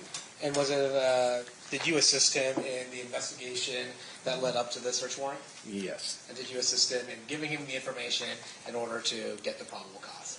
Definitely, yes. And then did you also assist in executing that search warrant? Yes. Now, State's going to move State's proposed exhibit 161 as evidence. Any objection, Mr. Smith? No objection. So admitted. Now, there's been some allegation that the Compton Police Department was only focused on the Southside Crips when it came to trying to stop this war and stop this violence. Is it fair to say that among the houses that were searched included a large number of Mob Piru houses along with Southside Crips houses? Yes, definitely. We hit many houses on both sides. And is it fair to say that is a total of 38 residences that were looked into? Yes. And to include members of Mob Piru and Southside Compton Crips? Yes. Now, permission to approach, Your Honor? No. I'm going to show you what's been previously marked as States Exhibits 162 and 163. Do you recognize what these are? Yes. What are they? These are evidence that we collected at the scene. Okay. And without going into the addresses, is it fair to say that these were evidence that were collected from Duane Davis's house and Duane Davis's family's house? Yes. Okay.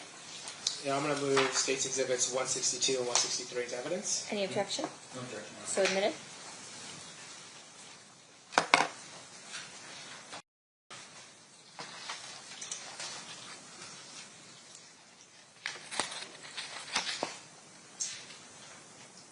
Okay, I'm going to first turn your attention to States Exhibit 162. Can you finish that?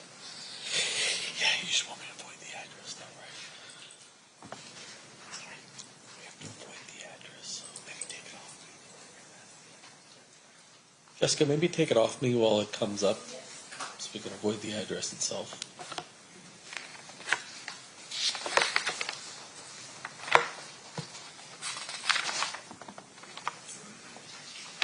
What page do you want? The fourth page, please. Actually, no, I'm sorry. Can you do the second page first?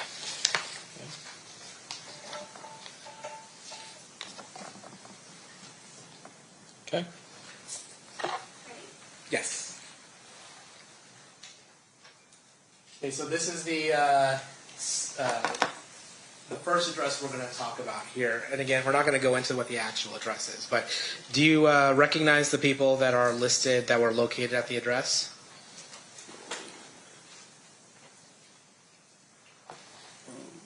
Yes. And fair to say they were members of Mr. Davis's family? Yes. Now I'm going to turn your attention to the next page. And under on line number 5, do you see what's listed there as the receipt? Yes. And line number 5 is one hotel's receipt. Is that correct? Yes. And then line number 6 is one Compton Municipal Court subpoena. Is that correct? Yes.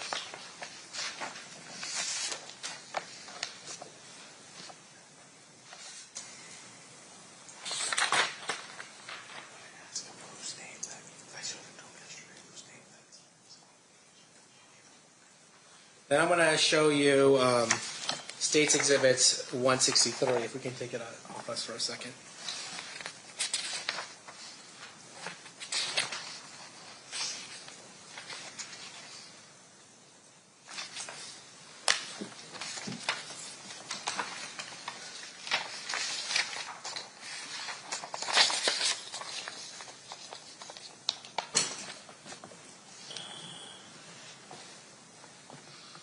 Give me half a second here. Sorry, can we approach? I think you just got to show it to Mr. Blah. I don't think we can put it up. Okay. This is what it says.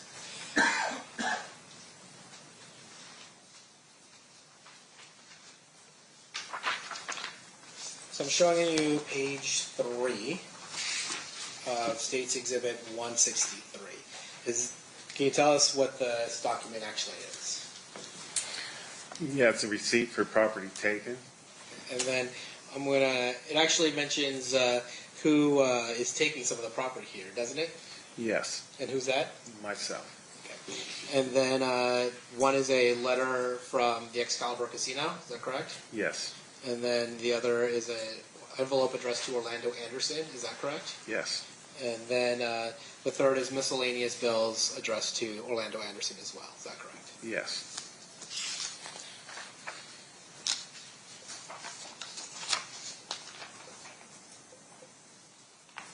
And all of these 3 items were collected by you, is that fair to say? Yes.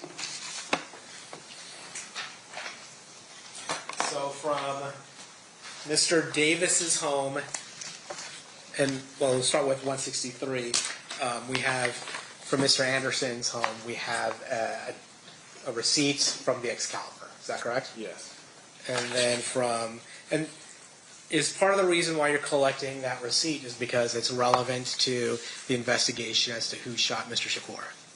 Yes, we thought it might be significant that it showed that Mr. Davis was in Las Vegas at the time of the shooting.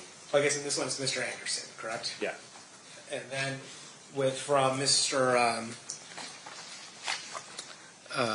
Mr. Davis's house, there's also a receipt, a hotel receipt that was collected. Is that fair? Yes.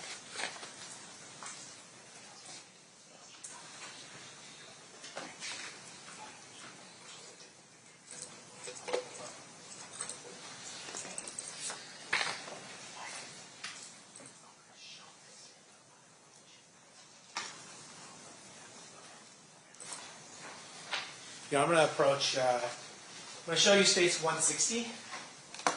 And we're not going to talk about the addresses specifically, but the two addresses attributed to Mr. Anderson and Mr. Davis. One is at the top, and then one is at the bottom with a red dot. Is that correct? Yes. It's fair to say that they are very close to each other. Yes. I'm going to move 160 to evidence. Any objection? No objection. So admitted.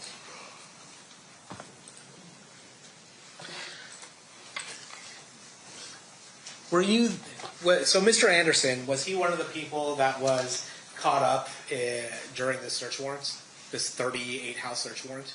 Yes. And was Mr. Davis around during the 38 house search warrant? No, we couldn't locate him. So you were able to locate Mr. Anderson, but Mr. Davis was just not around. Correct. And you don't know why or how that is. That's correct. But with regards to Mr. Anderson, it's fair to say Mr. Anderson at that point is a person of interest, at least, in the shooting of Mr. Shakur. Definitely, yes. And then at that point, do you make him available for questioning with Detective Becker from LVMPD? Yes. And does Mr. Becker make an attempt to question Mr. Anderson? Yes. And did any useful or relevant information come out during the course of that questioning? Not that I was aware of. Now, let's fast forward a little bit. You were aware that 6 months later, Christopher Wallace, also known as the notorious B.I.G., also known as Biggie Smalls, he was killed in Los Angeles. Is that correct? Yes. Now, was that in the Compton area? No. And so, were you responsible for the investigation to Christopher Wallace? No.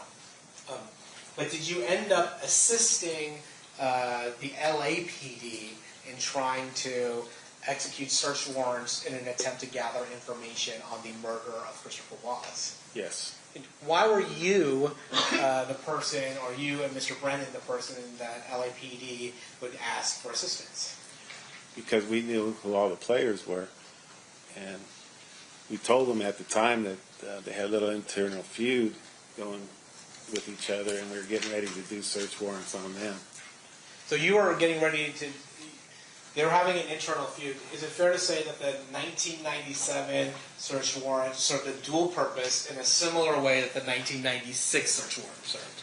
Yes. So, like in 1996, you have a war between Mob Piru and Southside Crips, and you're also trying to see if you can get any information related to the Tupac Shakur murder. Is that fair? Correct. Yes. And then in 1997, you had mentioned that there was an internal feud that had gotten violent. Is it fair to say that the Burris Street crew and the Glencoe Street crew on the Southside Compton Crips, that they had started engaged in their own violent feud? Yes, definitely. And as a result, and at that same time, there was some question as to whether or not members of the Southside Crips may be involved in the murder of Christopher Wallace. Correct. And so, were those two goals, or those two functions, part of the reason or the basis for executing the search warrants? Yes. Now, I'm going to show you what's been previously admitted as State's Exhibit 136.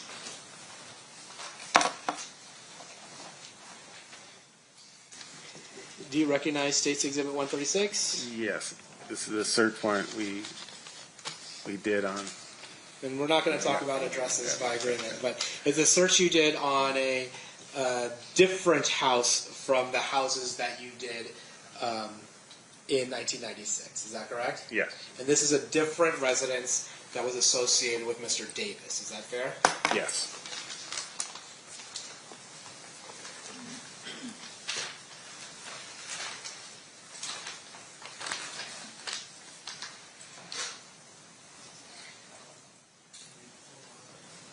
Page 4 of 136.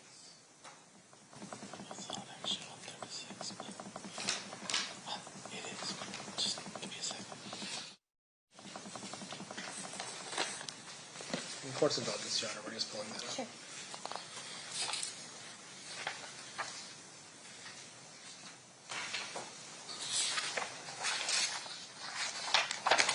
Jessica, you can put it on me. And Mr. DiGiacomo, do you mind zooming in a little bit? Yeah, figure out how to make the Zoom work on this.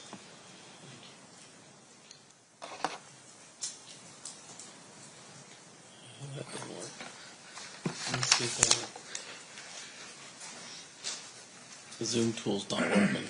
Mr. Ladd, we're going to do this the old-fashioned way. It's going to be up there, but I want to show you page 4 of 136. It's still up there on the screen as well. On page 4, we have another receipt of property taken. Is that right? Yes.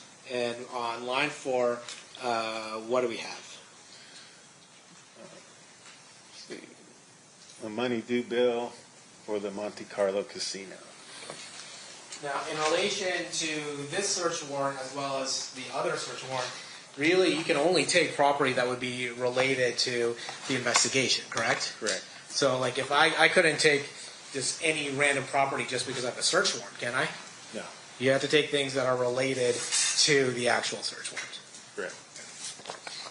Now, I am going to ask you, did you spend, you said you had worked at Compton till about, actually, let me rephrase. How long did you work at the city of Compton for? From 1983 to 2001. I'm sorry, 2000. Okay. Is it fair to say that at some point the Compton Police Department got swallowed up by the LA Sheriff's Office? Yes.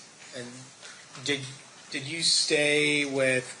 Did you sign on to the LA Sheriff's Office after that? Yes. Do you recall approximately how many of the Compton police officers stayed with the LA Sheriff's Office? Okay. Go ahead if you weren't. Okay. I'm sorry. I don't want it to be like yesterday where we keep on interrupting each other. Do you recall how many of the Compton police officers were hired on by the LA Sheriff's Office when LA Sheriff's Office took over Compton Police Department? Yeah, I'm not sure the exact number. I think there was like 103 of us, and I think all but 2 were hired by the Sheriff's Department. Now, you ultimately left the LA Sheriff's Office, is that correct? Yes. And then where did you go to work after that? I lateraled over to an agency, Garden Grove PD in Orange County. Probably a little bit safer than the Compton Police Department. You could say that, yes. It was still a busy city, but it wasn't nothing like Compton. And then during that time period is when you started giving talks with Detective Brennan regarding your experience working blood and Crip gangs in Compton. Yeah. Is it fair to say that Detective Brennan is no longer with us? Yes, he passed away of cancer several years ago.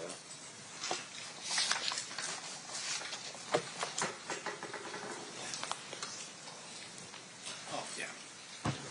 You know, I'd forgotten about one of the murders I wanted to talk, or one of the shootings I wanted to talk to you about during the war that escalated immediately after the shooting of Tupac Shakur. So I'm going back a little bit, and I apologize for that. Okay. One of the people that was shot was a man by the name of Bobby Finch. Is that correct? Yes. And Bobby Finch was actually killed on September 11th. Is that fair? Yes. Did Where did Bobby Finch live in relation to Corey Edwards? Next door. Was Bobby Finch a gang member? No. Was Corey Edwards a gang member? Yes. And what gang did he belong to? Southside Crips.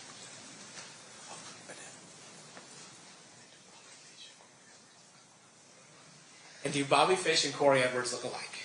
Yes, they did. Seal pass limits. Does anyone need to use the restroom before we get into cross? Seeing no hands, Mr. Stamp. Oh. You good? You're good? Restroom. Okay, perfect. All right. During this recess, you're admonished not to talk or converse amongst yourselves or with anyone else on any subject connected to the trial, or read, watch, or listen to any report or commentary on the trial of any person connected with this case by any medium of information, including without limitation, newspaper, television, the internet, and radio, or form or express any opinion on any subject connected with the trial until the case is submitted to you. We'll have you guys back here at, let's say, 2:15. Please rise for the jury.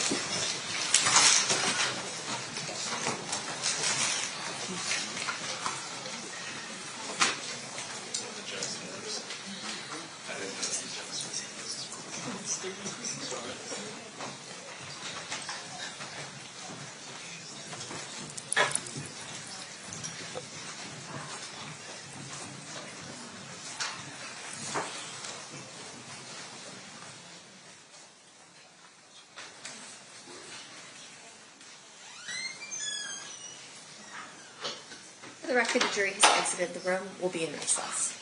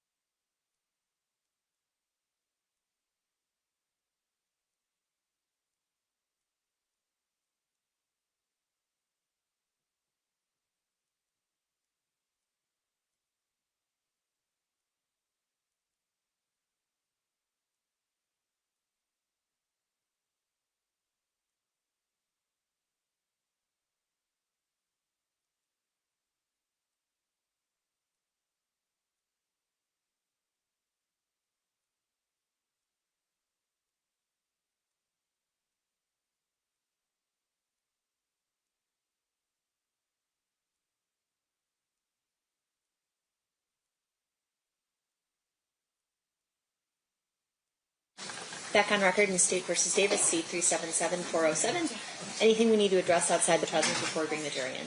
Top of the state. No, you're not. Okay, let's bring him in.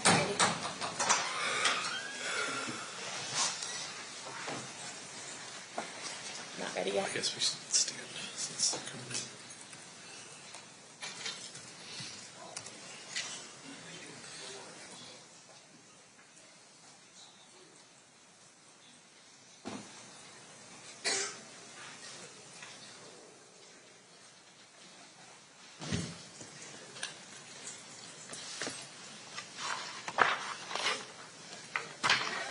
Stand for the jury.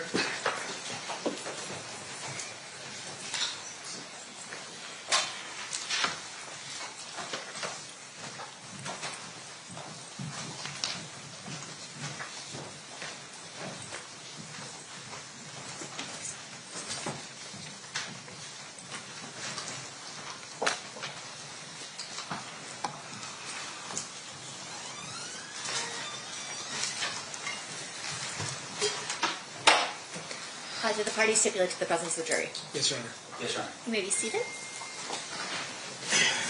All right, we're on cross. So whenever you're ready, Mr. Stamp, you may proceed.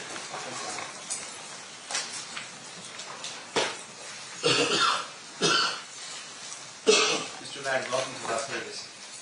Thank you.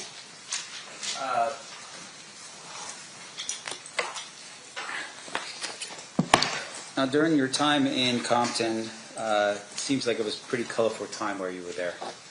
Very active, yes. There's a movie called, I think, End of Watch. Have you ever watched that movie? No. Okay. Have you ever watched any movies at all from that time period? Like, say, I don't know what was out there.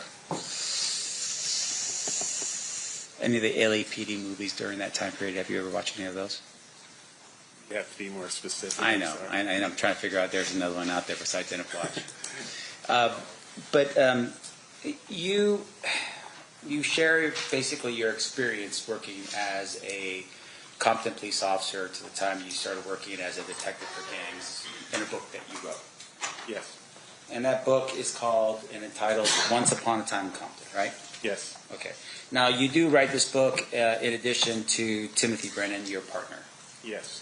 Now, in the book, I've read the book, and when you guys are working together as a team, it's Tim and Bob, right, in the book. You guys, Tim and Bob, we did this, Tim and Bob, we did that, right? Yes. Now, the book itself, as you created the book, fair to say that that was a book that I would think that you would be proud of, the work that you put into the book. Yes. And in terms of the book itself, you could sit here basically as you're talking with us and this jury today, that the book is accurate in terms of what you recall during that time period, right? Yes.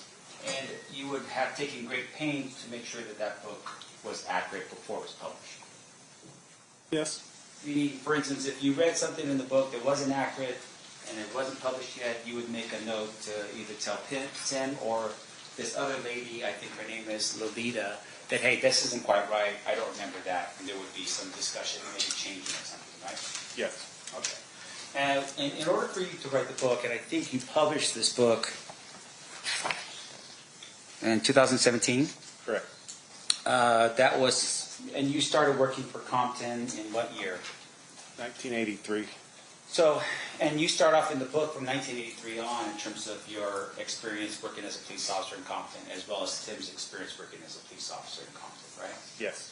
Did you, I would imagine you would have used notes and that kind of thing to help refresh your recollection and help remind you of certain events, certain cases, that kind of thing. Yes. Yeah, because in the book, for instance, there's a lot of different people you run into. And there's a lot of different scenarios you run into as well, right? Yes. Most of it was based off our memories, but yeah, like for the search warrant or whatever, we could go back to a search warrant and look at that to refresh our memories. Right. But most of the stories are just from my memory. Yeah, and fair to say, of course, it's also Tim's memory as well. So something that you would remember, he would remember, and vice versa, and you go, oh yeah, I remember this now, and you would say, oh yeah, I remember that now, right? Yes. So part of the book, in essence, really is it's a team book between you and Tim and Lolita writing the book for you. It's a collaboration. Yeah. Collaboration. Okay. Now, did you write any of the book yourself? Basically, we got Lolita Files to write the book, and we told the story to her. Right, and so she actually wrote it, but it's our story. Right, and Lolita, meaning that this was an experienced writer that you recall, right, before she wrote the book? Absolutely. And when she wrote the book, can you tell us a little bit about Lolita, who she was as a writer? Yeah, she had several books that were published prior to that, and she was very up on the hip-hop scene. So when we got together, and we kind of just clicked, and we collaborated to write the book. So. And in terms of her background and so forth, did she go to school for that? I'm not sure. All right. And was she working as a journalist or a writer prior to you meeting her to write this book? Yes. Now, in addition to that, throughout the course of the book, you do put pictures in here, and pictures of you with darker hair and less of a goatee and more of a, looks like actually one without a picture of no much facial expression whatsoever. It's a picture of you as a young police officer. Now, the purpose for these pictures in your book is really to help establish some of the things that were happening during that time period, so the reader could see visually what was going on, right? Correct. Now, in addition to that, in the book, you had put as well, and the book, the picture, bless you, the picture that I was looking at is this picture right here. Do you recall this picture? Yes. Yeah. So, and once again, it's just to show your experience while you were being a police officer in Compton, right? Yes. Now, in addition to that, though, you do put in the back of your book some documents that were documents that you used in furtherance of your job as a detective at some point, right? I don't really understand that question. Meaning, for instance, in the back of your book, you do put in here a map of the Compton area gangs, for instance. Yes. You also put in here, and the Compton area gangs for the jury, we're talking just to highlight how compact of an area the city of Compton was and how many different areas was claimed by different types of gangs. Fair? Fair. Okay. In addition to that, you also have included in here the affidavit, the search warrant that we just talked about before, right? This 40-area search warrant. Yes. You put that in the book as well. Yes. And just for the jury's edification here, for instance, none of the information in here is redacted, meaning it's not taken out by a black mark or anything like that, right? Correct. All right. And I'm not trying to get anybody in position here to be in trouble, but in essence, the book and the information that's in here was readily available for anyone who wanted to buy and read it. Correct. Okay. Now, in addition to that, did you have a publisher on this? At the beginning, we did, yes. Okay. And what do you mean at the beginning? Well, it was a publishing company, and we kind of had a little conflict with them, so we decided to leave them and self-publish. I see. And so with Lolita's help, once the book was finalized and you and Tim both felt good about the finished product with Lolita, then you just published it yourself? Yes. How does that work? Well, you just go to Amazon Books, and it kind of just runs you through it. It's kind of a complex system that you have to do certain things. I mean, I didn't really do it, so I can't really tell you the exact steps because I'm not very good on the computer. I know how to turn them off, and I know how to turn them on. But let me ask you this in terms of what was happening with Amazon. Once you submitted it to Amazon, Amazon becomes a platform that sells the book. Yes. And so if someone's interested in the book, they just look it up and they click and they buy the book. Correct. Now, at some point, though, as they're buying the book, you receive a record as to how many people have purchased the book, right? Yes. And how much money you and Tim and Lolita would potentially be making for the sale of each book. Correct. Now, in this case, for instance, with the sale of each book, I would imagine Amazon would have taken a pretty big chunk of the proceeds from the sale of each book. Yes. You don't make much money. Yeah. And so even though you're selling, and with regards to Once Upon a Time in Compton, can you tell us how many of these books that you sold? No. Okay. I'm assuming at some point you did receive a check. Yeah. Okay. But not something that you could retire on. Oh, definitely not. Okay. And in terms of your books, do you remember how much they cost, how much you were selling them for? I thought it was $15.99, but I'm not positive on that. Okay. All right. Now, one of the things that's in your book as well is you had, there was a part of the book where you had identified a MGM Grand ticket to the Tyson Seldon fight. Do you recall that particular image in your book? I think it was, yeah, we covered that out of Suge Knight's house. Yeah. Yeah. And with regard to that, if I show you, let me just do this quick here. Your Honor, if I could approach and ask the clerk to mark this as proposed exhibit next in order. Okay. What is the next order, Jess? B. DD. She'll put it on there. Is it B? B? DD. Okay, got it. It'll be admitted. Thank you. Oh, was there any objection? I apologize. I just need to say it first. Oh.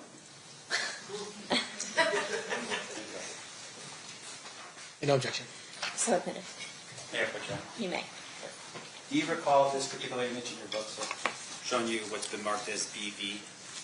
Yeah, it looks like it, yes. Okay, and that was a ticket stub, it looks like, to the Seldon Tyson fight Yes. On September 7th, 1996. Yes.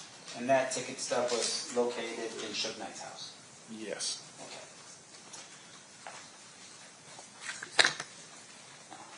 Thank you.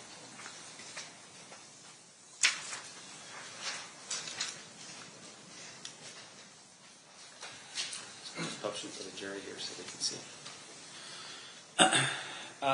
Do you recall when Suge Knight's house was searched? The day that I think it was October 2nd, the day we served all 38 search warrants. I see. And so his house was one of the houses that you were searching to basically try to quell any potential violence in Compton as well as gather information. Yes. Now, with regard to this particular ticket, though, because it was captured, there was an understanding between all the police officers conducting all the searches at the same time that you were looking for information leading to the murder of Tupac that had occurred in September. Yes. So, with regard to this ticket, for instance, because it was the Seldon Tyson fight on the night of Tupac's murder, this ticket was obtained by you or kept in evidence as part of your investigation. It wasn't part of our investigation, no. It was for Las Vegas PD. Right. So let's get a little bit into that. So, and I want to make sure that the jury understands. So, in terms of the actual murder investigation itself, that was the jurisdiction of Las Vegas Metro. Yes. And so, which I guess is difficult here, right? Because potentially everyone that's a potential suspect in the Las Vegas murder potentially would have been residing in Compton, right? Not necessarily, but most of them did. Yeah. And so on this particular day, when you're out executing the search warrant with all the different locations, you had invited the detectives that were assigned to the Metro homicide investigation here to come out to Compton to be present so that they can interview people if they wanted to. Correct. All right. And so this particular piece of information would have been something that they would have been interested in, I would assume. Yes. All right. Now, we talked a little bit about what was also found, and you had indicated that there were some hotel receipts that were located. Where did I put that?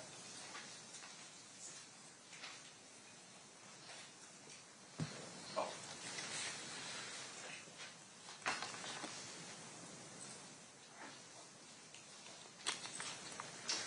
I think the state had already presented this to the jury. What was the last exhibit you guys put up for that? It's 161 and 162.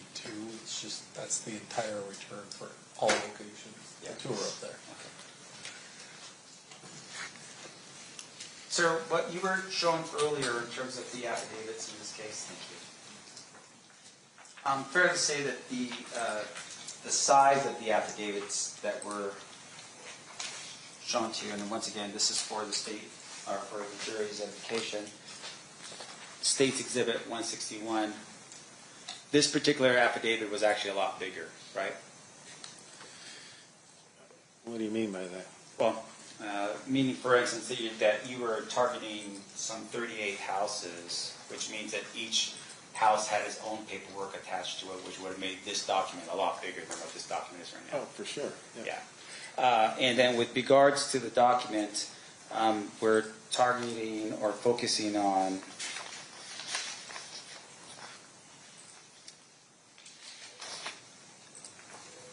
the first item here. Looks like was a let's see here, in State's Exhibit number 162, there was a reference here to a hotel receipt, right? Yes. Now, the property report here that we're looking at on 162, which I will show, this is the property report that we referred to earlier, right? Yes. And the hotel receipt that's on there is one of the items that was taken from this particular property, right? Yes. Do you have that receipt? No. So unlike for instance, the Suge Knight ticket indicating that there was a fight and so forth in Las Vegas, September 7th, 1996, this indicates that there was something taken, and that would have been that hotel's receipt, but you don't have it here. Correct. Do you have it? Do you know where its location is at all? No. Now, in addition to that, you also, in one of the other homes, had indicated that there was a letter from the Excalibur Casino and so forth. I'm going to show you this document here. This is State's Exhibit 163. And just for the jury's edification here. So it looks like here on number 1, this would have been the receipt of property taken, correct? Correct. And underneath it here, number 1 would show a letter from Excalibur Casino addressed to Orlando Anderson, right? Yes. All right. Do you know the date of this particular document? It would have had to be the same day of the search warrant. Well, I'm sorry. I'm talking about the letter itself. Oh, no. Okay. And do you have a copy of that letter? I do not know. All right. Do you know where that letter is? No. All right. The next part here looks like there's an envelope addressed to, once again, Orlando Anderson. And with regards to this particular document, do you have any indication of where that document is? No, it's booked into property. So. Right. And that's the same thing with number 3 on miscellaneous bills addressed to Orlando Anderson, right? Yes. None of these documents are addressed directly to Mr. Duane Davis, correct? Yes. And once again, when you are searching and finding something like, for instance, the Suge Knight ticket, that document is carefully taken from the scene and put into evidence in a way that would preserve the chain of custody of something like the ticket. Correct. Now, in this case, when you searched either the 2 residences in this case, did you find any indication at all? Any MGM grand ticket of being on the second row of the fight? Anything at all that would indicate that Mr. Davis was actually in Las Vegas? No. Okay. Now, in addition to that, we had talked a little bit about the second search warrant. And the second search warrant is this one here, State's Exhibit 136. Okay. Now, when a search warrant is executed in California, at the time it's executed, is it confidential? or sealed? Sometimes, yes. In this particular case, with this particular search warrant, was this search warrant sealed? Yes. And was it sealed up until the time that the search had been conducted? Yes. Okay. When did this particular search warrant become unsealed? I don't recall. Okay. Fair to say, though, that if someone's charged in a crime based upon search warrants that are sealed, that search warrant would then be available for the defense to look at? Yes. And it would be unsealed at that point? Yes.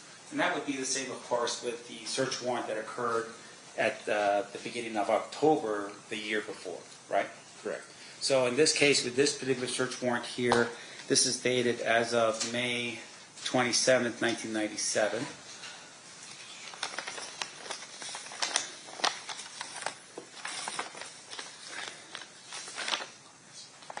On this particular one here, you had indicated the following. This is on page 4 of this document. The information that I think we're most interested in is line 4 of that document, right? Yes. Meaning that, once again, these are items that were taken from this home, and those items were put into your property or evidence log. Correct. And number 4 is a money due bill from the Monte Carlo casino. Right? Can you tell us the date of what this money due bill was for? No. All right. And once again, your search in this particular regard was actually May of 1997, right? Quite a few months after the September 7th, 1996 shooting. Correct. In addition to that, in terms of that money due, can you tell us, for instance, who that money due bill was addressed to? No. Okay. Now, there were some questions by the state on that issue about the fact that this was actually a search warrant investigating into the murder of Diggy Smalls. Remember that line of questioning from the Yes. state? But fair to say, of course, that even then, as you're conducting this kind of investigation, you are still thinking about the Tupac case, right? For sure. Yeah, you weren't just at that particular point forgetting that the Tupac murder even occurred. You're still thinking during that time period, if you run across something you think is relevant, you would have identified it, right? Correct. In addition to that, though, you would have identified it, you would have called Metro and say, hey, by the way, we got something there that will help you with the Tupac murder investigation. Fair? Fair. Okay. There's no reason why you wouldn't have done that? Not that I know of, no. Now, we talked a little bit about the size of some of the people that were involved here, and I think was it DeAndre Smith you said was a pretty big guy? Yes. All right. And you said he was like, what, 6'2", 6'3", and about 300 pounds, something like that, big guy? About 6'4", 300 pounds. Okay. Did he play any sports or anything as far as you know? I think he did. I'm not positive what sport. Now, are you aware of an individual by the name of Terrence Brown? Yes. And was Terrence Brown one of the individuals that was potentially a suspect in the Tupac murder? Yes. All right. Now, with regards to Terrence Brown, can you describe for us how, like, his size as well? Yeah. He's approximately a little shorter than you, and just medium built. So a good-looking guy. I'm sorry? I don't know about that, but so it's a little bit shorter than me and about my size. Right. Okay. Let's just put it down as I'm 6'2", so that's like I'm just kidding, 5'8" and something else. And then in terms of the at the time with Terrence Brown, you are aware that Terrence Brown actually dies in, 2015? Yes. Right. And when he dies, do you know how he dies? Yes. How did he die? He was at a marijuana dispensary in Compton, and a robbery occurred, and he got killed during the robbery. So based upon the way he was murdered in that case, no indication that that was some type of retaliation for the murder of Tupac in 1996 or 7? No. Okay. In addition to that, in 1996, I apologize. With regards to DeAndre Smith, do you know when he passed? 2004, and he died of medical complications. Right. And as far as you know, nothing that would have been associated with any type of retribution or revenge for the murder of Tupac Shakur. Correct. Now, Orlando is the one who passes away relatively quickly after the shooting. Yes, approximately a year and a half. Right. And in terms of how he passes, he was shot and killed? Yes, you want me to tell you what happened? Please. Orlando Anderson was with his best friend Michael DeRoe, and they were at a burger stand in Compton. And across the street from the burger stand, there was a car wash. Orlando Anderson recognized the people at the car wash. There was 3 people sitting in the car, and he recognized one of them that owed him money for some narcotics that he didn't pay him for.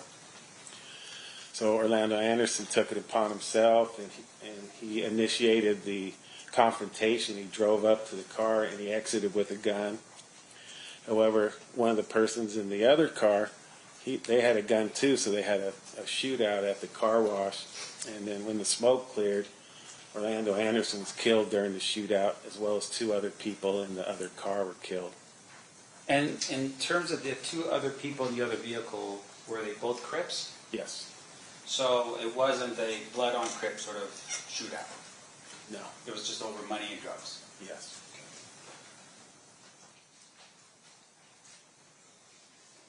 Now, we've had some discussion here about Darnell Brin. And you're familiar with Darnell Brin? Yes.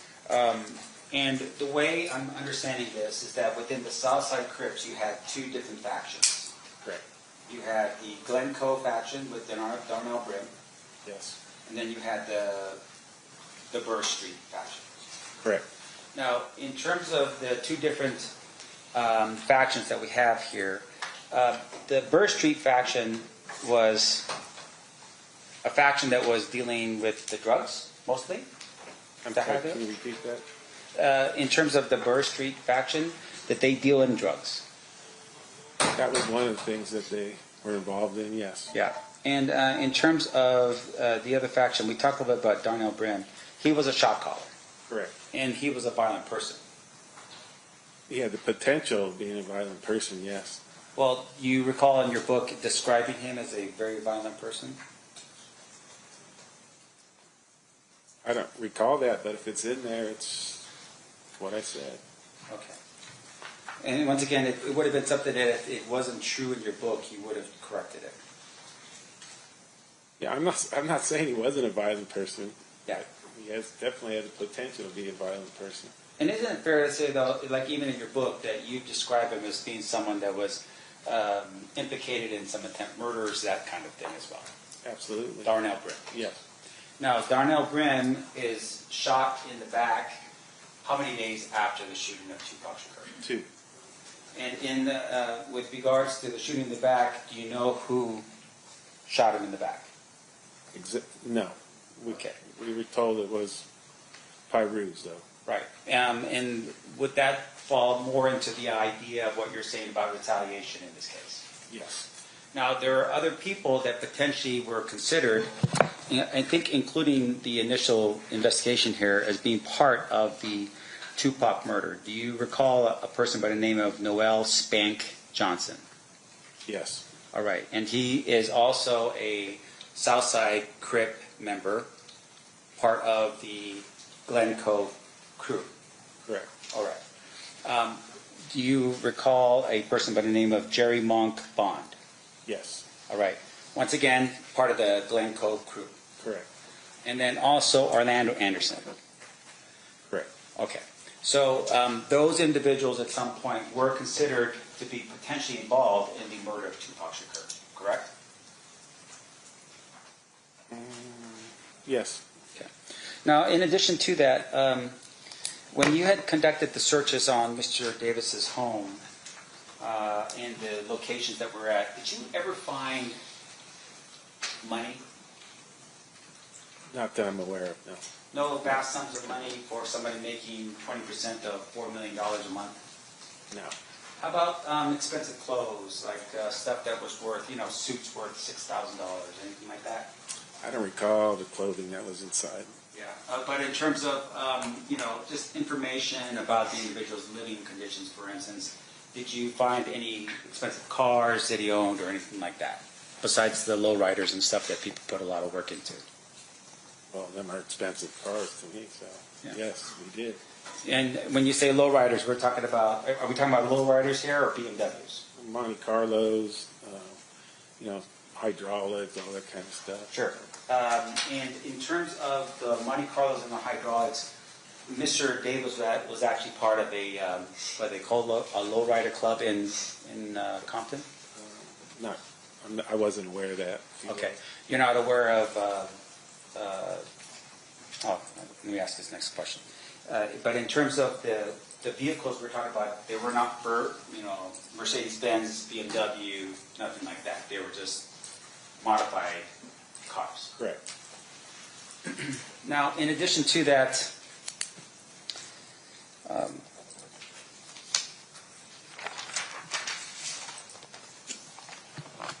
does your, going back to your book, do you have anything in here, like a disclaimer that says that, hey, we can't verify the truthfulness of the book at all? I'm not sure. All right. If you were just to review the book real quick, just to tell me if there is anything like that, would that help your recollection? Honestly, I wouldn't even know where to look. It should be in the front because it would be a big warning. You want to check it out? No, there's nothing in there to that effect then. Okay. And would it be... Have you ever read a guy by the name of Greg Kading's book, Murder Rap? Some of it, yes. Can you tell us who Greg Kading was? He was an LAPD sergeant. Okay. Did you have any interactions with him? No. Did he share in any investigation that you were involved in? No. Did your partner have any work with him? Yes. And the work that we're talking about is in the task force that was assigned to investigate the murder of Biggie Smalls. Correct. And he was part of, Tim Brennan was part of that along with Mr. Kading. Correct. All right.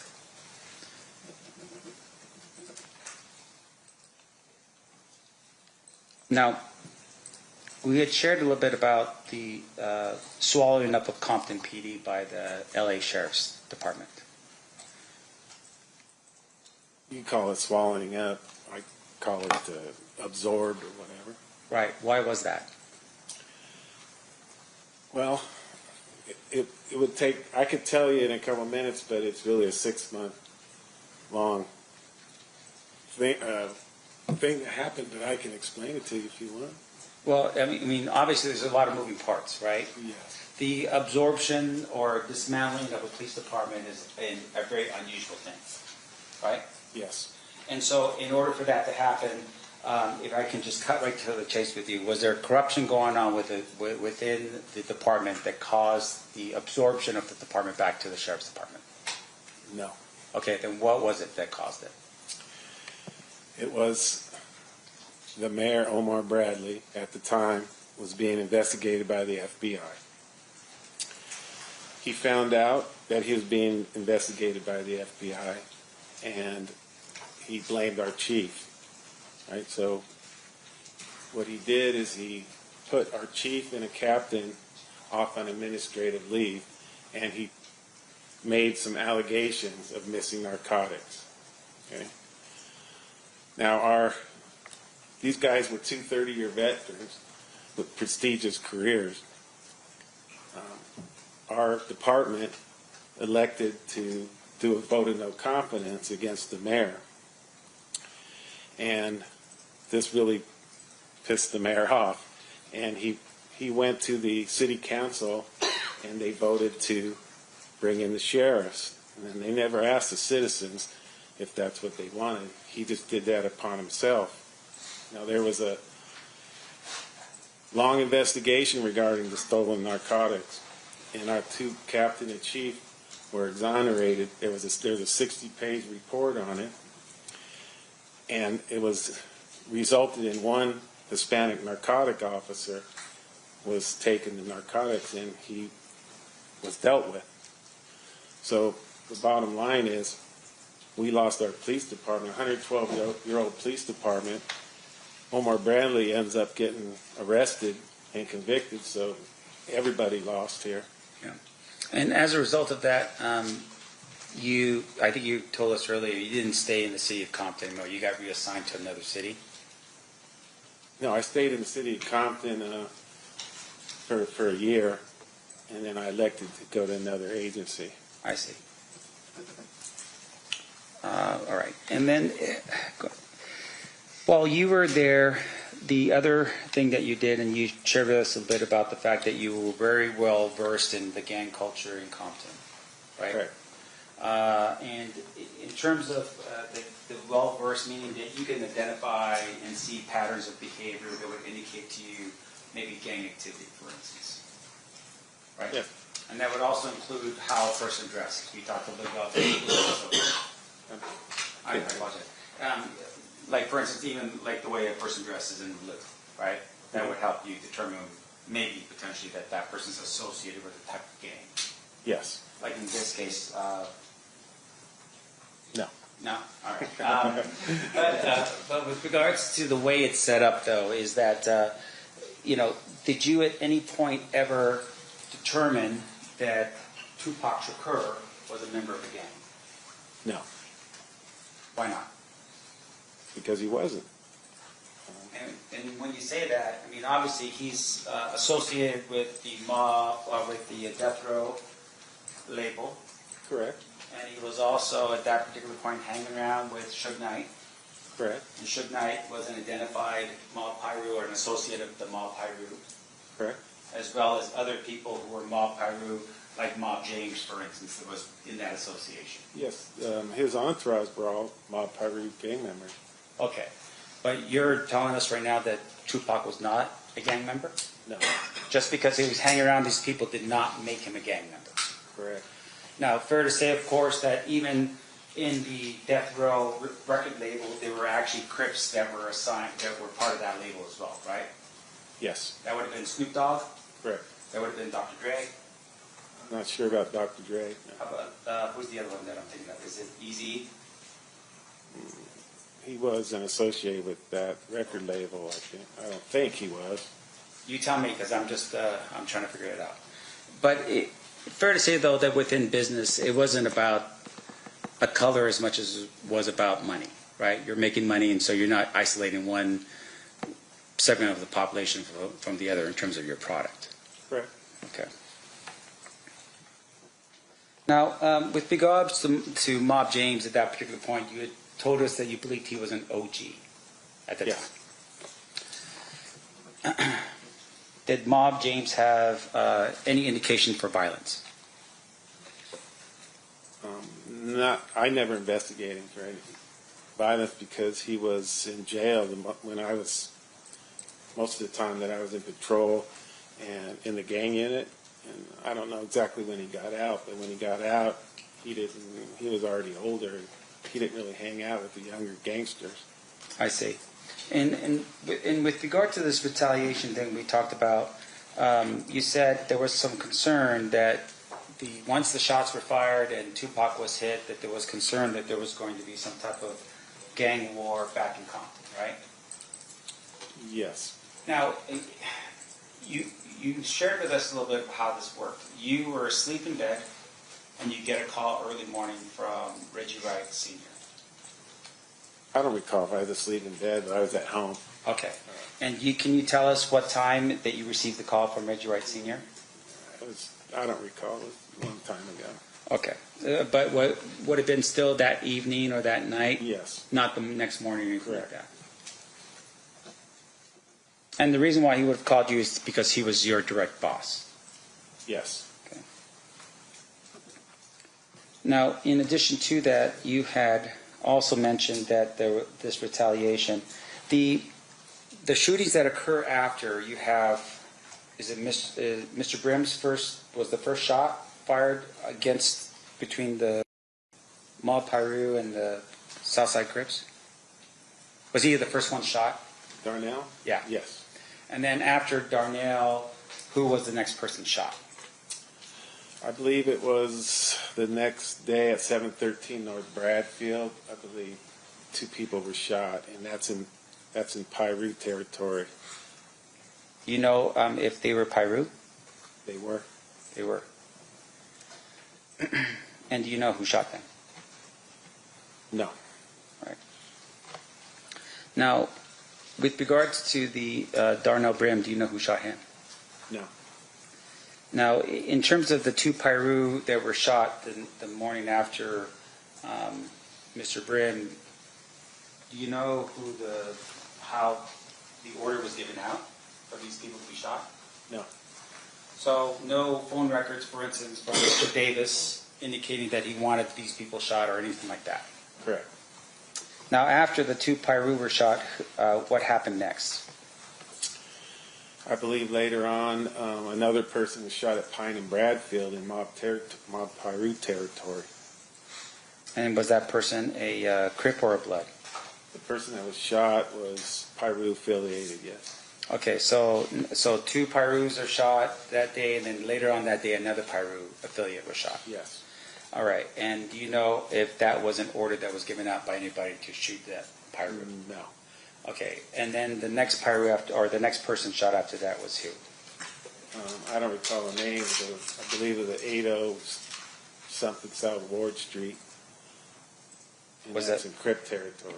And so that person was a Crip? Yes. All right, and that shot occurred when, or when did that shooting occur?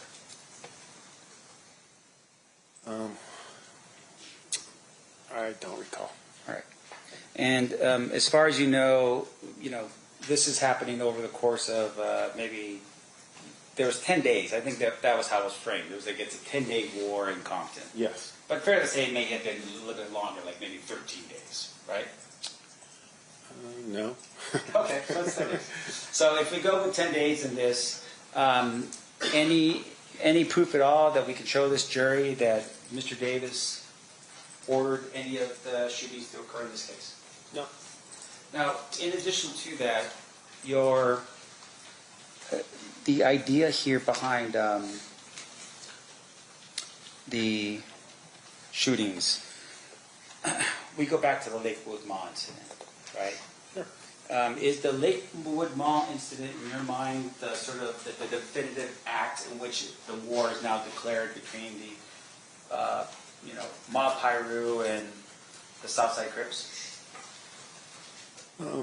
That was the first incident that sparked this whole back and forth thing. Yes. Now, let me ask you this. Did it really happen? Yes. Okay. Now, in your book, you identify it as happening at the Lakewood Mall. Yes. And it happened in a Foot Locker. Yes. Now, do you have any indication at all of a police report or a call for 911 to the area on a fight that occurs at the Lakewood Mall that day? No. No. Do you have indication at all from the security people at the mall where they would have written up a report that said, hey, we had an altercation here at the Lakewood Mall?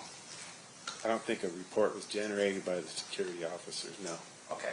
Now, fair to say, of course, there's been some description of that brawl being the kind of brawl that actually required Foot Locker to redo their entire inside because it just destroyed the inside. You recall anything like that? I never heard anything like that. I just know there was a fight at the Foot Locker. Right. You heard there was a fight, but you never made any effort, for instance, and it's not your job because it's Lakewood, right? Correct. But in essence, no verification that even Foot Locker was contacted to say, hey, did a fight break out over here on this particular day? Nothing like that. Don't recall. Okay. So in essence, what we have right now is what you had heard from people on the street as to what happened at this Lakewood Mall incident, right? Yes. Now, some people, I would assume, thought that the shooting of Tupac was in retaliation, or maybe the fight of Tupac and Orlando was in retaliation to what happened at Lakewood Mall. But as you're sitting right now, you don't have any actual proof of the Lakewood Mall incident actually occurred. No. Okay. Just Yeah. Now, in addition to that, we had heard from you a little bit about, I'm sorry, I just have to make sure I got all my notes here. We talked a little bit about your identifying of a shot caller, right? Now, a shot caller is somebody who basically tells people what to do. Yes. And you had said that the shot caller is somebody that if an order is given to one of the other lower people on the totem pole, they have to follow that order. Correct. All right. And in this particular regard, you don't know, for instance, what happened in Las Vegas, who did anything in terms of a shot call or anything like that, right? I don't understand the question. Meaning you don't have any proof for us today that says that, first of all, even if Keffe D was in Las Vegas, right? You don't have any proof of that. His own admission. I mean, besides the admission, you don't have any actual physical evidence that supports that, right? Correct. And then in terms of his admission, did you ever verify what he was telling people to see if what he was saying was true? As far as what? Being in Las Vegas. Did I? Yeah. No. Okay. So in terms of the information that was given, you're just saying that because Mr. Davis was a drug dealer and maybe had provided money for the Southside Crips or something like that, that because of that, he is a leader in the Southside Crips. Well, there's more to it than that. Sure. But I just want to make sure I'm clear about something here. In terms of your investigation of this case, did Keffe D ever order a hit on anybody before or after the shooting of Tupac Shakur? Not that I know of. I have no further questions. Thank you. All right. Redirect by Mr. Paul. Yes. I'm going to start where Mr. Sam left off. So, Mr. Samt asked you if you had any proof that Mr. Davis was in Las Vegas at the time of the Tupac Shakur murder. And your response was his admission. Is that fair to say? Right. Now, you have investigated hundreds of homicides. Is that right? Correct. Have you ever relied on a defendant's or suspect's admission to form a case? Yes, sir. In fact, in gang cases in particular, where witnesses are scared to come out, is a defendant's admission of committing a murder powerful evidence used to prosecute? Yeah, that's basically that's how most of our gang crimes get solved, is by self-admission or incrimination. Okay, and then Mr. Samt asked you about you don't know that whether or not Mr. Davis ordered the hit. And to be fair, you weren't in the Cadillac, were you? No. Okay. But let's go through Mr. Samt's logic. You had said that Mr. Davis was a shot caller within the Southside Crips. Is that fair? Yes. And then let me pose this to you. If using Mr. Davis's admissions, if Mr. Brown, Terrence Brown, DeAndre Smith, and Orlando Anderson, and Mr. Davis are in a car, who is the leader in that car? Mr. Davis. Who is the shot caller in that car? Mr. Davis. And so if a shot is coming, if those four people are in a car, and shots are coming out of that, who has to give the authorization? Mr. Davis. Okay. So if Mr. Davis is in the Cadillac, he's the one calling that shot. Absolutely. If he tells them not to do it, say, let's handle this back in Compton, they wouldn't have had a shooting. If he sanctioned it, then there'd be a shooting. And Mr. Orlando Anderson, he was what you had called a gangster, right? Absolutely. So he would be the person that would have to listen to Mr. Davis. Yes. And so was it in your experience, knowing the roles of everybody in that vehicle, could Mr. Anderson shoot that gun with Mr. Davis in the car without Mr. Davis's permission? No. Now let's talk about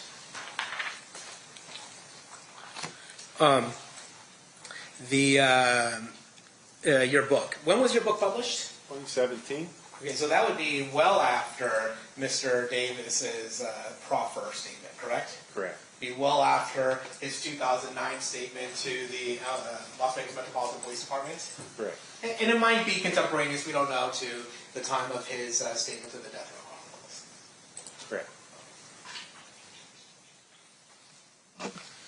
Correct. Regarding the, I want to talk a little bit about the LA Sheriff's Office absorbing the Compton Police Department. Is it fair to say that a function of that transfer was that some of the evidence that was retained from those search warrants just were, for lack of a better term, lost?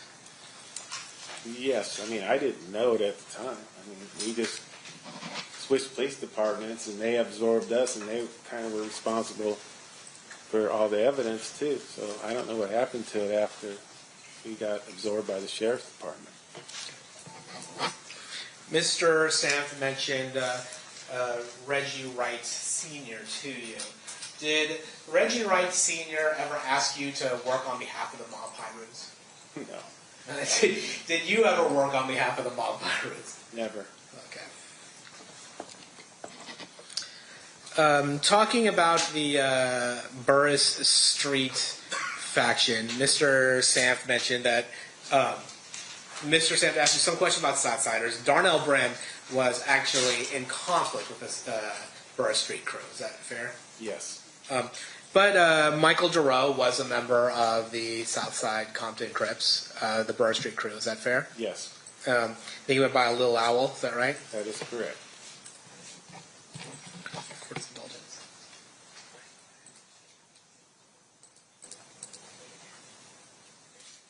Were you aware that the court actually has taken judicial notice of the fact that Little Owl was actually in custody during the September 7th, 1996 murder of Tupac Shakur? That is correct. Kind of hard for him to be the person responsible for the murder of Tupac Shakur. Okay. Now, Orlando Anderson, he was also a member of the Burris Street crew. Is that fair to say? Yes.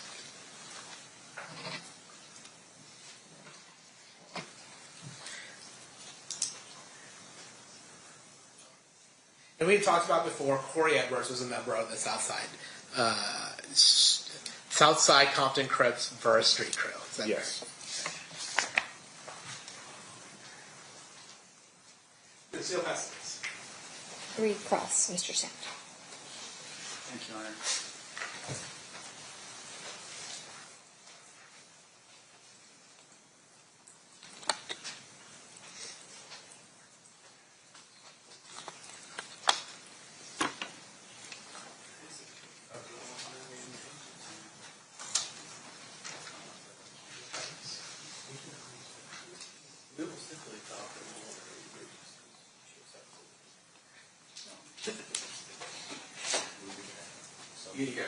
We'll get a clean copy for you a little bit. I don't have that. No. Just a couple things, sir. In terms of the publication of your book, can you tell us, you said that was accurate, right? Yes. Tried to be. I'm sorry? I tried to be. No, and it's fine. I'm not, we're not really going to knock it. I just want to know that at some point in here you do identify Mr. Davis as Keffe D, correct? Yes. Do you recall the spelling of his name in the book? No. Do you recall how you spelt his name? No. Would review of your book help you in terms of how you spelt his name in the book? Sure. Okay.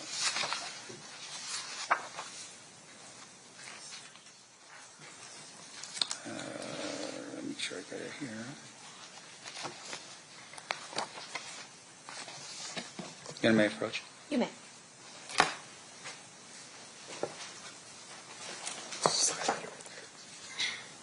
Okay. Okay. And just for the record, how did you spell his name in the book? K-E-E-F-E. Right. And do you have any reason to doubt the accuracy of your spelling of his name? I could be misspelled. I don't know. Yeah. I don't. Go ahead. No, go ahead. No, but in terms of, for instance, I would imagine during the time period that that's not a usual name, Keffe. No. And you would have learned that that name Keffe was more of a nickname. Correct. It wasn't his birth name, for instance. Correct. And in terms of that name itself, you would have had, like, say, for instance, field interview cards. If you ever ran across individuals, you would put their names down and maybe their monikers or their street names or their nicknames, for instance. Correct. Did you ever fill out a field interview card for Mr. Davis? I don't think I ever did, no. Yeah. And once again, these field interview cards that you would have used are cards that would help law enforcement identify people that potentially are gang affiliated. Yes, it does help, yes. Yeah. And what usually would happen, I would assume, is that when you happen upon someone that you're speaking to and you identify him to be maybe a member of a gang, you would write out information about him, including his nickname and so forth, on a card that would help other law enforcement know whether or not they're affiliated with a gang or not. Correct. So in this particular regard, though, you being the detective for the gang unit in Compton, which according to your book was actually very small. At some point it starts out with you and Tim as being the main gang detectives on in Compton. Yes. And so you had a lot of people to go through, but even then you don't recall ever filling out a field interview card identifying him as a gang member. No, but he self-admitted it to me. I mean, we go out there, that's all, I see the same people every day because Compton's such a small city. So every time I saw someone, if I stopped and filled out a field card, that's all I'd be doing. So I talk to these guys and they self-admit to me. They tell me their nicknames. Yeah. So And that's what happened with Mr. Davis and I. And fair to say, once again, this is a form of keeping records, right? Is that if you ever have a police officer who's not with your same knowledge and experience on those streets, they could look at those field interview cards to help them determine who Mr. Davis is, right? That's correct. No further questions, John. Any redirect? Yes, sir. Redirect, actually. With regards to Mr. Davis, did he ever hide the fact that he was a member of the Southside Compton Crips? No. Was he actually quite open and proud of the fact that he was a member of the Southside Compton Crips? Objection to that speculation and description. Okay, I'll actually rephrase. Okay, Did so Mr. Davis evince behavior that made you believe that Mr. Davis was proud of being a member of the Southside Compton Crips? Yes. And to your knowledge, did he ever hide being a member of the Southside Compton Crips? No, whenever I would see Mr. Davis, he'd always be in the company of other Southside Crips, too. And did he ever self-identify as a member of the Southside Compton? Yes.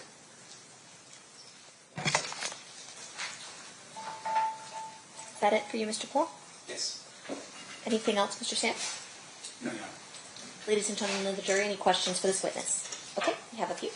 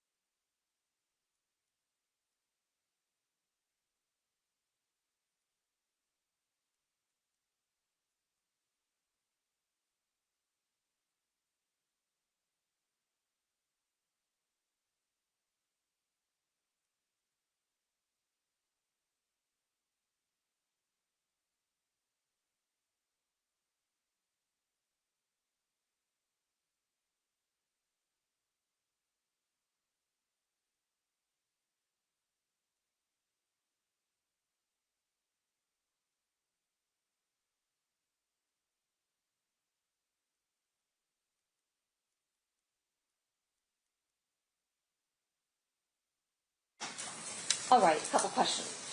You got a lot of questions. Okay.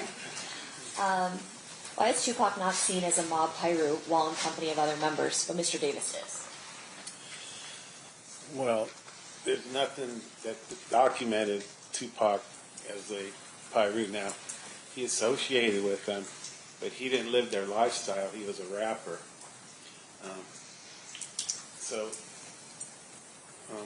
He did show some allegiance to the mob pyro. However, he wasn't active. He wasn't out in the streets gang banging or whatever. He was this rap mogul, and I think he liked that lifestyle. Okay. From what you have observed regarding Reggie Wright Jr., would he have been considered affiliated or in connection with Mob Pyru or any other gangs? No. Reggie was the head of security for Death Row Records, and he was actively employed, and the difference is the entourage, they were paid by Suge Knight, but they played a different role. Reggie could carry a firearm like the rest of the people that he employed, but the entourage, not saying they didn't carry firearms, but they couldn't do it legally. So there's a big difference there.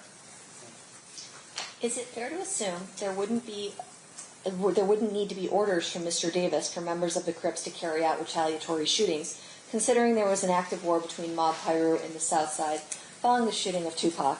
In other words, is the order implied even if the shot caller does not explicitly say shoot? Yes, if the shot caller is not there,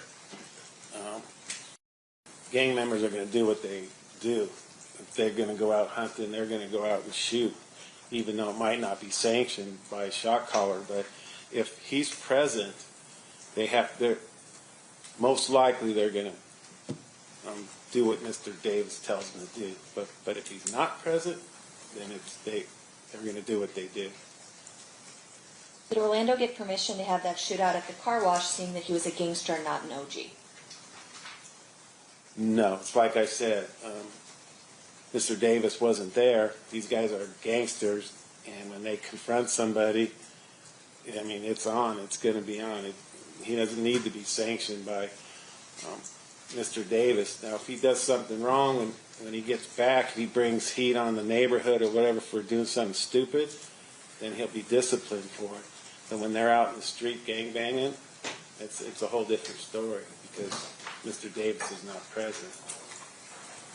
Did the Las Vegas Metropolitan Police Department ask Compton PD to help them with the murder investigations at the time that Compton searched homes on both sides, or was that something you took your own initiative? We took the initiative to ask them to come down, and once they were down here, they never asked us for help. Okay. Any follow-up based on that, Mr. Palal? Yes, Your Honor.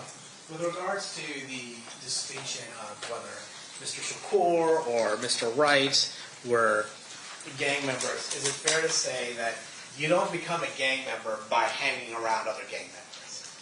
That's correct. And you had mentioned earlier that you had to put in some work in order to become a gang member. Yeah, you have to live that life in order to be considered mob pirate. And with regards to putting in work, what are some activities that one does? Not specific to mob or Southside, but just in the gang culture. What type of work do you have to put in order to be considered actually a gang member as opposed to a guy who hangs around gang members? You're going to be out there being active, doing drive-by shootings, getting in fight with other gang members, carjacking, anything that's going to get you some respect within the gang. They're going to be out there doing it. So you had mentioned acts of violence, primarily shooting. Is that yes. correct? In fact, that's how you had mentioned how Orlando Anderson got put on is by being part of a group that shot at shooters out there. That's correct.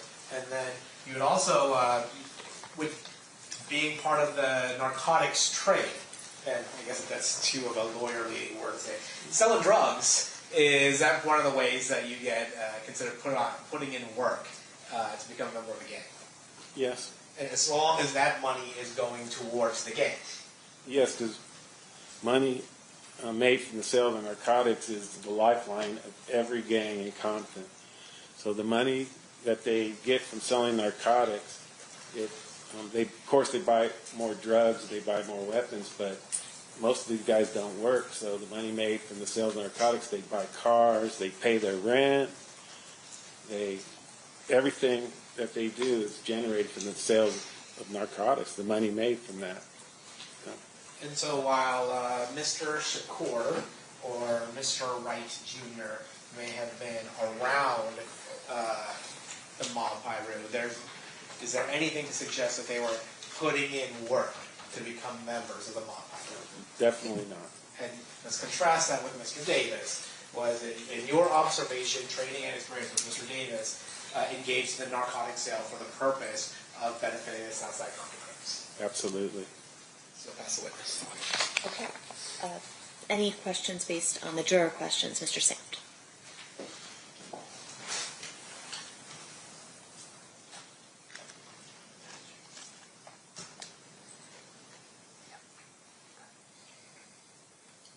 No, Your Honor.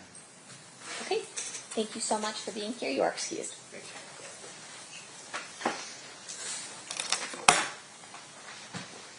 Last witness for the day? Yes. All right.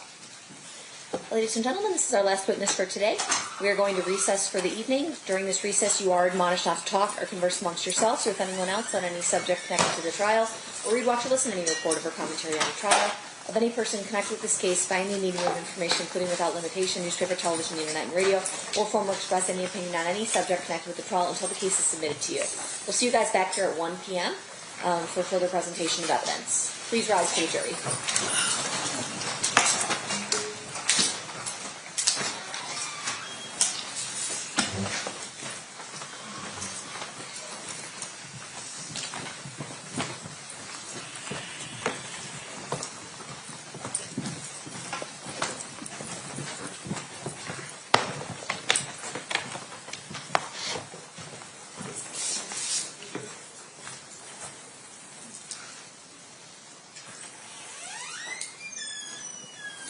For the record, the jury has exited the room. Anything we need to address outside the presence? Nothing to say. Well, one thing. Mr. Sant asked if we could admit the entire 180-page return from the search warrant. We had no objection to that, and so we will bring a clean copy from Mr. Sam to put in tomorrow. Also, we still need to correct the 717 transcript and audio. I'll have that brought forward tomorrow. What exhibit will the return be? I have no idea. Will it be a defense or state? It's the defense. Defense next in line, so that would be WW. WW. Okay, sounds good. Thank you. Thank you.